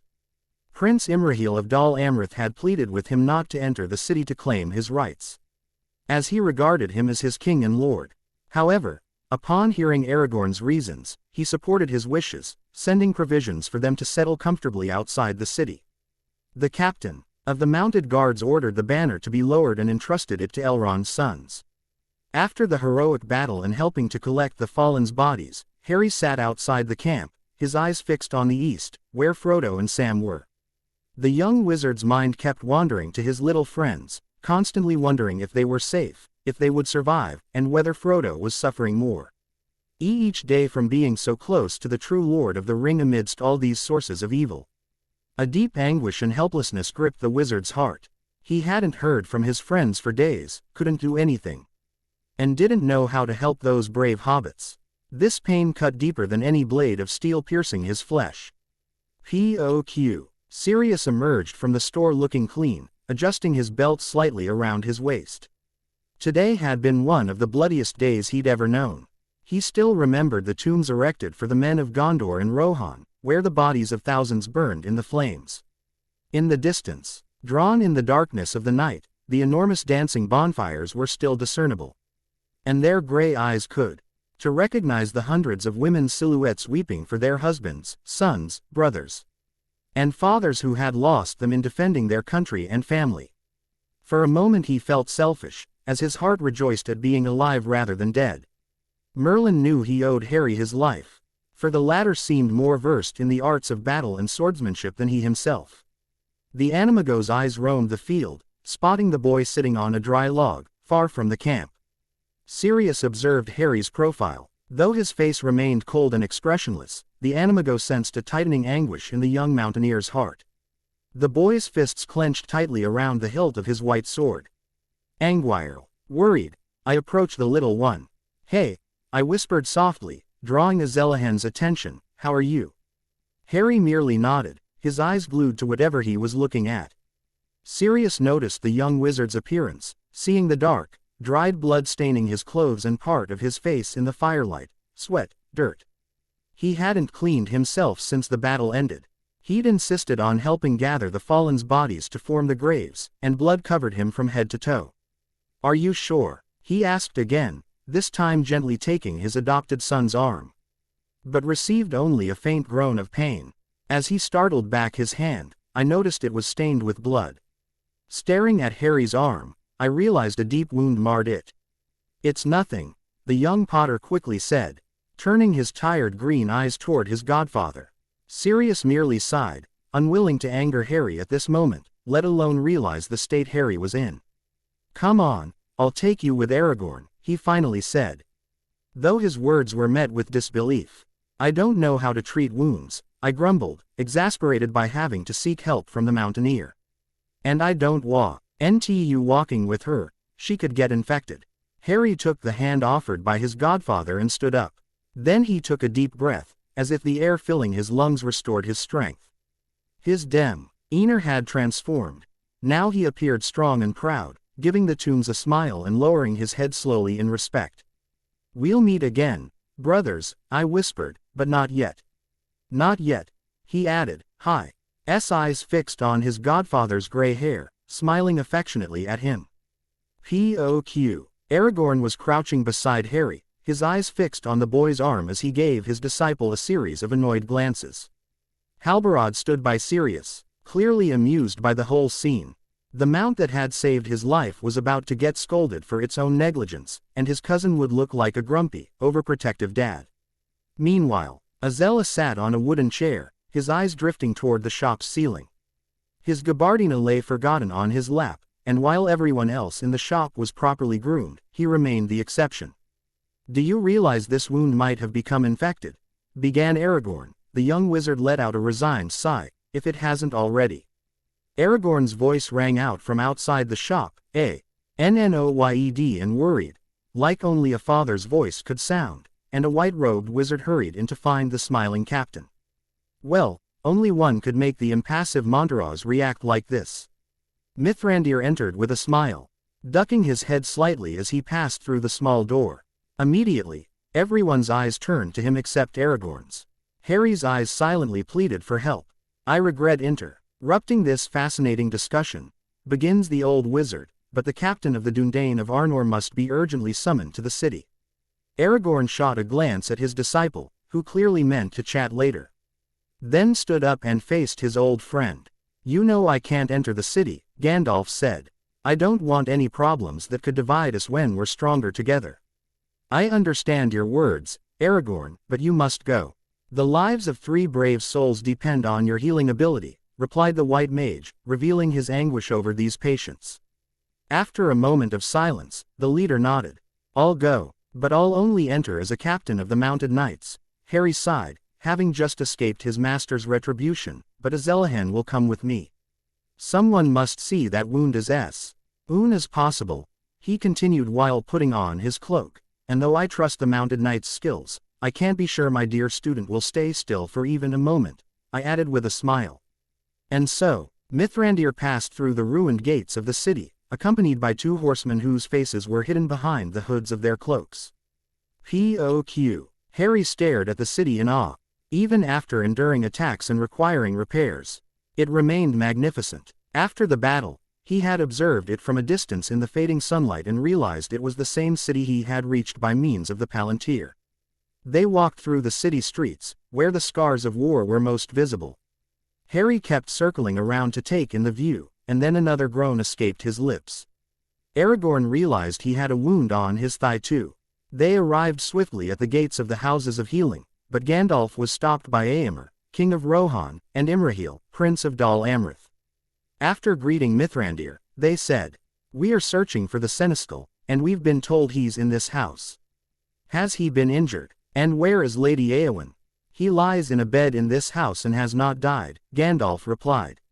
King Éomer felt tears welling up in his eyes, for until recently he had believed the old man was lost, though this one was near death. But a wicked arrow struck Lord Faramir, and he is now the High King, for Denethor is dead. Mithrandir recounted the last hours of the old High King, a tale filled with wonder and sorrow that filled all who heard it. "So it's a bitter victory we've won," he said. "Imrahil, in a single day. Both Gondor and Rohan have lost their lords. Éomer now governs the Rohirrim, but who will rule the fate of this city? Wouldn't it be better to call upon Lord Aragorn?" "Ah, he has come," said Aragorn as he emerged from the shadows and unbuttoned the hood of his grey Lorien cloak.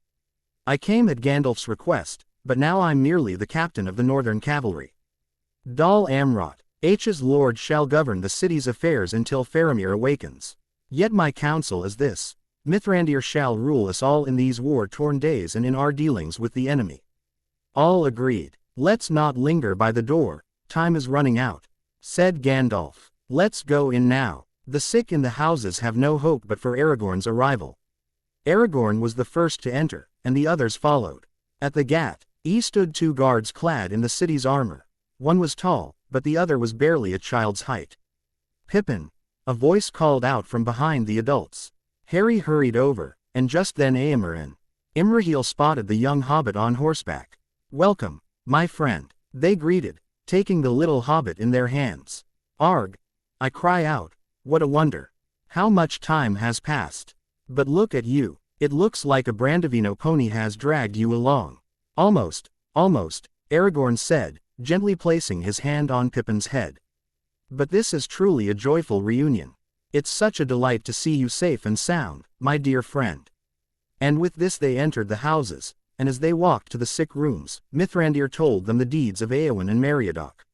Aragorn visited the three afflicted, observing them with solemnity, and realized that time was truly running out for them, especially for Faramir. Then he summoned Ioreth, the oldest woman serving in the healing houses. As she observed them in Lord Faramir's chamber, the woman immediately asked what was being offered to them. "Are you around, Athelas?" Aragorn asked. "I'm not entirely sure about that, sir," Ioreth replied, "at least not by that name. I'll ask the herbalist, he knows all the old names well." "They also call them King Leaves," said Aragorn, "and perhaps you know it by that name." "Ah, that," exclaimed Ioreth. "Well, if your lordship had started there, I would have replied, no, there isn't one, I'm certain.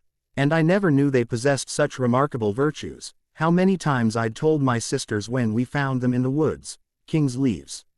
I'd say, what a strange name, who knows why they'll call it that. If I were king, I'd have more colorful plants in my garden. Yet when crushed, it gives off a sweet fragrance, don't you think? Though, sweet, might not be the right word, healthy, would probably be more fitting. Harry felt his head spinning. That woman was talking too much for her age. She hadn't even paused to catch her breath. Tired of hearing so much pointless chatter, the wizard reached out and touched Aragorn's arm. "If you're looking for Athelas," he said, interrupting Ioreth's endless chatter, "I have a few leaves. But I'm afraid they're not fresh." Then he pulled out a small dark leather travel bag and handed it to his mentor. "They'll serve you, don't worry about that," Aragorn replied. Then turned to Ioreth and said, "Now, woman, if you love Lord Faramir, run as fast as your tongue and get me hot water."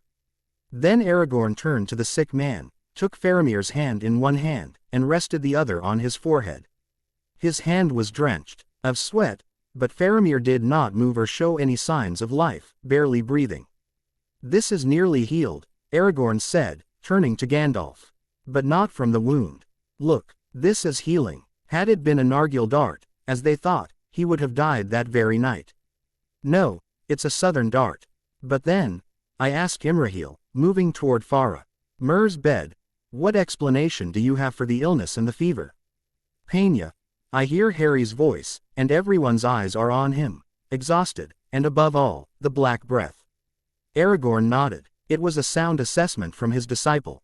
He is a man of great will, Trancos continued, for even before fighting on the outer walls, he had been quite close to the shadow. Darkness must have slowly creeped into him as he fought and struggled to hold his position at the vanguard. Then he knelt beside the head of Faramir and placed his hand on his forehead. And all who watched felt that a battle was unfolding there. Aragorn's face grew increasingly pale with exhaustion, and he kept calling out Faramir's name, though his voice grew weaker with each passing moment, as if he himself were drifting away, walking through a distant, shadowy valley, calling out to a lost friend. Then, in silence, he took 2 leaves from Harry's bag, warmed them with his breath, and when he crushed them, a refreshing, invigorating scent filled the room. Then he poured the leaves into the steaming water jars he had brought, holding one before the sleeping face of Faramir. Suddenly, Faramir stirred, opened his eyes, and stared at Aragorn, who was leaning toward him. "My lord has called me. I have come. What does my king command?" "Stop wandering in the shadows. Wake up," Aragorn said. "You're exhausted. Rest and eat, and you'll be ready when I return." With that, he turned to Ioreth, who gazed at him in wonder. As a Gondorian seer, she had foreseen that the king's hands are healing hands, and the true king would be recognized as such. "I must find others who need me too," he said, placing his hand on Harry, whom he cherished like a son, "but this young man needs care. I leave it in your hands," and with a final smile at his disciple, he left the chamber, followed by Mithrandir, Éomer, and Imrahil. Azelahen stared at the closed door for a long time, but the old Ioreth interrupted his musings. "Very well, young man, undress. I need to find the wounds." "Excuse me," replied a blushing Harry, staring at her with his green eyes wide open. The next morning, Sirius woke up more content after days of restless sleep and the necessary time. It seemed the war had finally ceased, but soldiers were still working on all sides, as the battle had devastated the city of Minas Tirith. "Alassi Ri, Melon Ni, Buenos Dias, amigo mio." Legolas' melodious voice greeted him, and he saw them walking toward him, side by side with the dwarf Gimli. "Today's a perfect day for a walk, don't you think, Sirius?" greeted the descendant of Durin. "It's a sunny day, yes, but I see many soldiers working hard," replied the Animago. "It is because the war has not yet been won, my friend," replied Legolas. "It is true that the armies of Gondor and Rohan have won the battle of yesterday, but the enemy is regrouping swiftly in their fortress. Rumors are swirling that they've prepared another army in the northern mountains.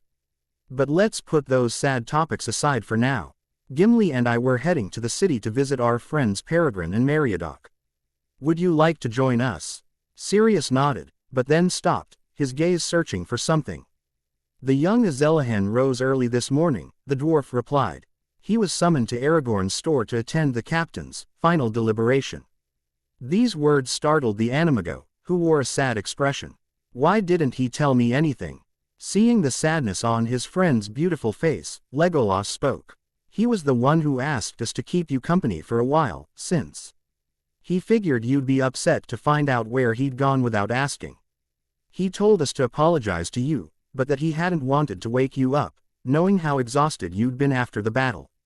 "And shouldn't he get some rest too?" the Animago asked quickly. "Aragorn holds him in high regard and has plans for him, should he ever stay in Middle-earth," the elf replied, taking Sirius's hands. Old, you come with us to the houses of healing." He turned around, and this time Black answered with a smile. "All right," Leg replied, "but then we'll need to find something to eat," he added, wrapping an arm around the elf's neck and resting his other arm on the dwarf's shoulder.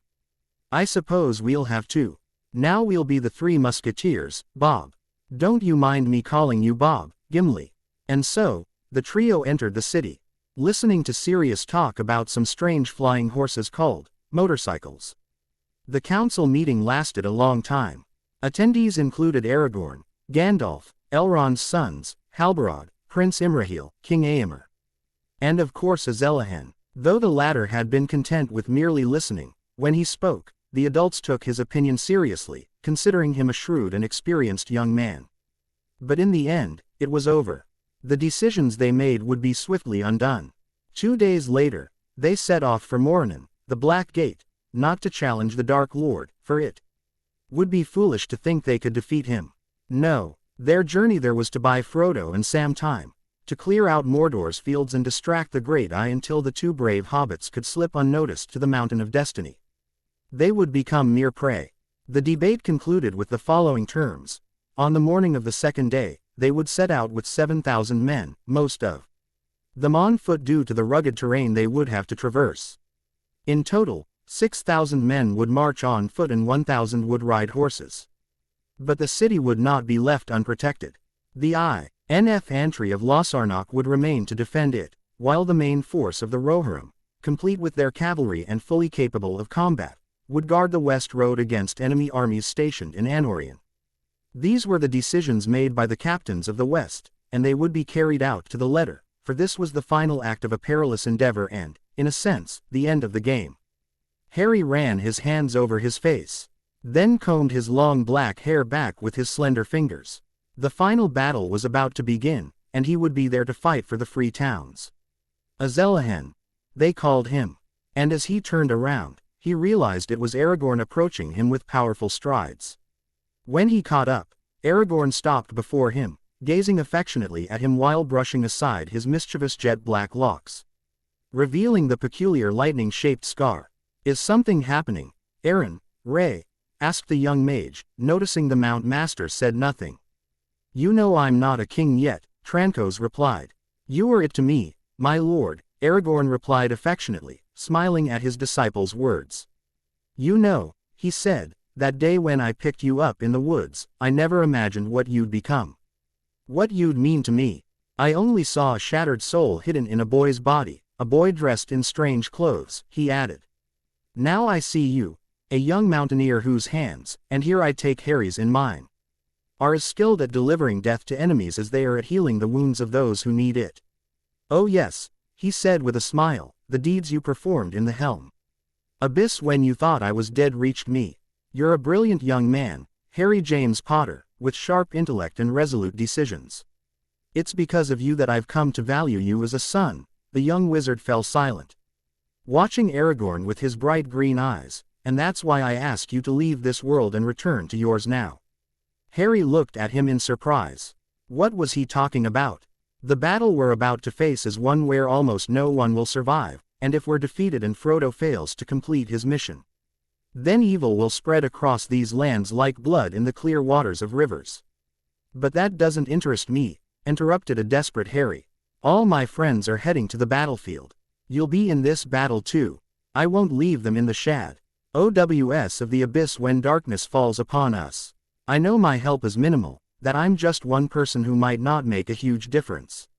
But if there's one thing I can do, if there's one thing I can ease the pain of these lands, I want to do it, not because I feel compelled, or because fate weighs on me, but because I want to," he said, eyes locked on his master's. "I won't abandon them." These words touched Aragorn's heart, and no matter where they were, he embraced the young mage tightly, planting a kiss on his jet-black hair.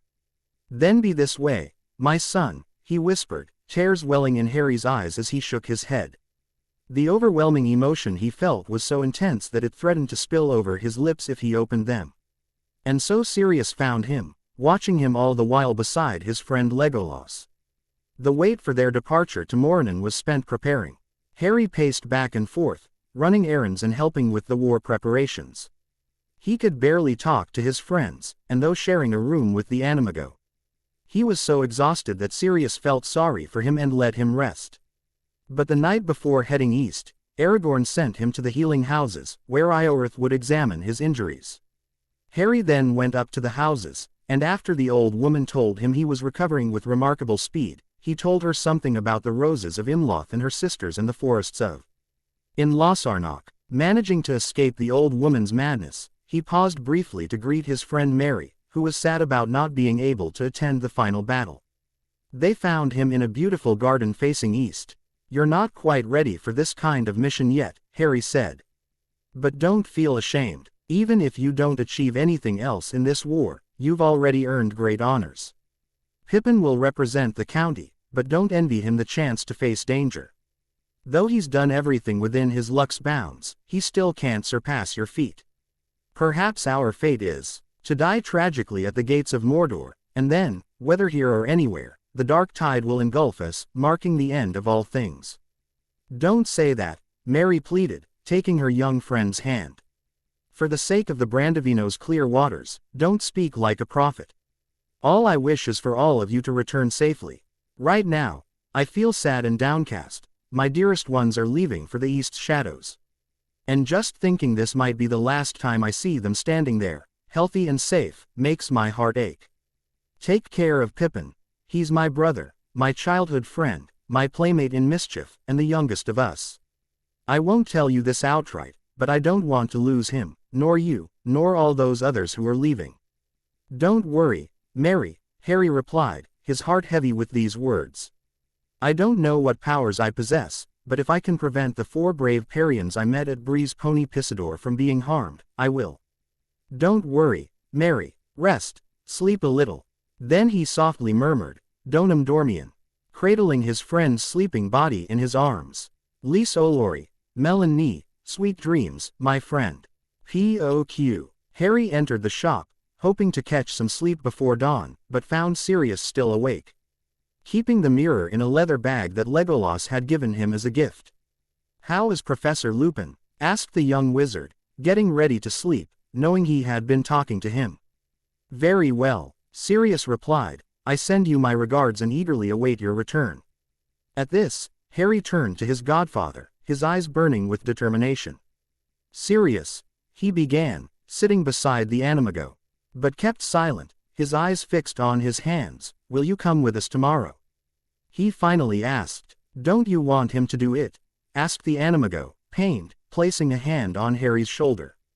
"It's not just any thought you're having," the green-eyed wizard quickly added. "It's that this will be a perilous battle, and I fear I might not survive tomorrow," I whisper. The animago remains silent, amused by the act of stroking the head of its little adopted child. "Are you going?" he asked, to which Harry nodded.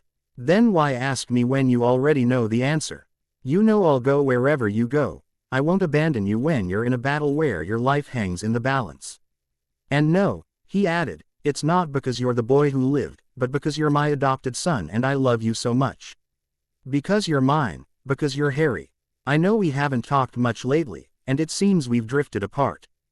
"Don't say that, Sirius," the wizard hurried to say, but his godfather interrupted him, raising a hand to keep him quiet.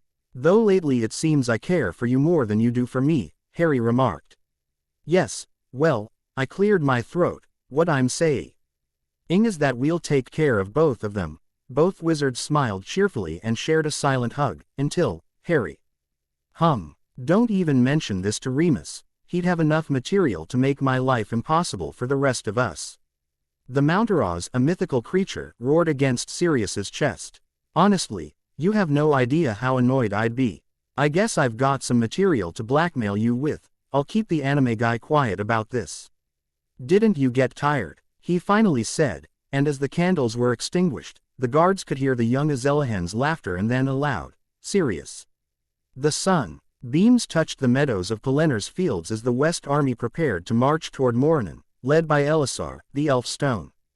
The trumpets finally sounded, and the army began to march. Squadron after squadron, company after company, turned and headed east. Helmets and lances gleamed in the morning sun before vanishing into the distance. On the second day after leaving Minas Tirith, Harry finally got to see the imposing Minas Morgul Tower, the former residence of Angmar's wizarding king, slain by Lady Éowyn and the valor of Meriadoc.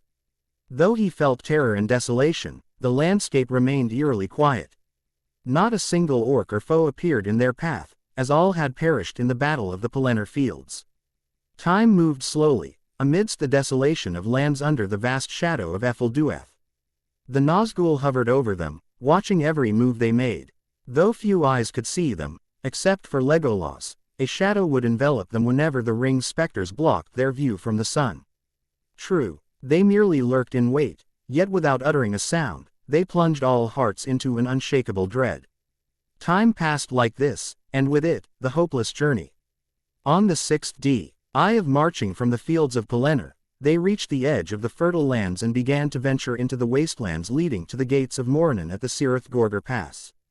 The desolation of those lands was so profound, the horror so deep, they moved more slowly, fearing the enemy's ambush in that place now their territory.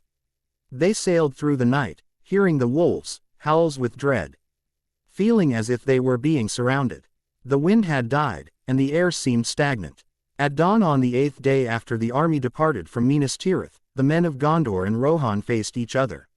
With the great iron gate, the black gate of Mordor, which appeared hostile and mighty, yet all hearts rejoiced in the valor of the King of Men. Suddenly, they saw the Nazgul swooping a flock of vultures over the Tower of the Teeth. They knew the enemy was lurking, but it still hadn't shown itself. They had no choice but to stage the comedy to the very end. The captains rallied their army to their best strength, and then, with Aragorn at the head, marched toward the colossal gate, Halbarad bearing the king's banner. Out with the Lord of the darkened earth! Aragorn roared. Submit to justice. He waged an unjust war against Gondor and ravaged its lands. The king of Gondor demands reparations and his immediate departure. Now, leave. Then came a long silence. Not a scream, not a murmur came from the door and walls in response. Suddenly, just as the captains were ready to resist, the silence broke. A prolonged drumming echoed like thunder in the mountains, followed by hundreds of horns shaking the stones around the western army. The central doors creaking resounded in an endless, cheerful moment before slowly opening, releasing the steam hidden within that land. Aragorn, accompanied by Azelahan and the captains, hurried back to the army's front. He burned with fire in the hollows of his eyes. A black cloak completely covered the rider's body, and the high helmet was also black. Yet this was no specter from the ring, it was a man, alive. He was the lieutenant of the Barad-dûr Tower. I am the mouth of Sauron, he declared, his gaze icy and scornful as he surveyed the crowd. Does this gang have anyone with authority to speak with me? Or anyone who truly understands me? Not you, of course. He turned to Aragorn with a sneering smile. To be a king, you nay. Ed more than a piece of elvish glass and some cheap talk. Even a mountain bandit could assemble a retinue like yours. Aragorn remained silent, his gaze locked with the others. They locked eyes and fought for a moment, eye to eye. But before Aragorn could move or raise his hand to the sword, the man recoiled in fear, as if struck by a sudden blow. I am a herald and an ambassador, and no one can attack me, I shout. Wherever those laws are enacted.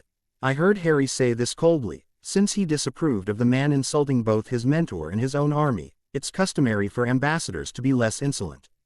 Gandalf smiled, but raised a hand, asking him to keep quiet. No one has threatened you, nothing to fear from us, replied Mithrandir, but if your lord has learned nothing new, you and all his men will be in grave danger. Ah, cried Sauron's servant, so you're the messenger, old barbarian.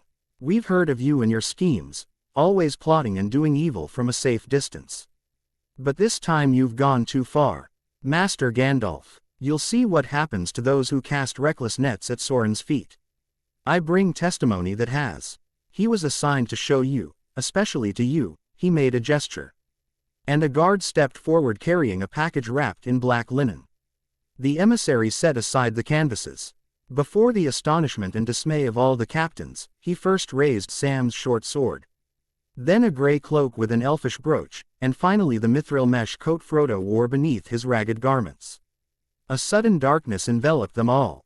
In a moment of silence, Elf time had stood still, but their hearts were dead, and they had lost their last hope. The dwarf's mesh armor, the elf's cloak, the forged blade forged in the defeated West, Sauron's mouth continued. With satisfaction, and the spy from that rat-infested realm, La Camarca. These are the evidence of a conspiracy. Well, perhaps the one who wore these garments was someone you wouldn't mourn losing, or maybe someone dear to you. If so, say it quickly with the little sense you've got left, for Sauron doesn't sympathize with spies, and his fate now depends on you. No one answered him, but seeing the pale, frightened faces and the terror in their eyes, he laughed like a madman. Brilliant, brilliant, he exclaimed. I see this was someone dear to you. Or was the mission he carried so crucial that you didn't want it to fail?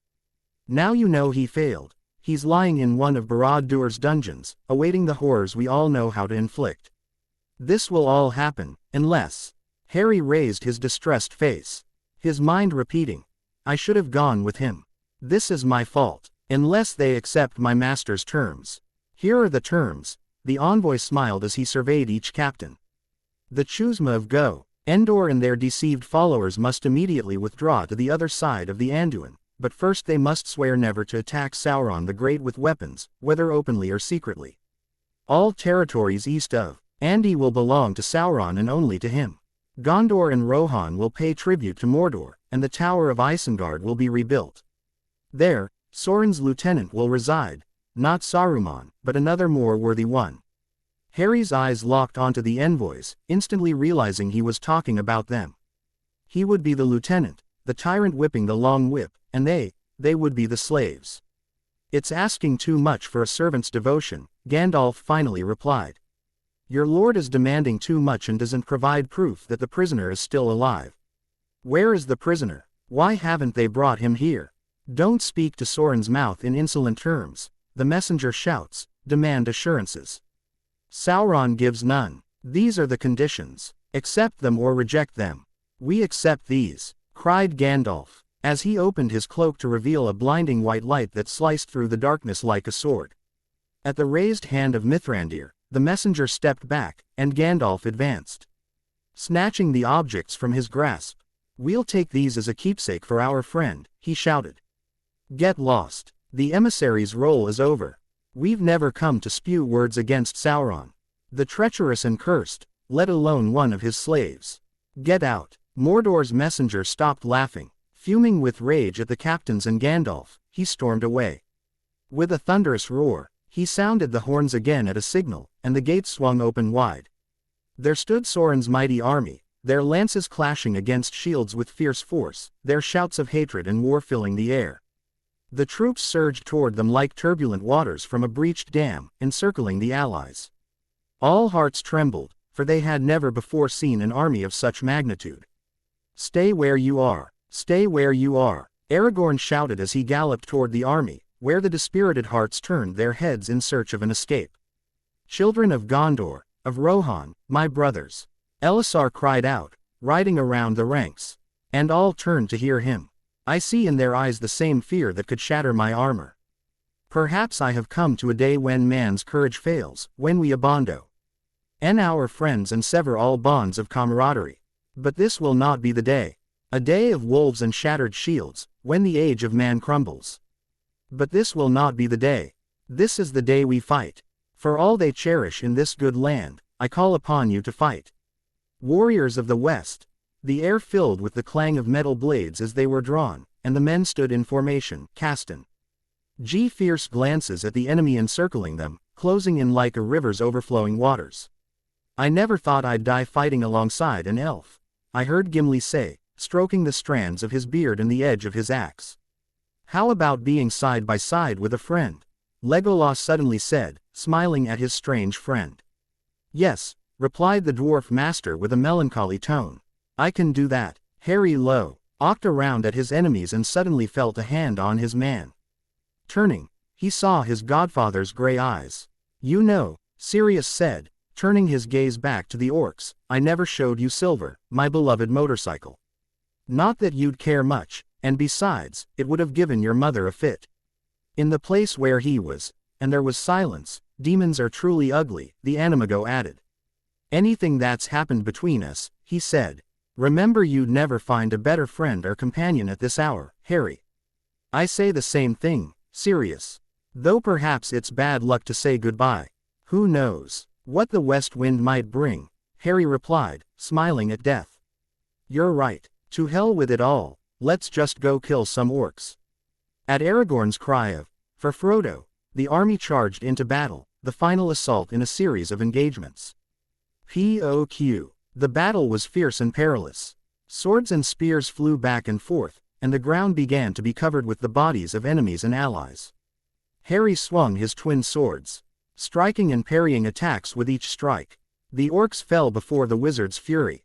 The green-eyed one realized their patron was in trouble, as their magic required time to cast the spell amidst this tide of enemies, breaking one of his opponents. Next, the green-eyed mage dashed toward his patron, dodging the orcs' arrows with leaps. Sirius had just seen one of his opponents struck hard across the back by a long, gleaming sword, and as he fell, Harry emerged before him. "Take this," he said, handing him the sword that was not Anguiral's. "I know you claim to remember nothing, but you never know when it might prove useful in battle." With that, Sirius gripped the sword in his right hand, while his left hand held the gleaming staff. Then, Harry kicked forward, grabbed Anguirl with both hands, and tore through his opponent's mesh armor, cutting him in half. Sirius lost sight of his adopted son again, but didn't have time to look for him. Just then, a troll charged at him, smashing a massive mace down on his head. The Animago watched him, then with a gleam of malice in its eyes, let out a loud cry of, "Reducto!" The troll began shrinking rapidly. As soon as its transformation was complete, Sirius approached and smiled at the troll rat. "You wanted to crush me with your massive mace," he said. "Now you'll see who crushes whom." I lifted my foot, making sure the troll could see what I was doing, listening with delight to the rat-like scream from his little prey. But he didn't have time to crush it. An orc threw a powerful blow, sending him sprawling to the ground. Dazed, he watched the orc charge again, and the little troll flee with his stick. With no time to waste, he raised the sword tip just in time, causing the orc to sink into its blade. He Animago kicked the orc's body away with disdain, then watched as the minotroll sped off, vanishing into the distance. Miraculously, it managed to avoid being trampled. "Hey! Hey!" Sirius shouted, charging into battle with the orcs threatening to trample the minotroll, but lost sight of him as a huge, ugly orc attacked him recklessly.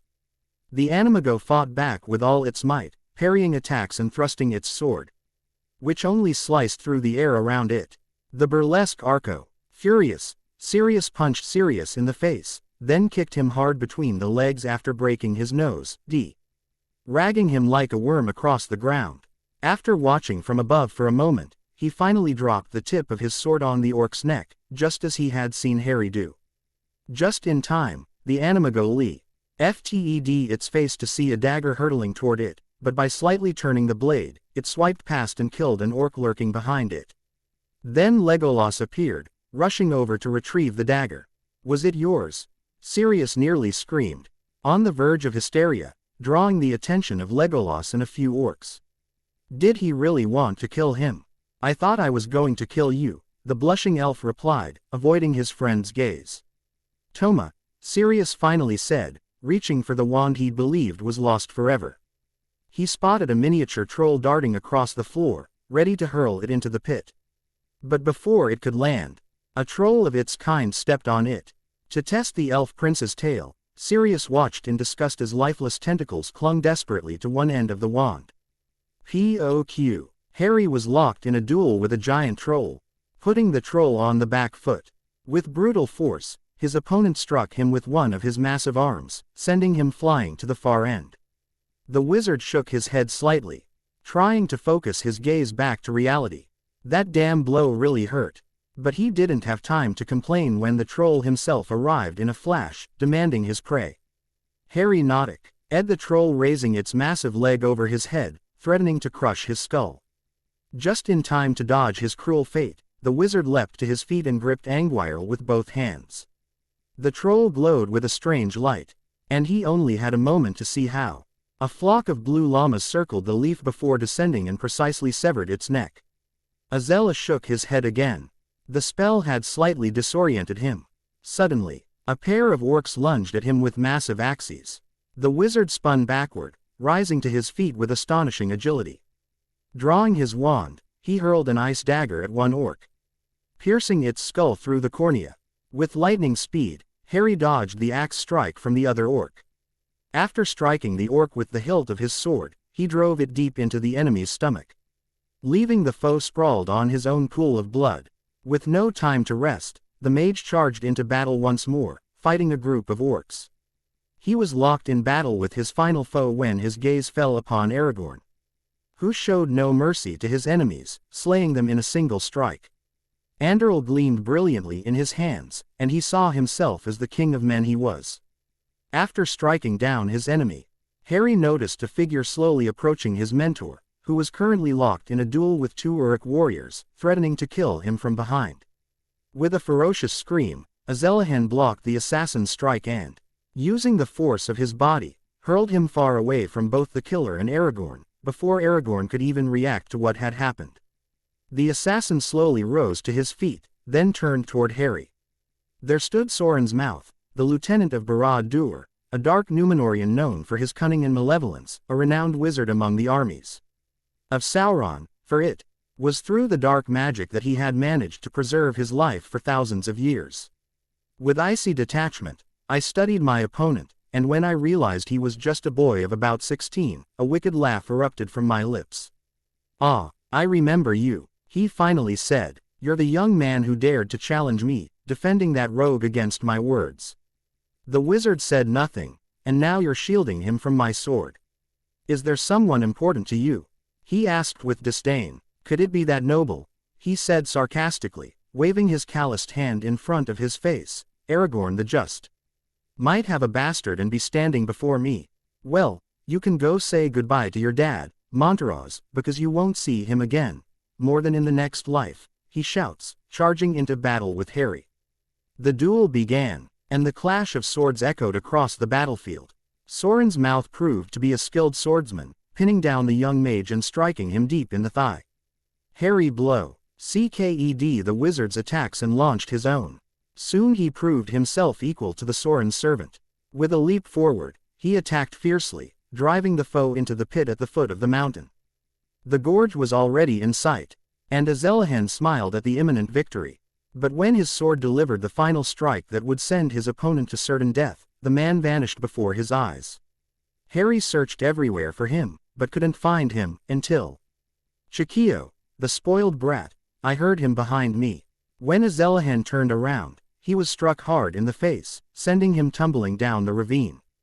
The mouth of Sauron began to laugh openly, and the soldiers closest to it had witnessed their king's beloved disciple die at the hands of the sorcerer. Yet a cry erupted from the gorge, and as if hurled by a giant, Azelahan fell at their feet, covered in earth and dust, his left hand gripping the staff while the deadly anguire glinted in his right.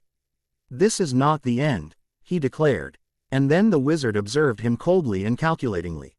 "You're no ordinary warrior," he said, "and your father could never be that charlatan you call your king, for you carry a starry blood in your veins. Well, this is going to be fun." The opponents stood in silence, oblivious to the rest of the battle. As if a mute had given the signal, they charged into combat. The blades of their swords gleamed with a deadly fire.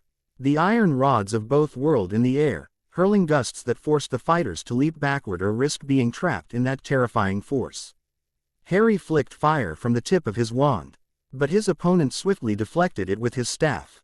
Seizing the moment, the wizard used this as a distraction. Before the sorcerer could react, Azelahan launched another fierce attack with his sword, striking at the armor's vulnerable spots. With a deafening roar, the wizard hurled Harry into an inferno, the black flames rapidly devouring his cloak. Azelahan frantically tore it off, watching the fire seep through and scorch his skin, leaving it glowing crimson. The green eyes glared fiercely at the smiling opponent. With a force bursting from within, the mage lunged forward, staff in hand and the white sword in both hands. Without even realizing it, magic flowed through his limbs, enveloping his enemy in an invisible cloak, leaving him increasingly flustered by the situation. Harry stripped him of his sword and staff with a few strikes, forcing him to fall to his knees before him, and said in a voice he did not know his own, "You shall never again attack the King of Gondor from behind, slave." And with a clean cut, the wizard's head rolled to his feet, bearing a look of terror. When the body fell, Gandalf appeared before him. The old wizard could see a strange lightning-shaped scar glowing intensely with a green light.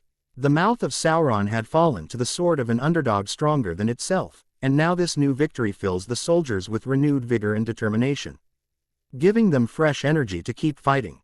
Without warning, Harry collapsed onto his knees, exhausted and agitated. "Elendil," I hear him say, "I never get this angry again. It's dangerous for my health." He joked, his eyes fixed on the wise ones of his friend Mithrandir. "But more for your enemies," said the wizard, helping him to his feet. However, the moment of joy over the death of a formidable foe didn't last long. Nazgul! The cry of some is heard, and suddenly the shriek of the Anasgil fills the battlefield, terrifying many. The weary green eyes turned toward the sky, and he saw the remaining specters of the ring hovering over the winged monsters. With a trickle of blood gushing from his mouth, the young mage crouched down to retrieve a lance that had been left behind on an orc's corpse. Harnessing the strength of his arms and aided by a touch of wandless magic, he hurled the spear with deadly precision, striking the beast's heart and killing it instantly. Without waiting to see where the specter had fallen, Harry took a deep breath, hoping to regain his strength through this act, and threw himself back into the battle. P.O.Q. Sirius fought like a tiger. But if someone had told him that, he'd have corrected them and, with his trademark laugh, said he fought like a dog. The bodies of his enemies fell at his feet, and after the incident with the mini-troll, he no longer reduced any of his opponents to a smaller size. Instead, he would freeze them or bind their feet, forcing them to collapse before him. Lifting his head, the Animago realized that winged monsters had arrived at the field, the very same ones that had been prowling around them like vultures. At the shriek of those creatures, which was better to be a whimper, a fear quickly invaded Sirius's mind. And his heart tightened in his chest. But this barely mattered, for a jubilant voice began to shout. "Owls! The owls are coming!" And like feathered arrows, the enormous birds swooped down from the sky, striking those dark creatures. P.O.Q. The battle had taken a favorable turn, and although they were outnumbered, the enemy was beginning to fear the heir of Elendil and his army of the west. The eagle's aid arrived at the worst possible moment, and a dark cloak lay at the feet of the green-eyed wizard. That specter was no match for his sword and staff. However, as summoned by their master, the Anasgil let out a powerful cry and swiftly flew toward Ordruin, the Mountain of Destiny. "Frodo," he whispered, his voice choked with anguish, as his eyes caught sight of his mentor being brutally attacked by a massive troll clad in heavy armor and wielding double-edged swords. Bridging the gap between foes and allies, Harry fought his way to Aragorn, shouting they wouldn't stand in his way and slaying any enemies daring to block his path. As he advanced, the figure grew ever more distant, vanishing from sight. "Aragorn!" he cried out in anguish and fear. Though he was mere steps away, a sudden sensation gripped his leg. Turning downward, he found a fallen orc, its arrowhead piercing his skin with hatred. Venting his fury on the creature, Azelahen delivered a powerful kick that severed the orc's neck instantly. As he withdrew the weapon, his eyes widened to see the troll clutching Aragorn beneath one of its massive feet, threatening to kill him. Gaining a fresh burst of energy, the wizard dashed toward them, arriving just in time to block the blow and Aragorn, who in turn received the strike. A groan escaped his lips, but before the troll could twist the sword, Har drew a dagger hidden in his robes and drove it into the troll's eye with disgust, making it spin. Just as he drew his dagger from the monster, groans and screams from Mordor erupted across the battlefield, drowning out all other sounds. The enemies fled in panic, including the bearded troll, as if propelled away by an invisible, magical force. In the distance, on the red horizon, Harry saw the black, colossal tower of Barad-dûr crumbling apart, carrying away all the evil Sauron had bred in his sinister realms.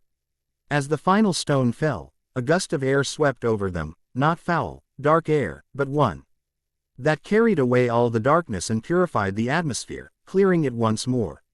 Immediately, everyone burst into cheers. To Harry's relief, the sword hadn't pierced his armor, though the iron rings had shattered, embedding themselves into his skin. The blow left his side in excruciating pain, and he knew his young frame would soon be covered in a beautiful bruise. Though wounded, he was certain he'd recover quickly. And Frodo had triumphed. Frodo and Sam had won. Amid the shouts of joy, the Dor Cayo, stone by stone, and the orcs and men from the east and south fled in terror. Yet, extinguishing the hope that had rekindled in their hearts and before the astonished eyes of all, the Mountain of Destino erupted, its lava threatening to sweep everything in its path away. "No, I couldn't end it like this. Frodo's here. Sam's here." With rage and determination burning in his tear-streaked green eyes, He limped toward Sirius, his side throbbing in pain. "And quat. Sirius, Sirius, and quat," he cried, drawing his godfather and *039's attention as the latter and *039's eyes watched in surprise at the eruption of Orodruin. "And quat. Sirius. And quat," he shouted again, and this time his glassy gaze locked onto him. "And quat. Tell me how I transform. Tell me how I become an animago. And quat," I cried out impatiently, my voice trembling with desperation. Sirius was utterly stunned and couldn't and *039's respond. He couldn't and *039's understand why his adopted son was thinking about transfiguration at this moment. Harry walked away, annoyed, but not at the animago, but at himself. As his eyes locked onto the mountain of destiny, he cast a prayer into the air. His desire was so intense that a gust of wind slowly enveloped him, causing his scar to ache painfully. But then, before the stunned eyes of all present, his outstretched arms began transforming into wings of radiant red feathers that covered his body. Where Harry Potter had once stood, a phoenix opened its eyes, revealing 2 green gems from which crystalline tears fell. The phoenix let out a cry that sounded more like a beautiful musical note. Soaring into the sky, it bravely flew toward Mount Doom, followed by the eagles and Gandalf, who mounted the noble and valiant Gwaihir on his back. Everything seemed so surreal that no one realized what was happening until they drifted away, turning into black dots floating over the crimson stage of mortal lava. Frodo opened his weary eyes and saw a beautiful firebird that, upon reaching his feet, transformed into his old friend. Indeed, the hobbit felt an overwhelming urge to laugh. His mind remained sharp, and he was already hallucinating. "And quat. Fine. And quat," he thought. "And quat. If this is a dream, I don't and *039's want to wake up. And quat." He let the warm hands wrap around him tightly, feeling the warmth of a human body amidst the cold that was beginning to seep into him. "And quat. If I could tell Azelahan this, he and *039's surely laugh with me for a long time. And quat. Aru knew we both needed a good reason to do it, and with that in mind, he let himself sink into a deep sleep. After rescuing the brave souls who had carried out the most perilous mission in history, the captains headed to the Cormoran Fields, a site in northern Ithilien near Henneth Annan. There, they set up a camp to celebrate the fall of Sauron and await the recovery of the 2 young Parians, who had been deeply influenced by the shadow and suffered from severe black breath. Especially the ring-bearer. Cormoran was a beautiful land, with a small grove of white birches and a meadow above it where majestic trees with dark foliage grew, laden with red flowers. Sirius walked among the trees, clad in lavish black and silver garments, his staff tucked into one side, and a dark leather bag draped across his body, fastened at his right shoulder and resting on his left hip. The animago stopped by a small stream, crouching down before it. I gazed at its reflection on the clear water for hours. This had been my routine for 4 days since arriving here. While the little hobbits still slept, a few steps alerted him that someone was behind him, and as he quickly turned, he found himself face to face with the King of Gondor and Soberano of the Western Lands. Both men studied in silence for a long time. "I never thought I and *039's find you here," Aragorn spoke first. "And I didn't and *039's know you and *039's be walking through these woods, and quat," Sirius replied. Noticing a guard walking away from them, tending to his king, and quat, "And I see you in *039's, they brought your personal escort." Aragorn turned his face slightly, observing the guard, then, with a gesture of the hand, the man bowed deeply and stepped away from them. "Prince Imrahil insists he must not go alone, but as you can see, they are under my command," said. The 2 men fell silent again. But both knew why they were in this place. "I will not leave Harry in this land," said Sirius, low but menacing. "I don't care if you throw your entire army at me, His Majesty. He is returning with me to England, to the place he belongs." "What makes you think he wants to leave?" Aragorn asked, his gray eyes locked on Sirius. "What makes you think he wants to return? And what makes you want to stay? Did he tell you?" he asked, pacing around the king. "I don't believe it. I know him, and I know if he makes a decision, he'll let us both know at the same time. It's only fair, and he knows what he decides affects us both." However, Aragorn added, will you force him to choose between the two beings he loves most? Sirius glared fiercely at the mountaineer. I won't be the one to force you. Since you know you'll stay here and I'll return to England. But don't worry about his well-being. Mental and psychological, as I would assist him in his decision, and thus he must take me back unconscious, back he will go. And I will ensure to destroy any means that helped him reach this point. And with these final words, he began to leave furiously from the mountaineer. Sirius! The king's voice rang out, making him stop without even looking his way. If you harm Harry, no matter what, you'll answer not to an army, but to me. The animago glanced sideways at him, then nodded. Knowing he had to act, he quickened his pace. His palm touched the mirror, sending the signal that marked the start of the ritual to return them home. The animago swiftly approached the shop set up for Harry and hurried in, pausing only when its eyes fell upon the worried look of its foster son. The gray eyes sank into the green, now alive with their puppy's presence, and she rushed to him, embracing him tightly. Sirius? Harry asked, puzzled, unable to fathom his godfather's expression. What's going on? Yet his eyes caught the faint glow escaping the mirror. The animago knew that was the signal. Everything was ready. Holding his nephew tightly, he scanned the shop, then whispered in his nephew's hair with a determined gaze. This is my gift for you, Harry, I whisper. What are you talking about? The young wizard asked, still not understanding a thing. I'll help you avoid making a decision that shatters your soul, I murmur urgently, pulling his adopted son's body closer to his own. With a soft kiss on his jet black hair, I silently drew my wand, hidden in the folds of his clothes, that I'd been keeping, and guided it toward Harry's neck. When he felt the wooden tip brush against his skin, it was too late. Sirius had already whispered, Desmosius.